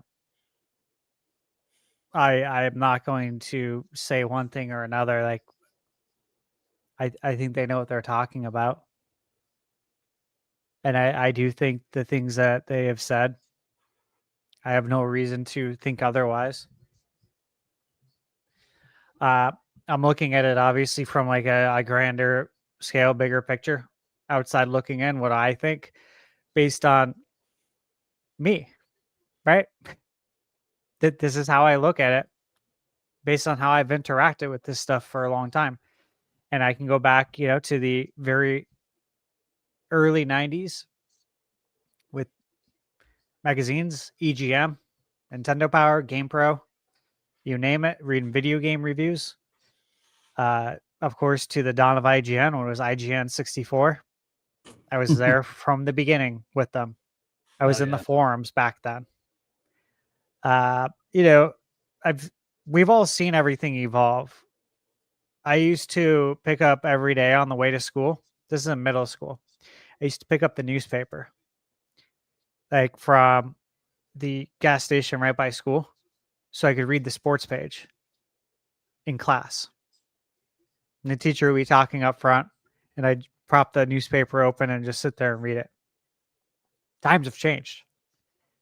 Nobody gets a newspaper anymore. I used to deliver newspapers. Yeah, I mean, I'm not that old either. Like 40, but I'm not ancient, bro. These things, though, are all gone, right? Everyone consumes things differently now. Nobody sits on the toilet and reads the newspaper. You're on your phone, right? But how many people are even reading today? They're not. All they can ingest is headlines. That's it. And then they regurgitate it like they're smart. You have no idea what the context is, bro. Right? And so, as a content creator too, you think about, do I need to shorten this review? Is this too long for everybody? Can they handle this?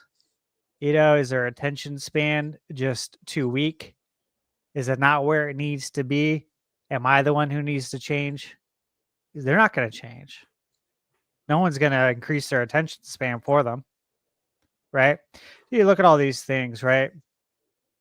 Do I just be me and I continue to do things the way I do it? Do I try and evolve? Do I say I'm 40 years old? F that.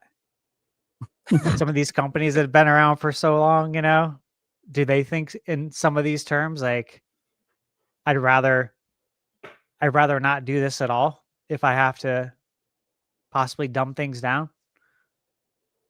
That's how a lot of them will look at it, and that's how they'll talk about it behind the scenes. They'll never say that in front of the camera, that they're dumbing down their content for today's consumer. They'll never say that, but that is what's being discussed behind the scenes. You look at all that kind of stuff, right? This is where I really feel I don't know, very strongly about it, and that I really appreciate it for a very long time. IGN, I thought they were just great for the longest time, especially being there from like the dawn of AOL. You know, like Oh yeah. I felt like, dude, I was there from the beginning. This is cool. And it's like, you know, I'm working in the restaurant business, working my ass off and working my ass off mortgage. And all I'm thinking is like, you know, man, I would love to do a job like this so much.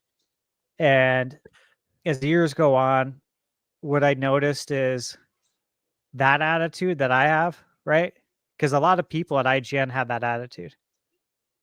Like they would love, like the people who are reviewing games, you could tell that they were one day They're like us. passionate. Yeah, they were like us at one point in time.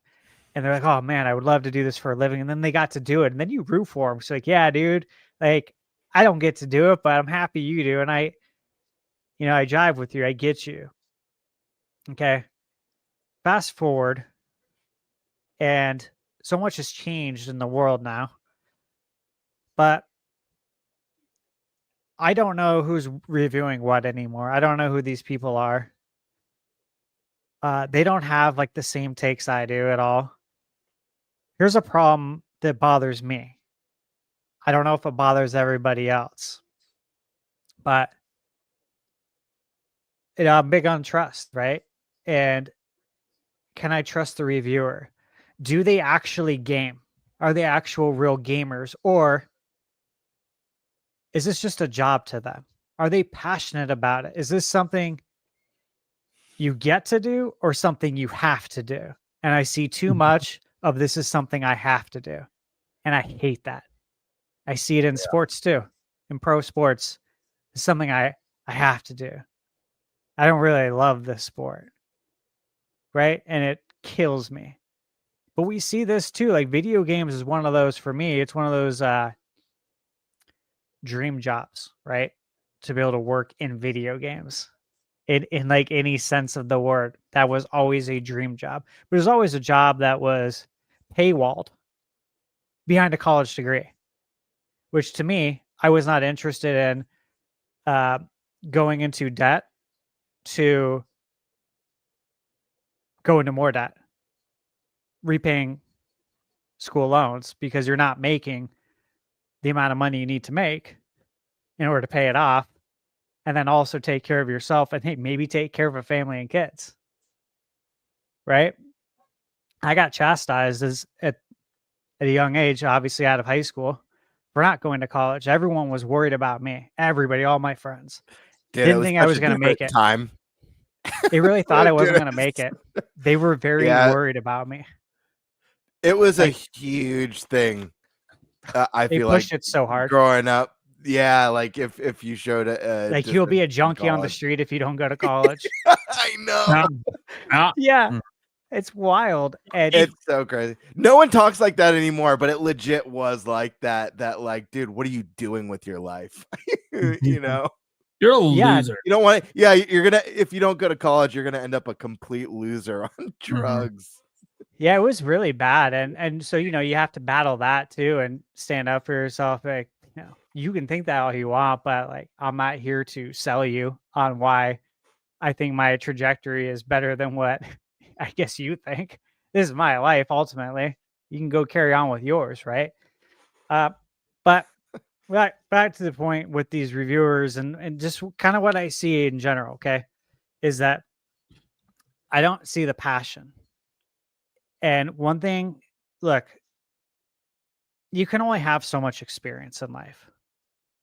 We've all said this too. A lot of people, we all experienced it when we were younger. You go apply places, they want experience. Well, how can I get experience if I can't get a job? Right? Video games, I think, is different. You're playing video games as a kid, right? You don't just decide at 18, I'm going to go review games. You know what I'm saying? Like you have a passion for it, and that's what's got you into this field. You didn't go into it because you want to be rich. It's because you have a passion for it, and you hope everything else falls into place. And what I've seen, though, is that I don't see passion. I don't see the knowledge, to be perfectly honest, where I would like it to be in order for me to trust people to take their professional opinion on whether or not I should spend money. Okay? Like, that's really what it comes down to. If you're giving a game a 5 out of 10, that's clearly not, or you're doing the stupid shit they just do a ukulele. If you're not using your brain and you expect me to take your professional opinion when I know you're not using your brain, how can I trust you? How can I trust you to tell me how to spend my money? Okay? But here's the overarching part, is the trust factor with media in general. And I won't get into details, but look, this is nothing new with me. I have not trusted any media, mainstream media, since I was in high school. I have my reasons. I won't get into it. Nothing has changed. It's only gotten worse. And we're seeing it now filter into other forms of media, video game media. There are some companies that have really hurt the reputation of what it means to do journalism. So much so that, again, anyone can go on my YouTube and go read my about section. I make it crystal clear that I have nothing to do with journalism. I don't want any attachment to that. That's not what I am. I did not go to school for that. I would not advise to go to school for that. So why would I act like I did? I review video games, man. I am not from this field. But I'm going to presume I probably know more than you about video games. That's just who I am. You guys know that. Like, I'm not going to sugarcoat it. And it's okay if I do. And it's okay if you know more about it than me, right? But I need to trust you in order to take that opinion. So there's some reviewers at IGN that have been there a long time, for example. I value their opinion. There's I think there's surprised people at like Nintendo Life. They've been around, they game them for a while. I value it. If you came from where we came from with the NES and you've seen it all, and you take that stock when you're reviewing a game, I value that. I really do. If you take all that into consideration, like that's important. Like when I'm reviewing indie games, some of these games are like NES games. You know what I'm saying? Like AVGN 8-bit. It's built to play like an NES game. But if you give that to someone who didn't grow up on the NES, they're going to be like, this game sucks. The graphics suck. What is this supposed to be? Why does it look this way? It's like, no, this is the source material. This is what we're going for, actually. That's what we're shooting for here. That's a good thing.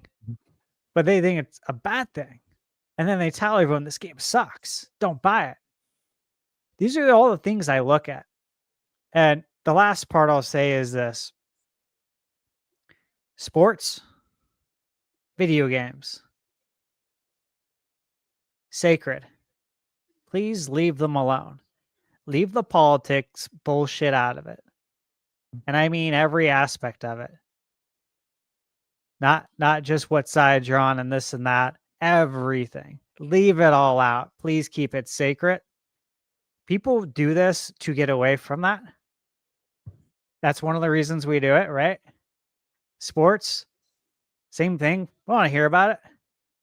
Hollywood people, I want to hear your opinion on shit. I don't know you.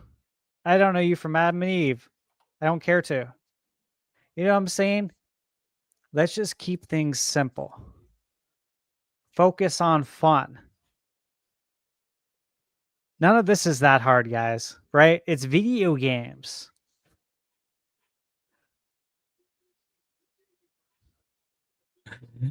In less words, Stash just said, stay in your lane. Yes. None of this is that hard. I remember when NVC used to be so much fun. I used to love that podcast. Dude, I And they loved had it. like when it was regularly like Pear and Brian Altano and Zach And Ryan or Jose Jose Otero Otero. or Yeah. even back in the day with oh man, I forget their Matt names. Was it Casamassina? Matt was great. There was also Richard and Audrey, who now I don't know if they still work for Yeah. Nintendo, but I know they left when they got jobs at Nintendo. There's But- Boson. Yeah, Boson. But I especially love like I was a very big fan. I loved when both Pear and Brian were on NVC regularly, especially Pear. Like the guy's just got so much knowledge and wisdom of the industry. Just I like that guy a listening, lot. he has so many great takes and great perspectives, and you know he's Yes. genuinely someone who grew up with the industry and loves it, and you know the passion, the fun. Love that. Yeah, it's who he is, dude. Yeah. And that's what I'm talking about. Okay. Like if that could be transferred, like if everyone else had that, okay, video game journalism as a whole would be in such a better place, right? Instead, it's content creators who are doing this because they love it. I did not do this to because I thought I was going to get rich, and I don't plan on it. If it happens, great. But doing this was about doing what I actually want to do. Because I just worked 20 years managing. You know what I mean? Like it's doing what I want to do because I really love this. And I don't see that elsewhere. And that's what bothers me. Yeah, I mean it's just called having a passion. You know, sometimes that feels like it's missing in some of that coverage, which has probably led to some of the downfall. And it's interesting too because like some people have this hard time believing that that I'm passionate about talking about news. Yeah, actually, I'm very passionate about talking about video game news and giving my thoughts on it. I've been doing this shit since my playground days. Busting out the Nintendo Powers, the Game Informers, the PC gaming magazines, talking about the latest news and the upcoming games with my buddies. I legitimately am passionate about it. And I hope that comes through in my content because I feel like that's the key to the entire success of my YouTube channel is that I actually do care about this shit.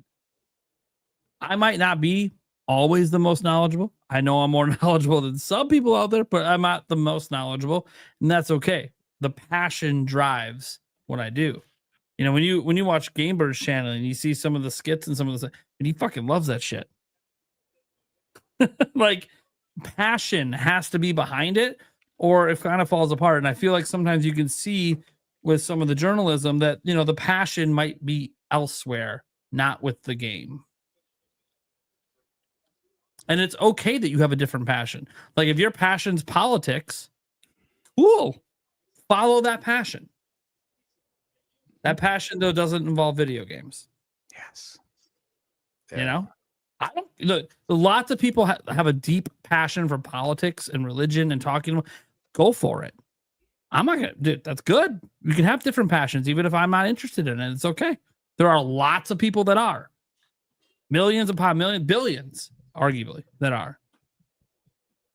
That's okay. Go do that then. Like, you know, if you're in the video game industry and you lost your job and you were someone like injecting politics into your coverage, maybe you should go be a political commentator. Go do that. Chase your passion. Cool with it. You know? And I'm not as strict as Stash about staying in your lane, but politics and religion, you guys know, like, it's a huge thing at my channel. I don't care what you're politically affiliated. I don't care what your religion is. None of that matters for anything we're talking about. But the reason that I don't want that here is because I know the kind of discourse it brings with it. And we have enough discourse just talking about video games. This is what I always say too. Like, I won't even like go into that topic. I always say this because people can't even talk about video games maturely. Yeah, I'm not gonna go there. Yeah. No thanks. It's like just staying in the lane of talking about video games. Think about the headline topic for the show today. It's like just staying in the lane of talking about video games alone has enough discourse and drama. We don't need that other stuff. We're good. We're good here. Let's focus on what we're on. And yeah, there's always going to be some crossover at times. Example, what happens politically, tariffs, things are more expensive, leads to discourse. I get it. We can recognize that's a part of it and move on and just talk about the impact on our wallets and shit for video games. We don't have to focus on why, or you hate this, or you want a different regime, or none of that matters. Not for the topic we're talking about.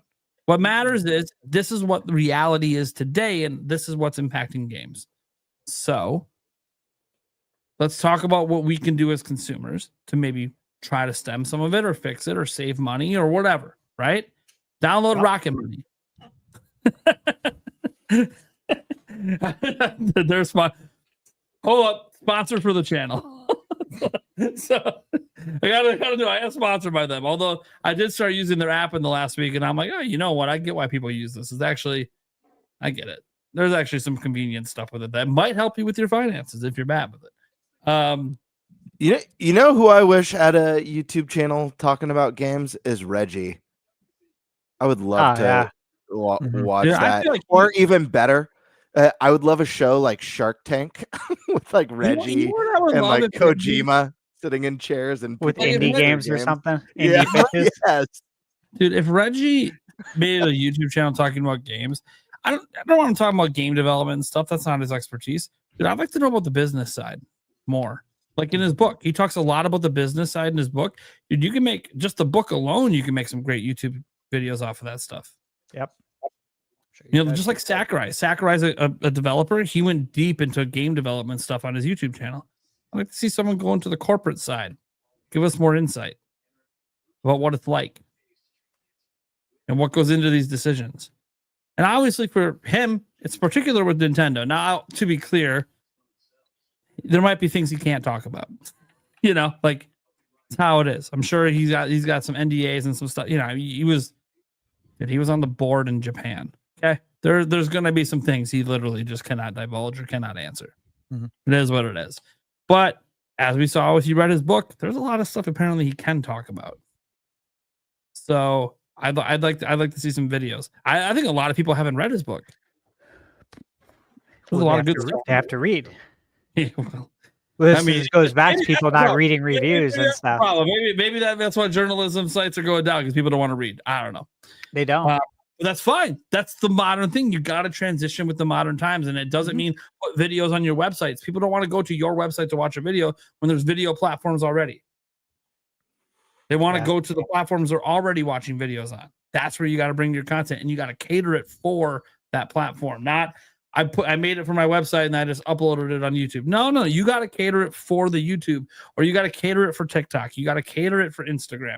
You got to make sure you're targeting it correctly. You can get your message across. Do your homework.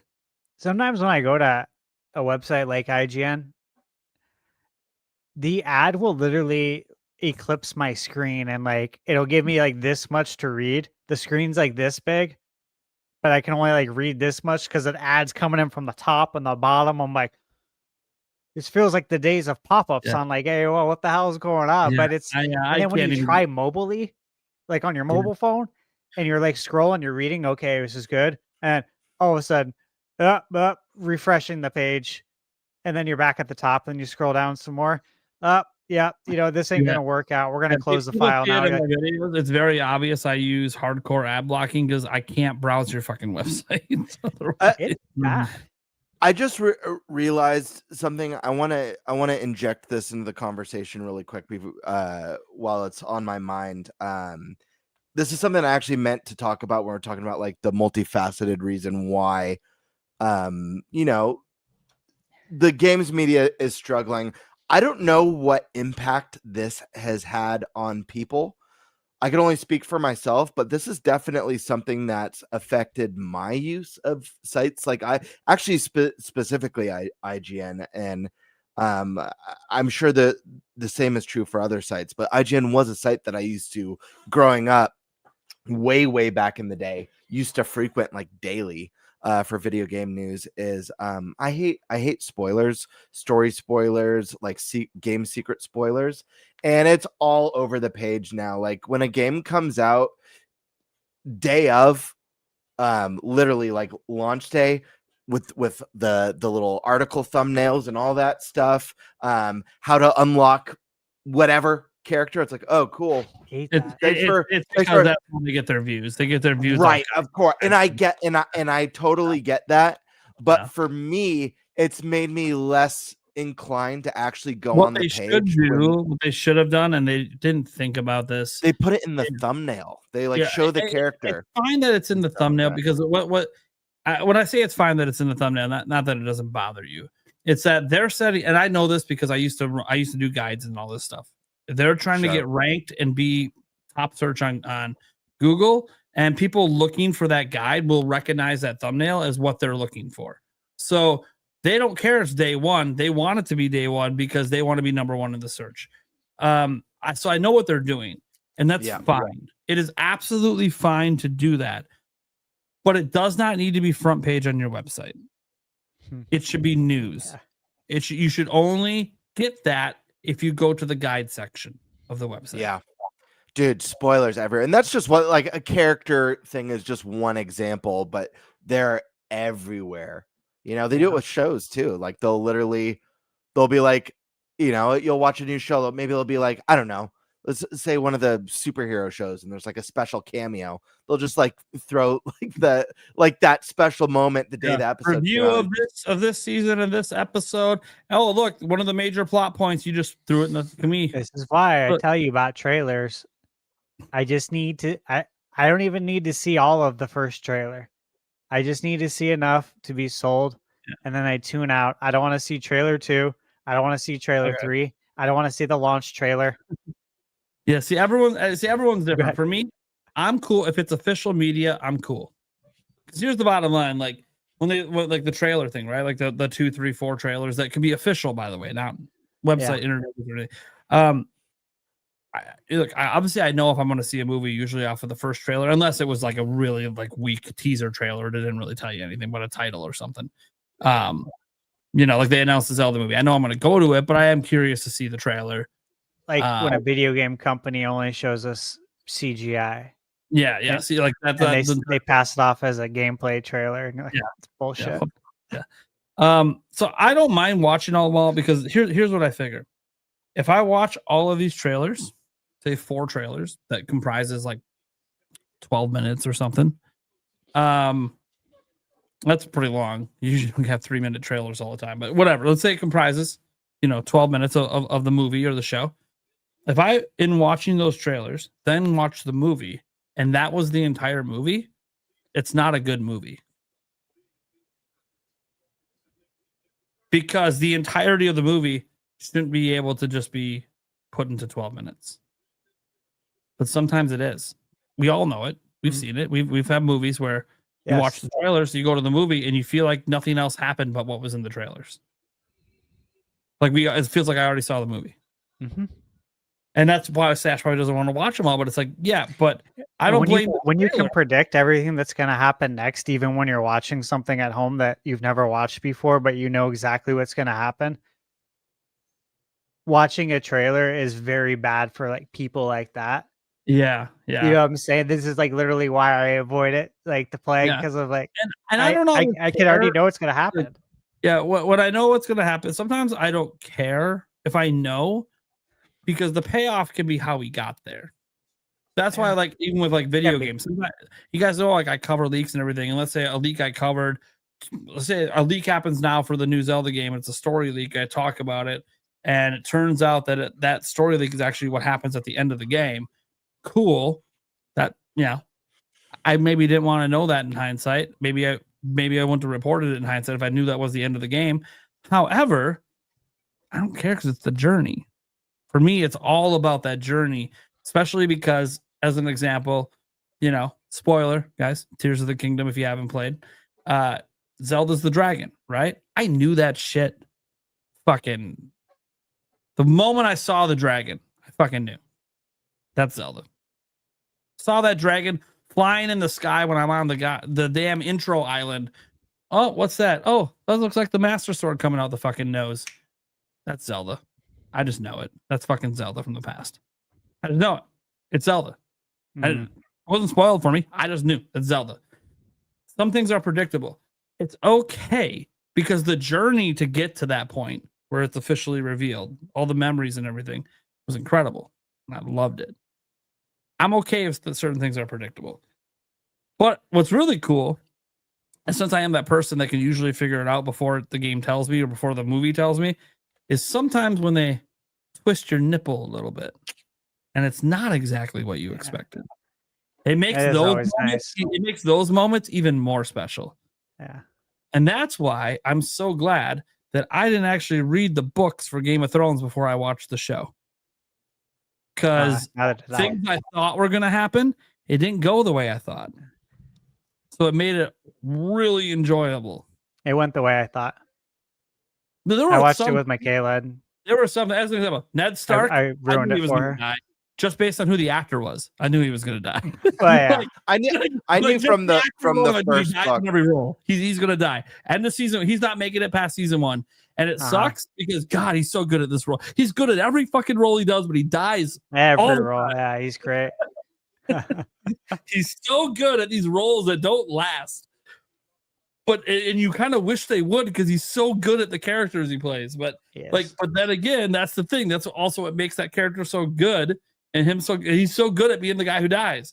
And it's funny, even though I knew it was going to happen, when it did, dude, I had a little tear roll down the eye as Arya was watching it. I'm like, dude, you're so fucking good at. Why are you so good at dying and making us care that you're dying, even though I knew from season 1, episode 1, you were going to die. And even when that moment came, God damn, you're so good at this role. Well, dude, it's Boromir for you. That is Boromir for you. Hey, he lasted a little while before he died in Lord of the Rings. A little while. He didn't die right away. Anyways. All right, let's get to the super chats and we can get the hell out of here because, dude, we got a direct in the morning. I don't know if you guys remember, we didn't even bring it up today because, what are we going to say? It's tomorrow. The Kirby Direct, guys. Hour long. I'll be live at 7 a.m. All right, Steak did 5 gifted over on the Birdman's channel. Hey, I got something. Brother. What's going to happen when Sean Bean dies? In real life? Will it feel impactful, or will everyone at the funeral be like, well, I feel like I was ready for this? You know what I mean? Yeah. I was preprepared.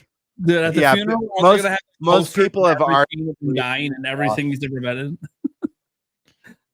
Like a story over the years. Yeah, it's pretty crazy to think that one day that's going to happen, and I do wonder if someone will make that joke.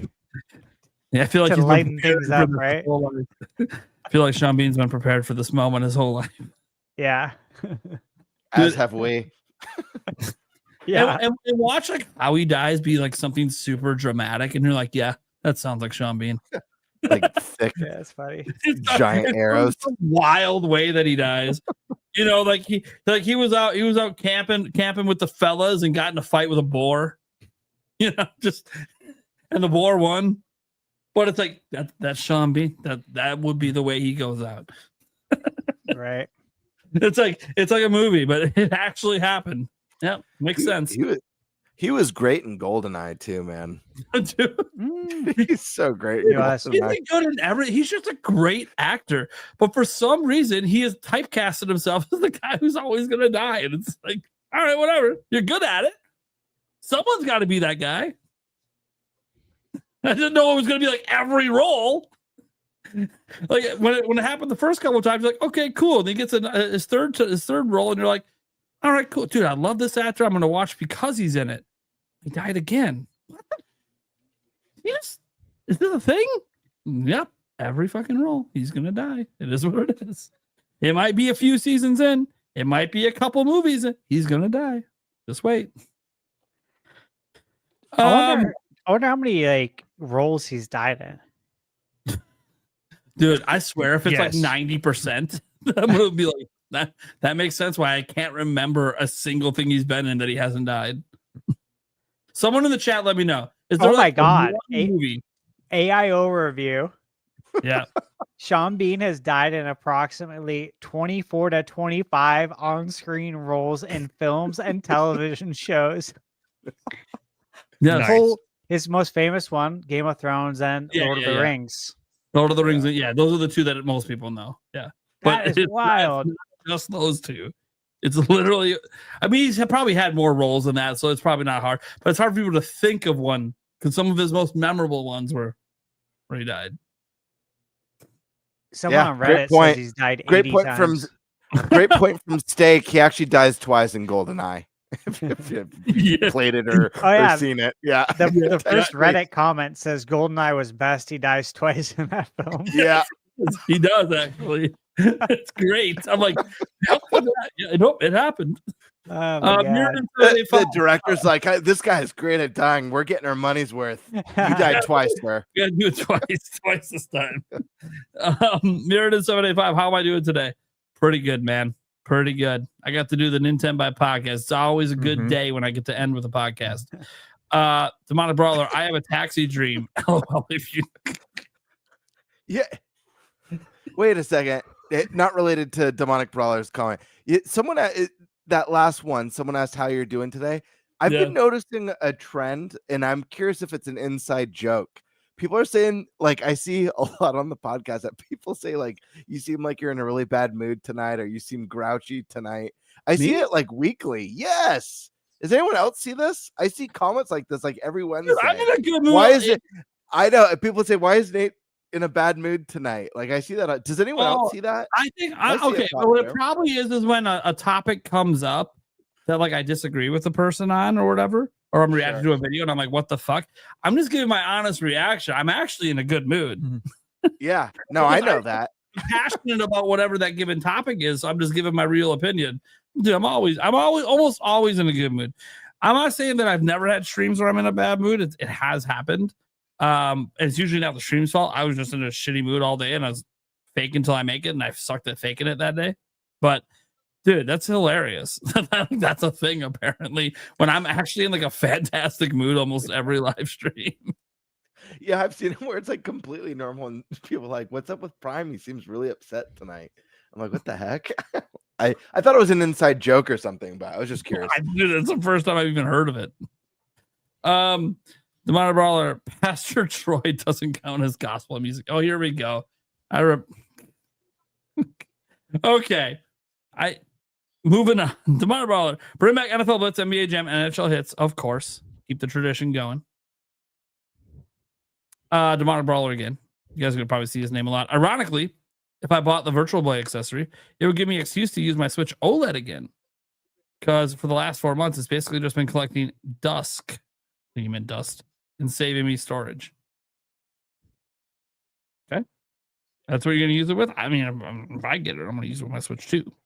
Then again, I will say, I don't think I'm actually going to buy the Virtual Boy. I might buy the cardboard. I know. $100 for something that's only going to be that's where it's going. My set, you see this? It's just going to go back there. I'm never going to actually use it. Are you going to keep it sealed? I might keep it sealed if I did buy it because I'm not going to use it. I know I'm not going to use it. But also, I do like to take things out of the box because I'm never going to resell it, so I don't care. Yeah. Like when you don't care, like I'm never selling it, so I just literally don't care. I'll be playing it. It'll be one that I for sure play. I gotta have a thumbnail where I'm holding it to my face. Yeah. Drill holes in the box and looking. It was always a dream to own one. Like me as a kid. OG one. And I have touched one and used one, but I'm like, it's not the same as it being mine. It's not the same as being mine. I think this will be a lot better quality. You know what? Probably because they were kind of flimsy. Yeah, they were kind of flimsy. I mean, that also means it's not quite the OG. It's not quite the OG. I'm okay with it being better. If they brought the Virtual Console back, maybe we can get the old school Pokemon games playable again. God willing, DuckTales for NES. That would be nice. Hell yeah. If that's the only way we get them is because of VC, because they won't put them on NSO, sure. Hell yeah. Mm-hmm. That's the cool thing about if Virtual Console did come back, because that's where, like, if the reason is because it's a sub service that we don't get it, cool. Like if TPC is like, we were not going to put them on there, but hey, if you ever do Virtual Console again, well, you could sell them for $20 a pop. Okay, cool. People will buy it. Disney's weird. Like, you have these Saturday or was it the Disney Afternoon Collection? Yep. So Tailspin, DuckTales 1 and 2, Chip and Dale 1 and 2. Think maybe there's one more on there, Little Mermaid, maybe. I don't know, I can't remember. But you have that on PlayStation and you don't have it on Nintendo.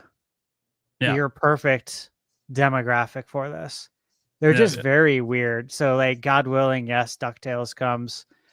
But again, I can't tell what the logic is there. Can you guys? Why would you not release DuckTales? You own it. Mm-hmm. We have People no idea. want it.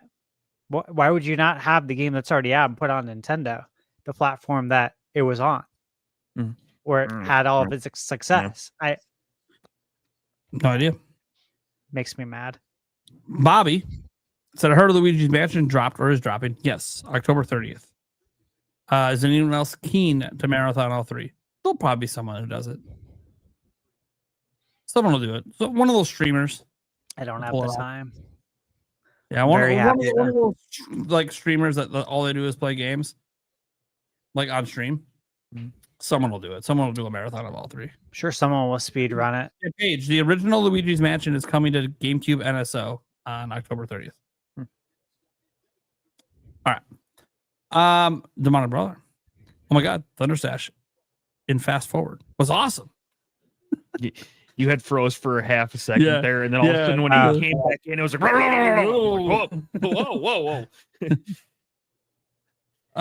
Wink to Mandel 7. Wii Virtual Console had the Turbo Graphics, Neo Geo, Commodore 64, and arcade games. Could these eventually come to NSO? Sure, possibly. I think more likely to a Virtual Console. Again, it's one of these things that it's like, you know, the cut of money probably isn't that, like when Sega Genesis is on there, I don't think those companies are getting too much money out of this arrangement. And it's always about money. But when it's an individually sold game, yeah, Nintendo takes their 30%, they get the rest.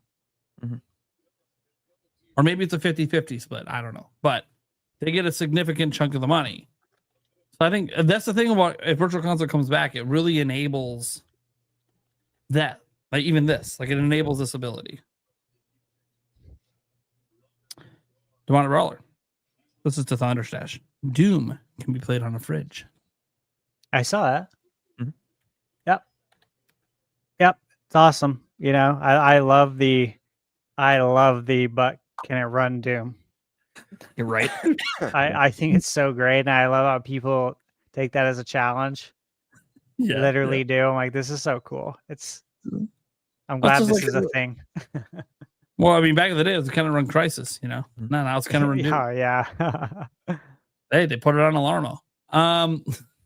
Yeah. Demonic Brawler again. What if Virtual Console's the next Smash Fighter? You know what? Yes. Sure. Game & Watch got in. Rob got in. Wii Fit Trainer.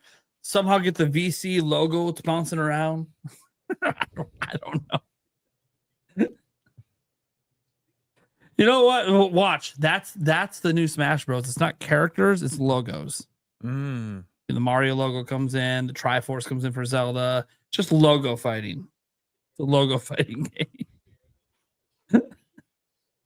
Bama Hut gifted 10 members. He also gifted another 10. Thank you for the 20 pack, buddy. Appreciate it. Reaper. Pokemon Red was $29.99 back when it came out. That was in 1998. With inflation, obviously, people really need to stop complaining about price. Look, I think the best way to complain about price is if you think it's too expensive, don't buy it.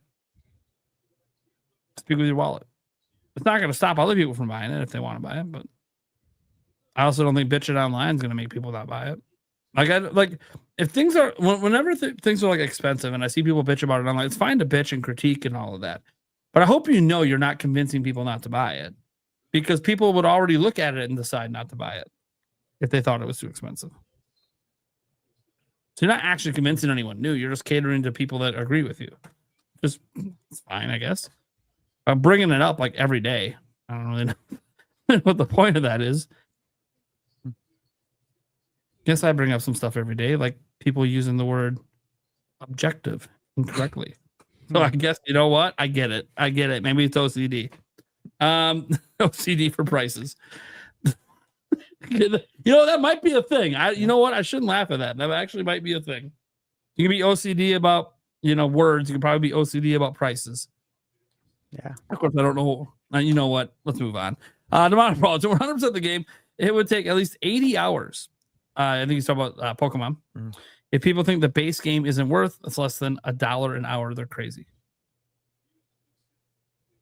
I will say not everyone 100% games. I would say a majority of people don't do that. It's a very small percentage that actually do that.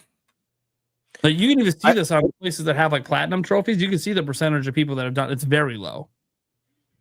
The percentage of people that beat games is very low. Yeah, it's like 12%.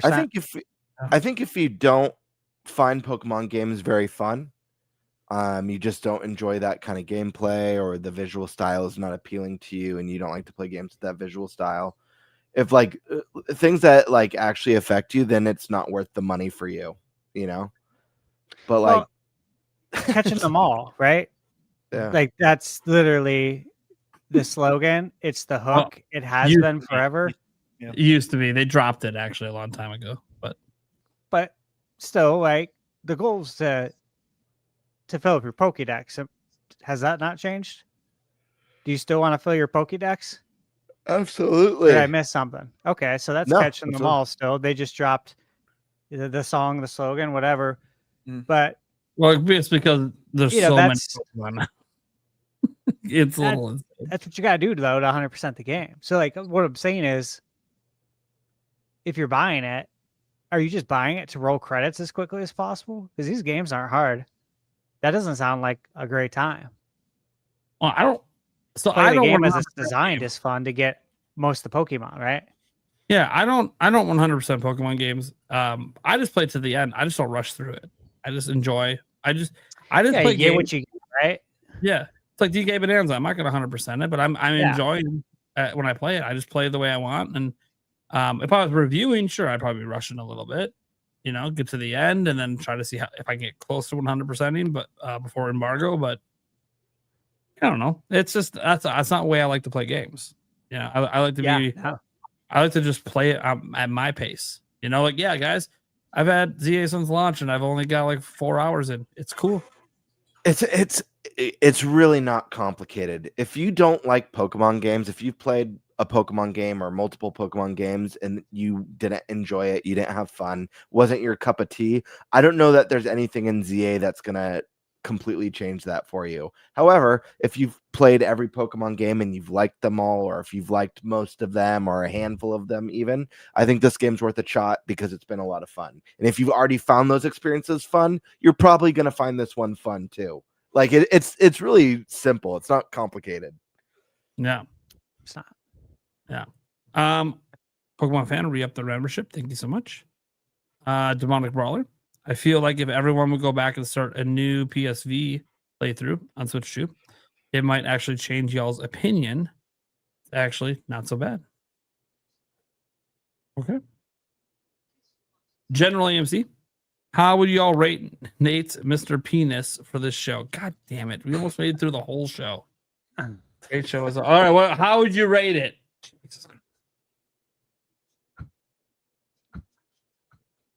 About 4 inches. No.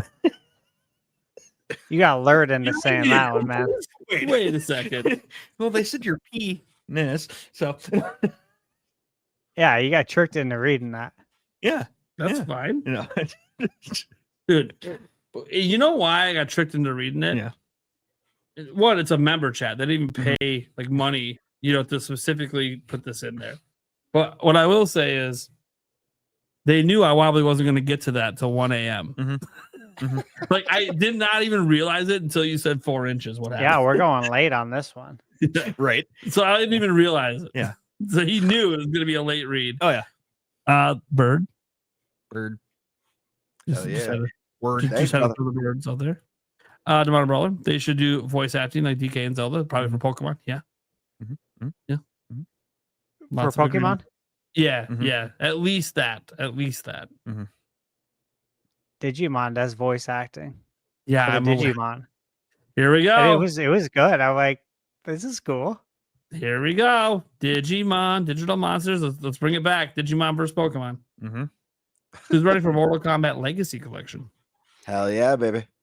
You know, that's tough, right? Because, yeah, we're ready. We're ready for the physical, but the physical ain't ready for us until December 12th, right? Yeah. But I'm the really digital excited is for all coming the out behind the scenes 30th. stuff. I'm very excited for that. I respect that body of work. I really do. We've been there, right? All of us since the beginning.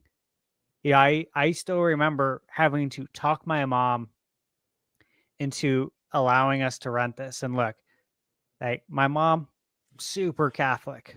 Okay. Again, I don't mind mentioning this, but to get her to do something like that took ultimate salesmanship. You know what I mean? Like if I had PowerPoint back in the day, I'd probably have to bust that out if they even had it. But who was it? I talked about this before. It was on C-SPAN. Politician that he made Mortal Kombat. Oh yeah. Sound like the worst thing ever. I'm gonna see his name. It wasn't Jack Thompson. It was dude, it was so bad when parents saw this. Like it's like game over, bro. You're not getting this. I mean, if you just describe it in certain ways, you can make it sound really bad. He did a very good job of like in detail describing Lieberman. Yep. Yeah. Oh my God. You know, he was talking about the fatalities in detail.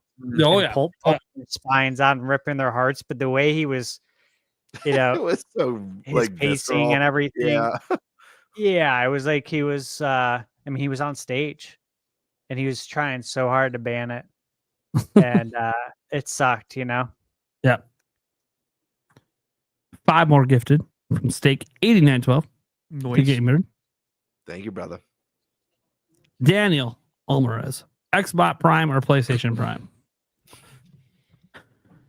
Nintendo Prime's the name. In case you forever forget, I don't know if this is going to play, but I'm Nintendo Prime, bitch. I don't know if I played or not, but yeah. Jimzo. Just $1. Why not? Thank you. Jorge. You think it's possible that we can see 128 gigabyte cartridges? Some have mentioned just using Switch 1 carts to fit bigger Switch 2 games. I don't see a clear, reasonable solution for big games and game key cards. Well, they're not going to go to Switch 1 cards. I'll tell you that. If they do 128 gigabyte carts, I only want one thing. You guys know what that is? Wave race? No. Wave race. No. I want Mario 128 finally. Oh, yeah. And I don't care if they said it was a tech demo. And I don't care about what I saw with Mario rolling those blocks, trying to say that's Mario 128. I want the sequel to Mario 64. Make it happen on cart. Yes. Yeah, and while you're at it, bring back video game magazines that come with demo discs and include some demo carts in there, please. Yes, please. Please. Those were the best. Okay. Checking the newsstand for any magazine that has a demo disc. Yep. You'll never see see a disc with like 4 demos on it. Yes. Yeah. You'll never see a negative. Those greedy Nintendo hating clickbaiters get sponsored by BetterHelp.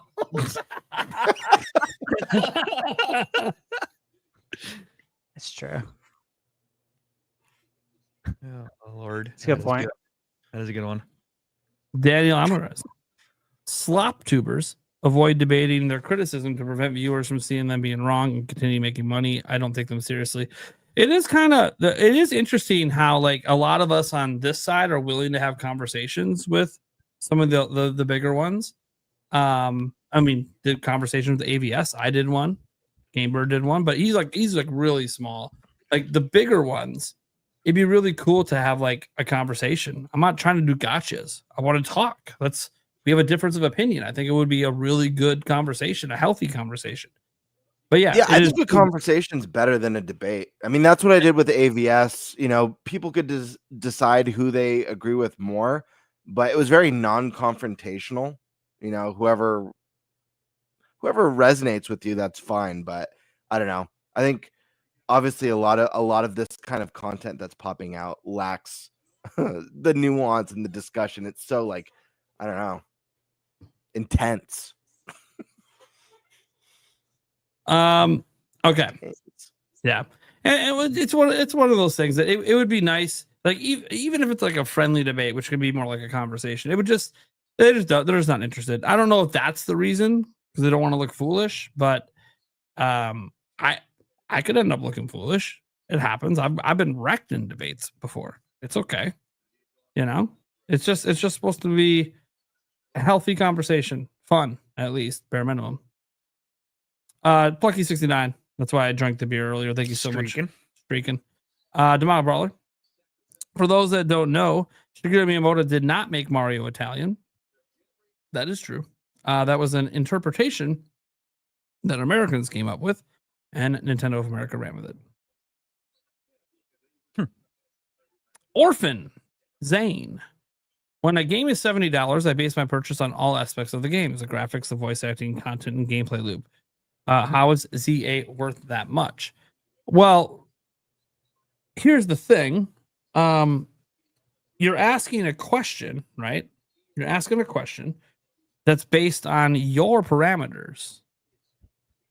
And I can't apply your parameters to me because my parameters aren't the same. Well, it's a $60 game with a $10 upgrade if you want the upgrade. It's technically a $60 game. Yeah. You don't have to get the Switch 2 version. But like as an example, like you said, $70. You know, the graphics, the voice acting. A game doesn't have to have voice acting for me to think it's worth $70. Just like you're trying to apply like your standards and your preferences. Yeah, it's kind of like a gotcha question. You know, I don't think you were trying. Like you might have been asking earnestly for us to argue like why it's worth 70. I'm not going to tell you it's worth 70. I haven't played enough of the game to even know if it's worth 70. Right. Like, you know, I said, you know, before Mario Kart World, like when people were chastising it for being $80 because the argument was always no game is worth 80. Well, I'm like, well, I don't know that. I have to play it. I played it. I can tell you I don't think Mario Kart World is worth $80, but I had to play it to know. Oh boy. I don't know till I play. You know? I can tell it's late. I'm laughing my ass off because all of a sudden I'm looking back behind me and on the TV, and all of a sudden I just see this thing flying around. I'm like, what the hell's going on? Then I look over, you're playing with the remote, and their mouse is going back through on the mouse. TV. I know. I was wondering when you could do it. I've been seeing it on my screen this whole time. I'm like, when's Eric going to notice I'm fucking with it this whole time? Just now. Give us a new Road Rash, Burnout, and Midnight Club. Yes. Whoa, Midnight Club. I forgot about that one. I used to play that. The Midnight Club Street Racing on PS2. There we go. Almost done, guys. We got Venny coming in here. Somehow Nintendo reveals by accident, then by intention. By intention these days. Yeah, dude, there was actually two bosses. I didn't show the second one. They got revealed from different ads from Nintendo. Yep, we accidentally slipped that one out there. Whoops. Happens. What are you gonna do? I mean, I put it on Twitter. I just wanted to test if Nintendo's gonna DMCA my tweets on it. So I'm testing to see if I can put it in a YouTube video. This is what I'm doing. They can't strike me on Twitter, but they can strike me on YouTube. So I'm gonna see if they take down my videos on Twitter. So I know if I can put them in a video tomorrow. Hopefully, I don't take this one down. No, they won't. They won't. It's because it's buried in such a long show. They're fair enough. Yeah, they won't do it. Okay, I did that one. Uncario, Prime, my man. When you're going to actually spoil a plot point or something, please give at least 5 seconds, not just spoiler alert, blah, blah. Well, I said spoiler alert, Tears of the Kingdom. You can just tap mute or walk away or throw your phone. Throw your phone. Imagine someone so scared. They just fucking... Here's the thing. Here's why he's listening on his computer, but throws his phone. Here's why I didn't give more than 5 seconds. The game's 2 years old. I'm sorry. It's expired. You've had 2 years. 2 years to get to that spoiler. I'm good. There has to be an expiration date on when you could just talk about the game. But there's never an expiration date on yelling spoilers. What I'm saying is I didn't even have to say spoiler. I was kind of doing it tongue in cheek because it's been long enough. Yeah. It's been long enough. This isn't like it's been a week or a month. Years. We're talking years since the game came out. Got plenty of time to buy a Switch Lite and beat the fuck out of that game. Now, if it was like the Metroid one, I think there was plenty of time to realize that you were about to get spoiled on a boss if you didn't want to see it. That was not 5 seconds. Z-A is pretty fun. Just the cutscenes look extremely off and uncanny without the voice acting. Yeah, I agree with that. Mm-hmm. Yeah. They're pretty well animated, but the lack of VA is weird. The thing I also thought was weird was it's not just that they feel uncanny without voice acting, which I agree. Mm-hmm. It's that they're so well animated that the rest of the game not being animated like that feels weird. Mm-hmm. You know what's funny that I was just thinking about reading this comment is that I feel like when Game Freak adds voice acting, if and when they add it, it's probably gonna hurt the game because I do see Game Freak cheaping out on the voice acting. So it's like even if they didn't, and let's just say they didn't cheap out, the people are gonna bitch about it anyway. Oh yeah, because they will anyways. You're gonna be like, hey, you better give me the Japanese voice actors instead. And I sit there. It's funny too. Like when I hear people say that, like I prefer to listen to the Japanese voice actors. They're so much better. And I'm like, that's cool. I mean, that's an interesting opinion, even though you don't understand what they're saying, but you're reading the subtitles. It's fine. Some games that I see people say that with, I go and I just check out like a Japanese forum to see what they think about it. And they're like bitching about how terrible the voice acting is in the game. And I'm just like, do you realize that you're not even listening to good Japanese voice acting? In other words, they just like the way Japanese sounds. Yeah, they just like the way the Japanese sound.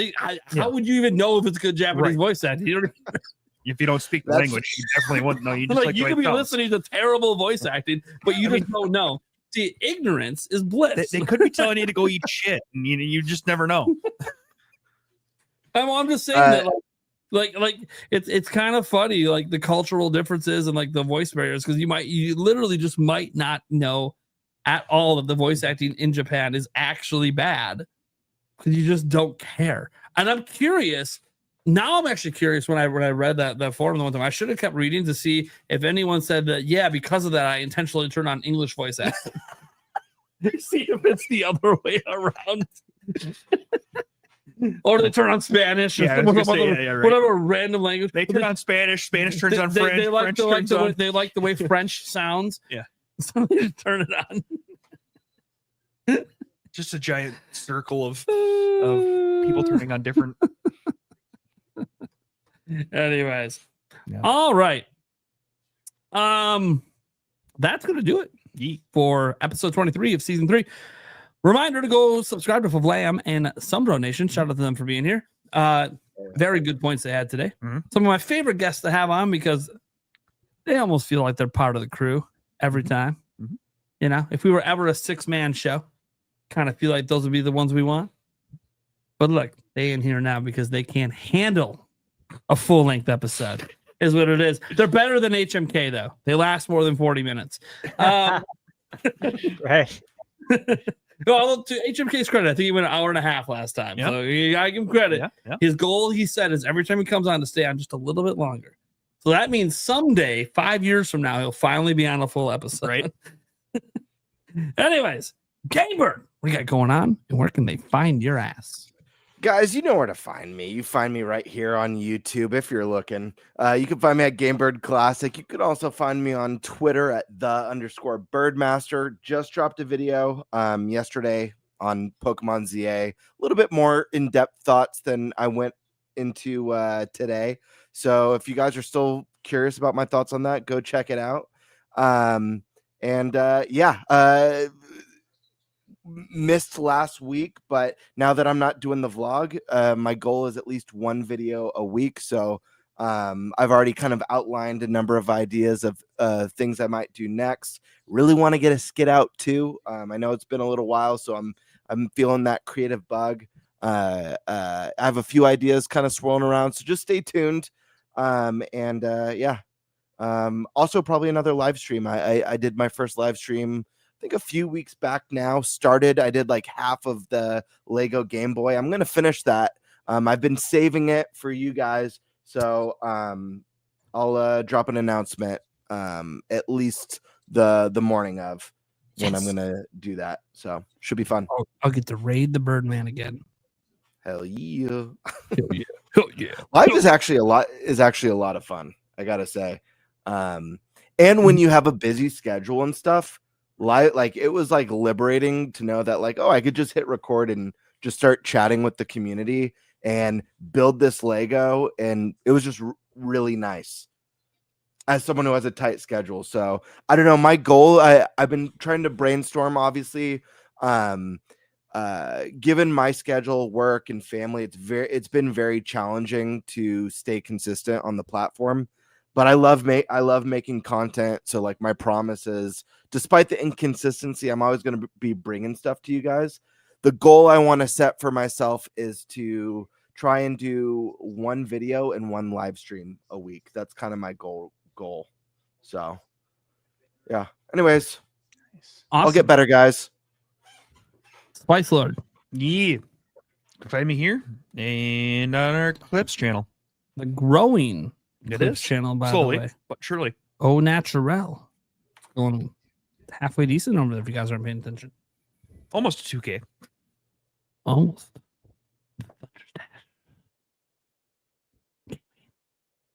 Who? What? I thought I heard something. I had an Excel file covering the screen.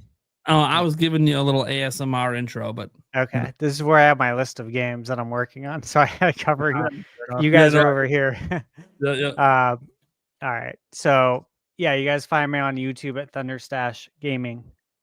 And then yesterday I posted my review for Angry Video Game Nerd 8-bit.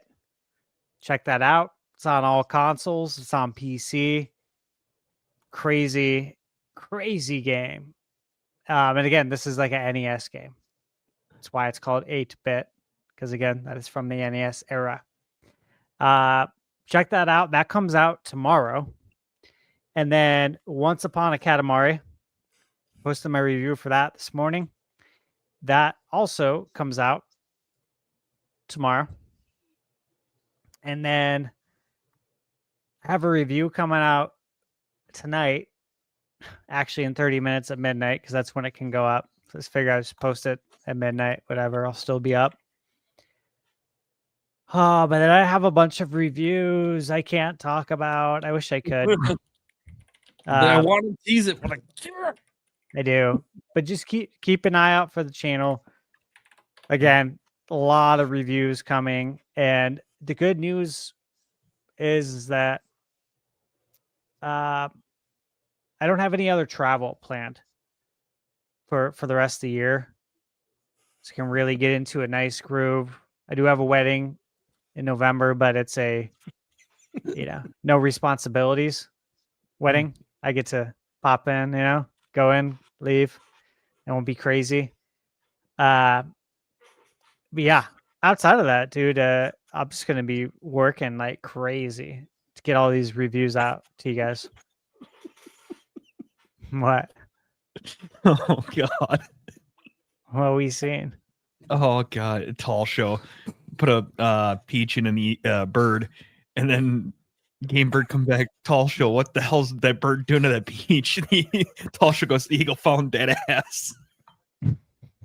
Well, I mean, to be fair, yeah. I did ask her earlier when I was going to Game Bird. It was talking about where we can see the ass or whatever, and like Game Bird totally didn't get it and just kept talking. So now the ass joke went to the chat, and the reality is you can see the ass every single week right here on the Nintenbyte Podcast because it's part of the intro. Mm-hmm. It's been a lot of ass lately. Maybe next week there'll be a bird up that ass in the intro. We'll see. Has been. There has been. No, a lot of ass jokes. A lot of ass jokes on this one. Dude, yeah, someone commented on my Pokemon video. Pokemon games are ass, so why does everyone care so much? Yeah. And I was like, well, it's because a lot of people are really into ass. Yeah. That was the greatest fucking response. Greatest response of all time to a comment. I love It's it. very good. It's very true. Yeah, it's a fact. You're just speaking facts over here. All right, guys. Holy light up a bird's with ass. I'm Nintendo Prime. What's up? You can catch me pretty much Nintendo Prime on every platform. I'm mostly a YouTuber, but you can catch me over on X, talking smack, getting called a shill every day. I am a professional Nintendo shill, as my subtitle says today in the video version of the show. I'm also a masturbator and a master debater, and I'm also just a clickbaiter. So all the baits, that's what I'm all about around here. I talk about Nintendo news every single day. We do live streams as well, talking about a lot of stuff on that. Usually just bullshitting, answering questions, hanging out, having fun. Occasionally play a game, occasionally do some weird shit. Okay. The weird shit's pretty much every stream, but it is what it is. I'm a weird guy. You can catch this podcast also everywhere that audio podcasts are heard. I'm pretty good about getting the audio version up. I have confirmed it's so far going to Apple every single time. We've had some issues with that in the past, but it seems to be working again. So yeah, thank you guys for tuning in. We'll be back same time next week. Can I say something? No. I just thought about it. I'd like to compliment you on your set. It is very festive. I saw it last week too. Like I see it and I think about it, but someone's talking, and so I don't say anything, obviously, because that would be rude. But I see it. I'm like, this is really good. Like, I like that. I like it, man. It's funny. It was like the easiest thing ever. Well, okay, so Yulia bought me the Jack Skellington back there. She did that like weeks ago. I don't know if she did it for the set. She just knew I liked Nightmare Before Christmas, and I didn't really have any merch or anything from it. But so for the holidays, every year I usually decorate. So I'll decorate for here. I'll try to do something for fall / Thanksgiving next month. We'll see. And then we also go kind of ham on the Christmas stuff because it's just so easy to decorate for. It's funny. I went to the dollar store. I spent $12, and that's what my set turned into for $12. Hell yeah! Wow. It also helps that like my set, one, these are lights that are here all the time. I can just change the color, and two, this is a TV. I can put anything I want on it. So it has half the set is like I can just make it anything I want at any time. But literally, like this is a ghost lawn blow up thing that was like $2 from the dollar store. There's the skeleton one right next to it, another $2. All the spider webs were like $1 each. Do you ever I already had Mr. Pumpkin. Now Mr. Pumpkin's special. I can't resist punching blow-ups. Yeah. Well, I'm probably gonna punch him because they don't need to survive for next year. They were $2. I'll probably punch him when Halloween's over. Yeah. Nice. But or worse. Mr. Pumpkin back here, this giant guy, I won him at the local fair. I made 3 shots in a row on the rigged basketball hoops. Oh, nice. And that's why we call him Mr. P. Nah, Sure. Nah, you're talking to him. He's got a name tag and everything. You see that? That's a name tag. It says Mr. Pumpkin on it. I can't To be fair, it's covering up a hole that leaks out his insides. I mean, know. Oh, really? Fair stuffed animals don't last very well. Who knew? Who knew? They're cheaply made and cost 50 cents from China. You're right. Yeah, who knew? And I had to make 3 in a row of those impossible. They're not impossible. They're bent rims. This is back when my parents, Eric knows this. The only reason I was so good at shooting on it is because it literally, we had a basketball hoop with my parents. It kept falling down and it got bent over time to the point the ball would barely fit in. So I was shooting on that for ages. So I got really good at shooting on the bent rim. That's great. It's a legit skill. It's like, because like, the carnies do it. You're like, oh, you can't make it. Then you watch him shoot and he makes it right away. And you're like, what the fuck? Hey, dude, that carny has done that shot 10 million times. Just like fucking chat. Dude, the chat's going wild right now. We're late night. The one that's on the screen. Well, yeah, I understand the one that's on the screen. Great. Okay. All right. On that note, I need to find my ass to the bed because I got to be up in 5 hours and 15 minutes to get ready, get my kids off to school, and come and do a live stream, guys. That's right. We got a direct tomorrow. So see you guys then. Thank you guys so much for tuning in.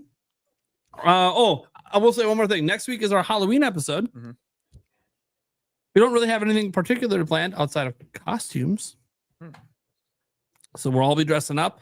And I believe our special guest, Sky Sword Alyssa, because the Geek Apprentice, unfortunately, had to dip out for personal reasons, but she will be back on.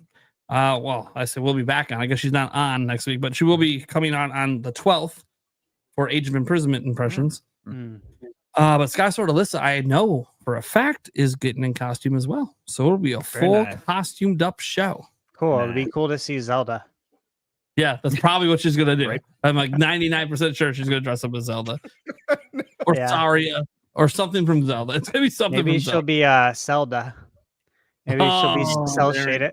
There we go. Dude, that'd be hilarious. What if she did come in cell shaded and she made like not an AI background, but her whole background was cell shaded from Wind Waker. Yeah, that's a good idea. And then she's cell shaded. She even puts on like the makeup that makes her look. I'll be like, dude, that's insane. Now don't talk because the lips don't heavy move. Pastels. Anyway, she should do the 2-part costume. The first half of the show, she's Tetra. Second half of the show, she's Zelda. Yeah, she says, "Be right back. Got to go to the bathroom." Yeah. She came like in a different costume. Right. Cool. Oh man, it'd be like me being Child Link, and then I say, hold on, and then I pull the Master Sword from back there, and I turn around, and now I'm Adult Link. Yeah. I wish I could like source a Yo-Noid costume. I could. Oh, that would be cool. I could. One of my kids looked like me when I was younger. Yeah. I should have him come on the show at the beginning as a joke, pull the Master Sword, fade to black, come back, and it's me as an adult. Yeah.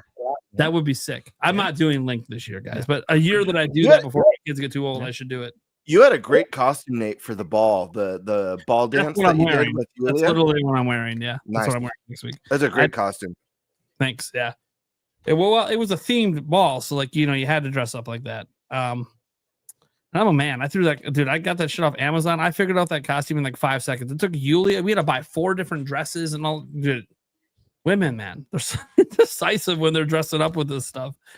Like for me, dude, I literally like, nope, that'll work. Let me just order it all quick just to make sure it fits. It fits. Cool. I'm good. It was the only thing I had to buy. I did have to buy a second crown. The first crown I bought didn't fit, but whatever. Gave it to my kids. So screw it. I'll buy one that's adjustable. It said it was certain measurements. Jesus. So I know what my measurements are for fitted hats. So it said it was certain measurements, and I went a little bigger because it's not a fitted hat, it's metal, but it wasn't even close. I'm like, dude, your measurements are so off. And then I measured it at home. I'm like, dude, your measurements, this thing's like 3 sizes smaller than you said it was. Whatever, kids, you take it. I'm gonna buy one that's adjustable, which means it's a cheap piece of shit. But looks good. Looks good. Fair enough. Dude, my mic cover's always delicious. Have you never had purple ice cream? Missing out. What? All right, guys. Wait, what? Purple ice cream? Look it up. Look it up. What flavor is Look this? it up and look it up. Was All it right, like guys. grape ice cream? You can find out on your own, man. Or look it up. no, is it cotton candy? I've seen the what is it flavor? The unicorn flavor is purple. Oh boy. Or is it blueberry? Like blueberry cheesecake or something? Oh boy. Right. You're talking about all things. Everything you brought up is the color blue. Nope. My Right. brain went a completely different direction. Yeah, I know where your brain went. Yep. Nope. Yeah, grape's not blue. Grape's purple, Get bro. me outta here. I said Show grape me first. Grape is purple. Who said grape is blue? Who said that? Apparently, Nate said all the things I said are blue. Grape's can be purple. green. Grapes can be green. Purple. Grapes can be green. Yeah, but I'm referring to When purple. you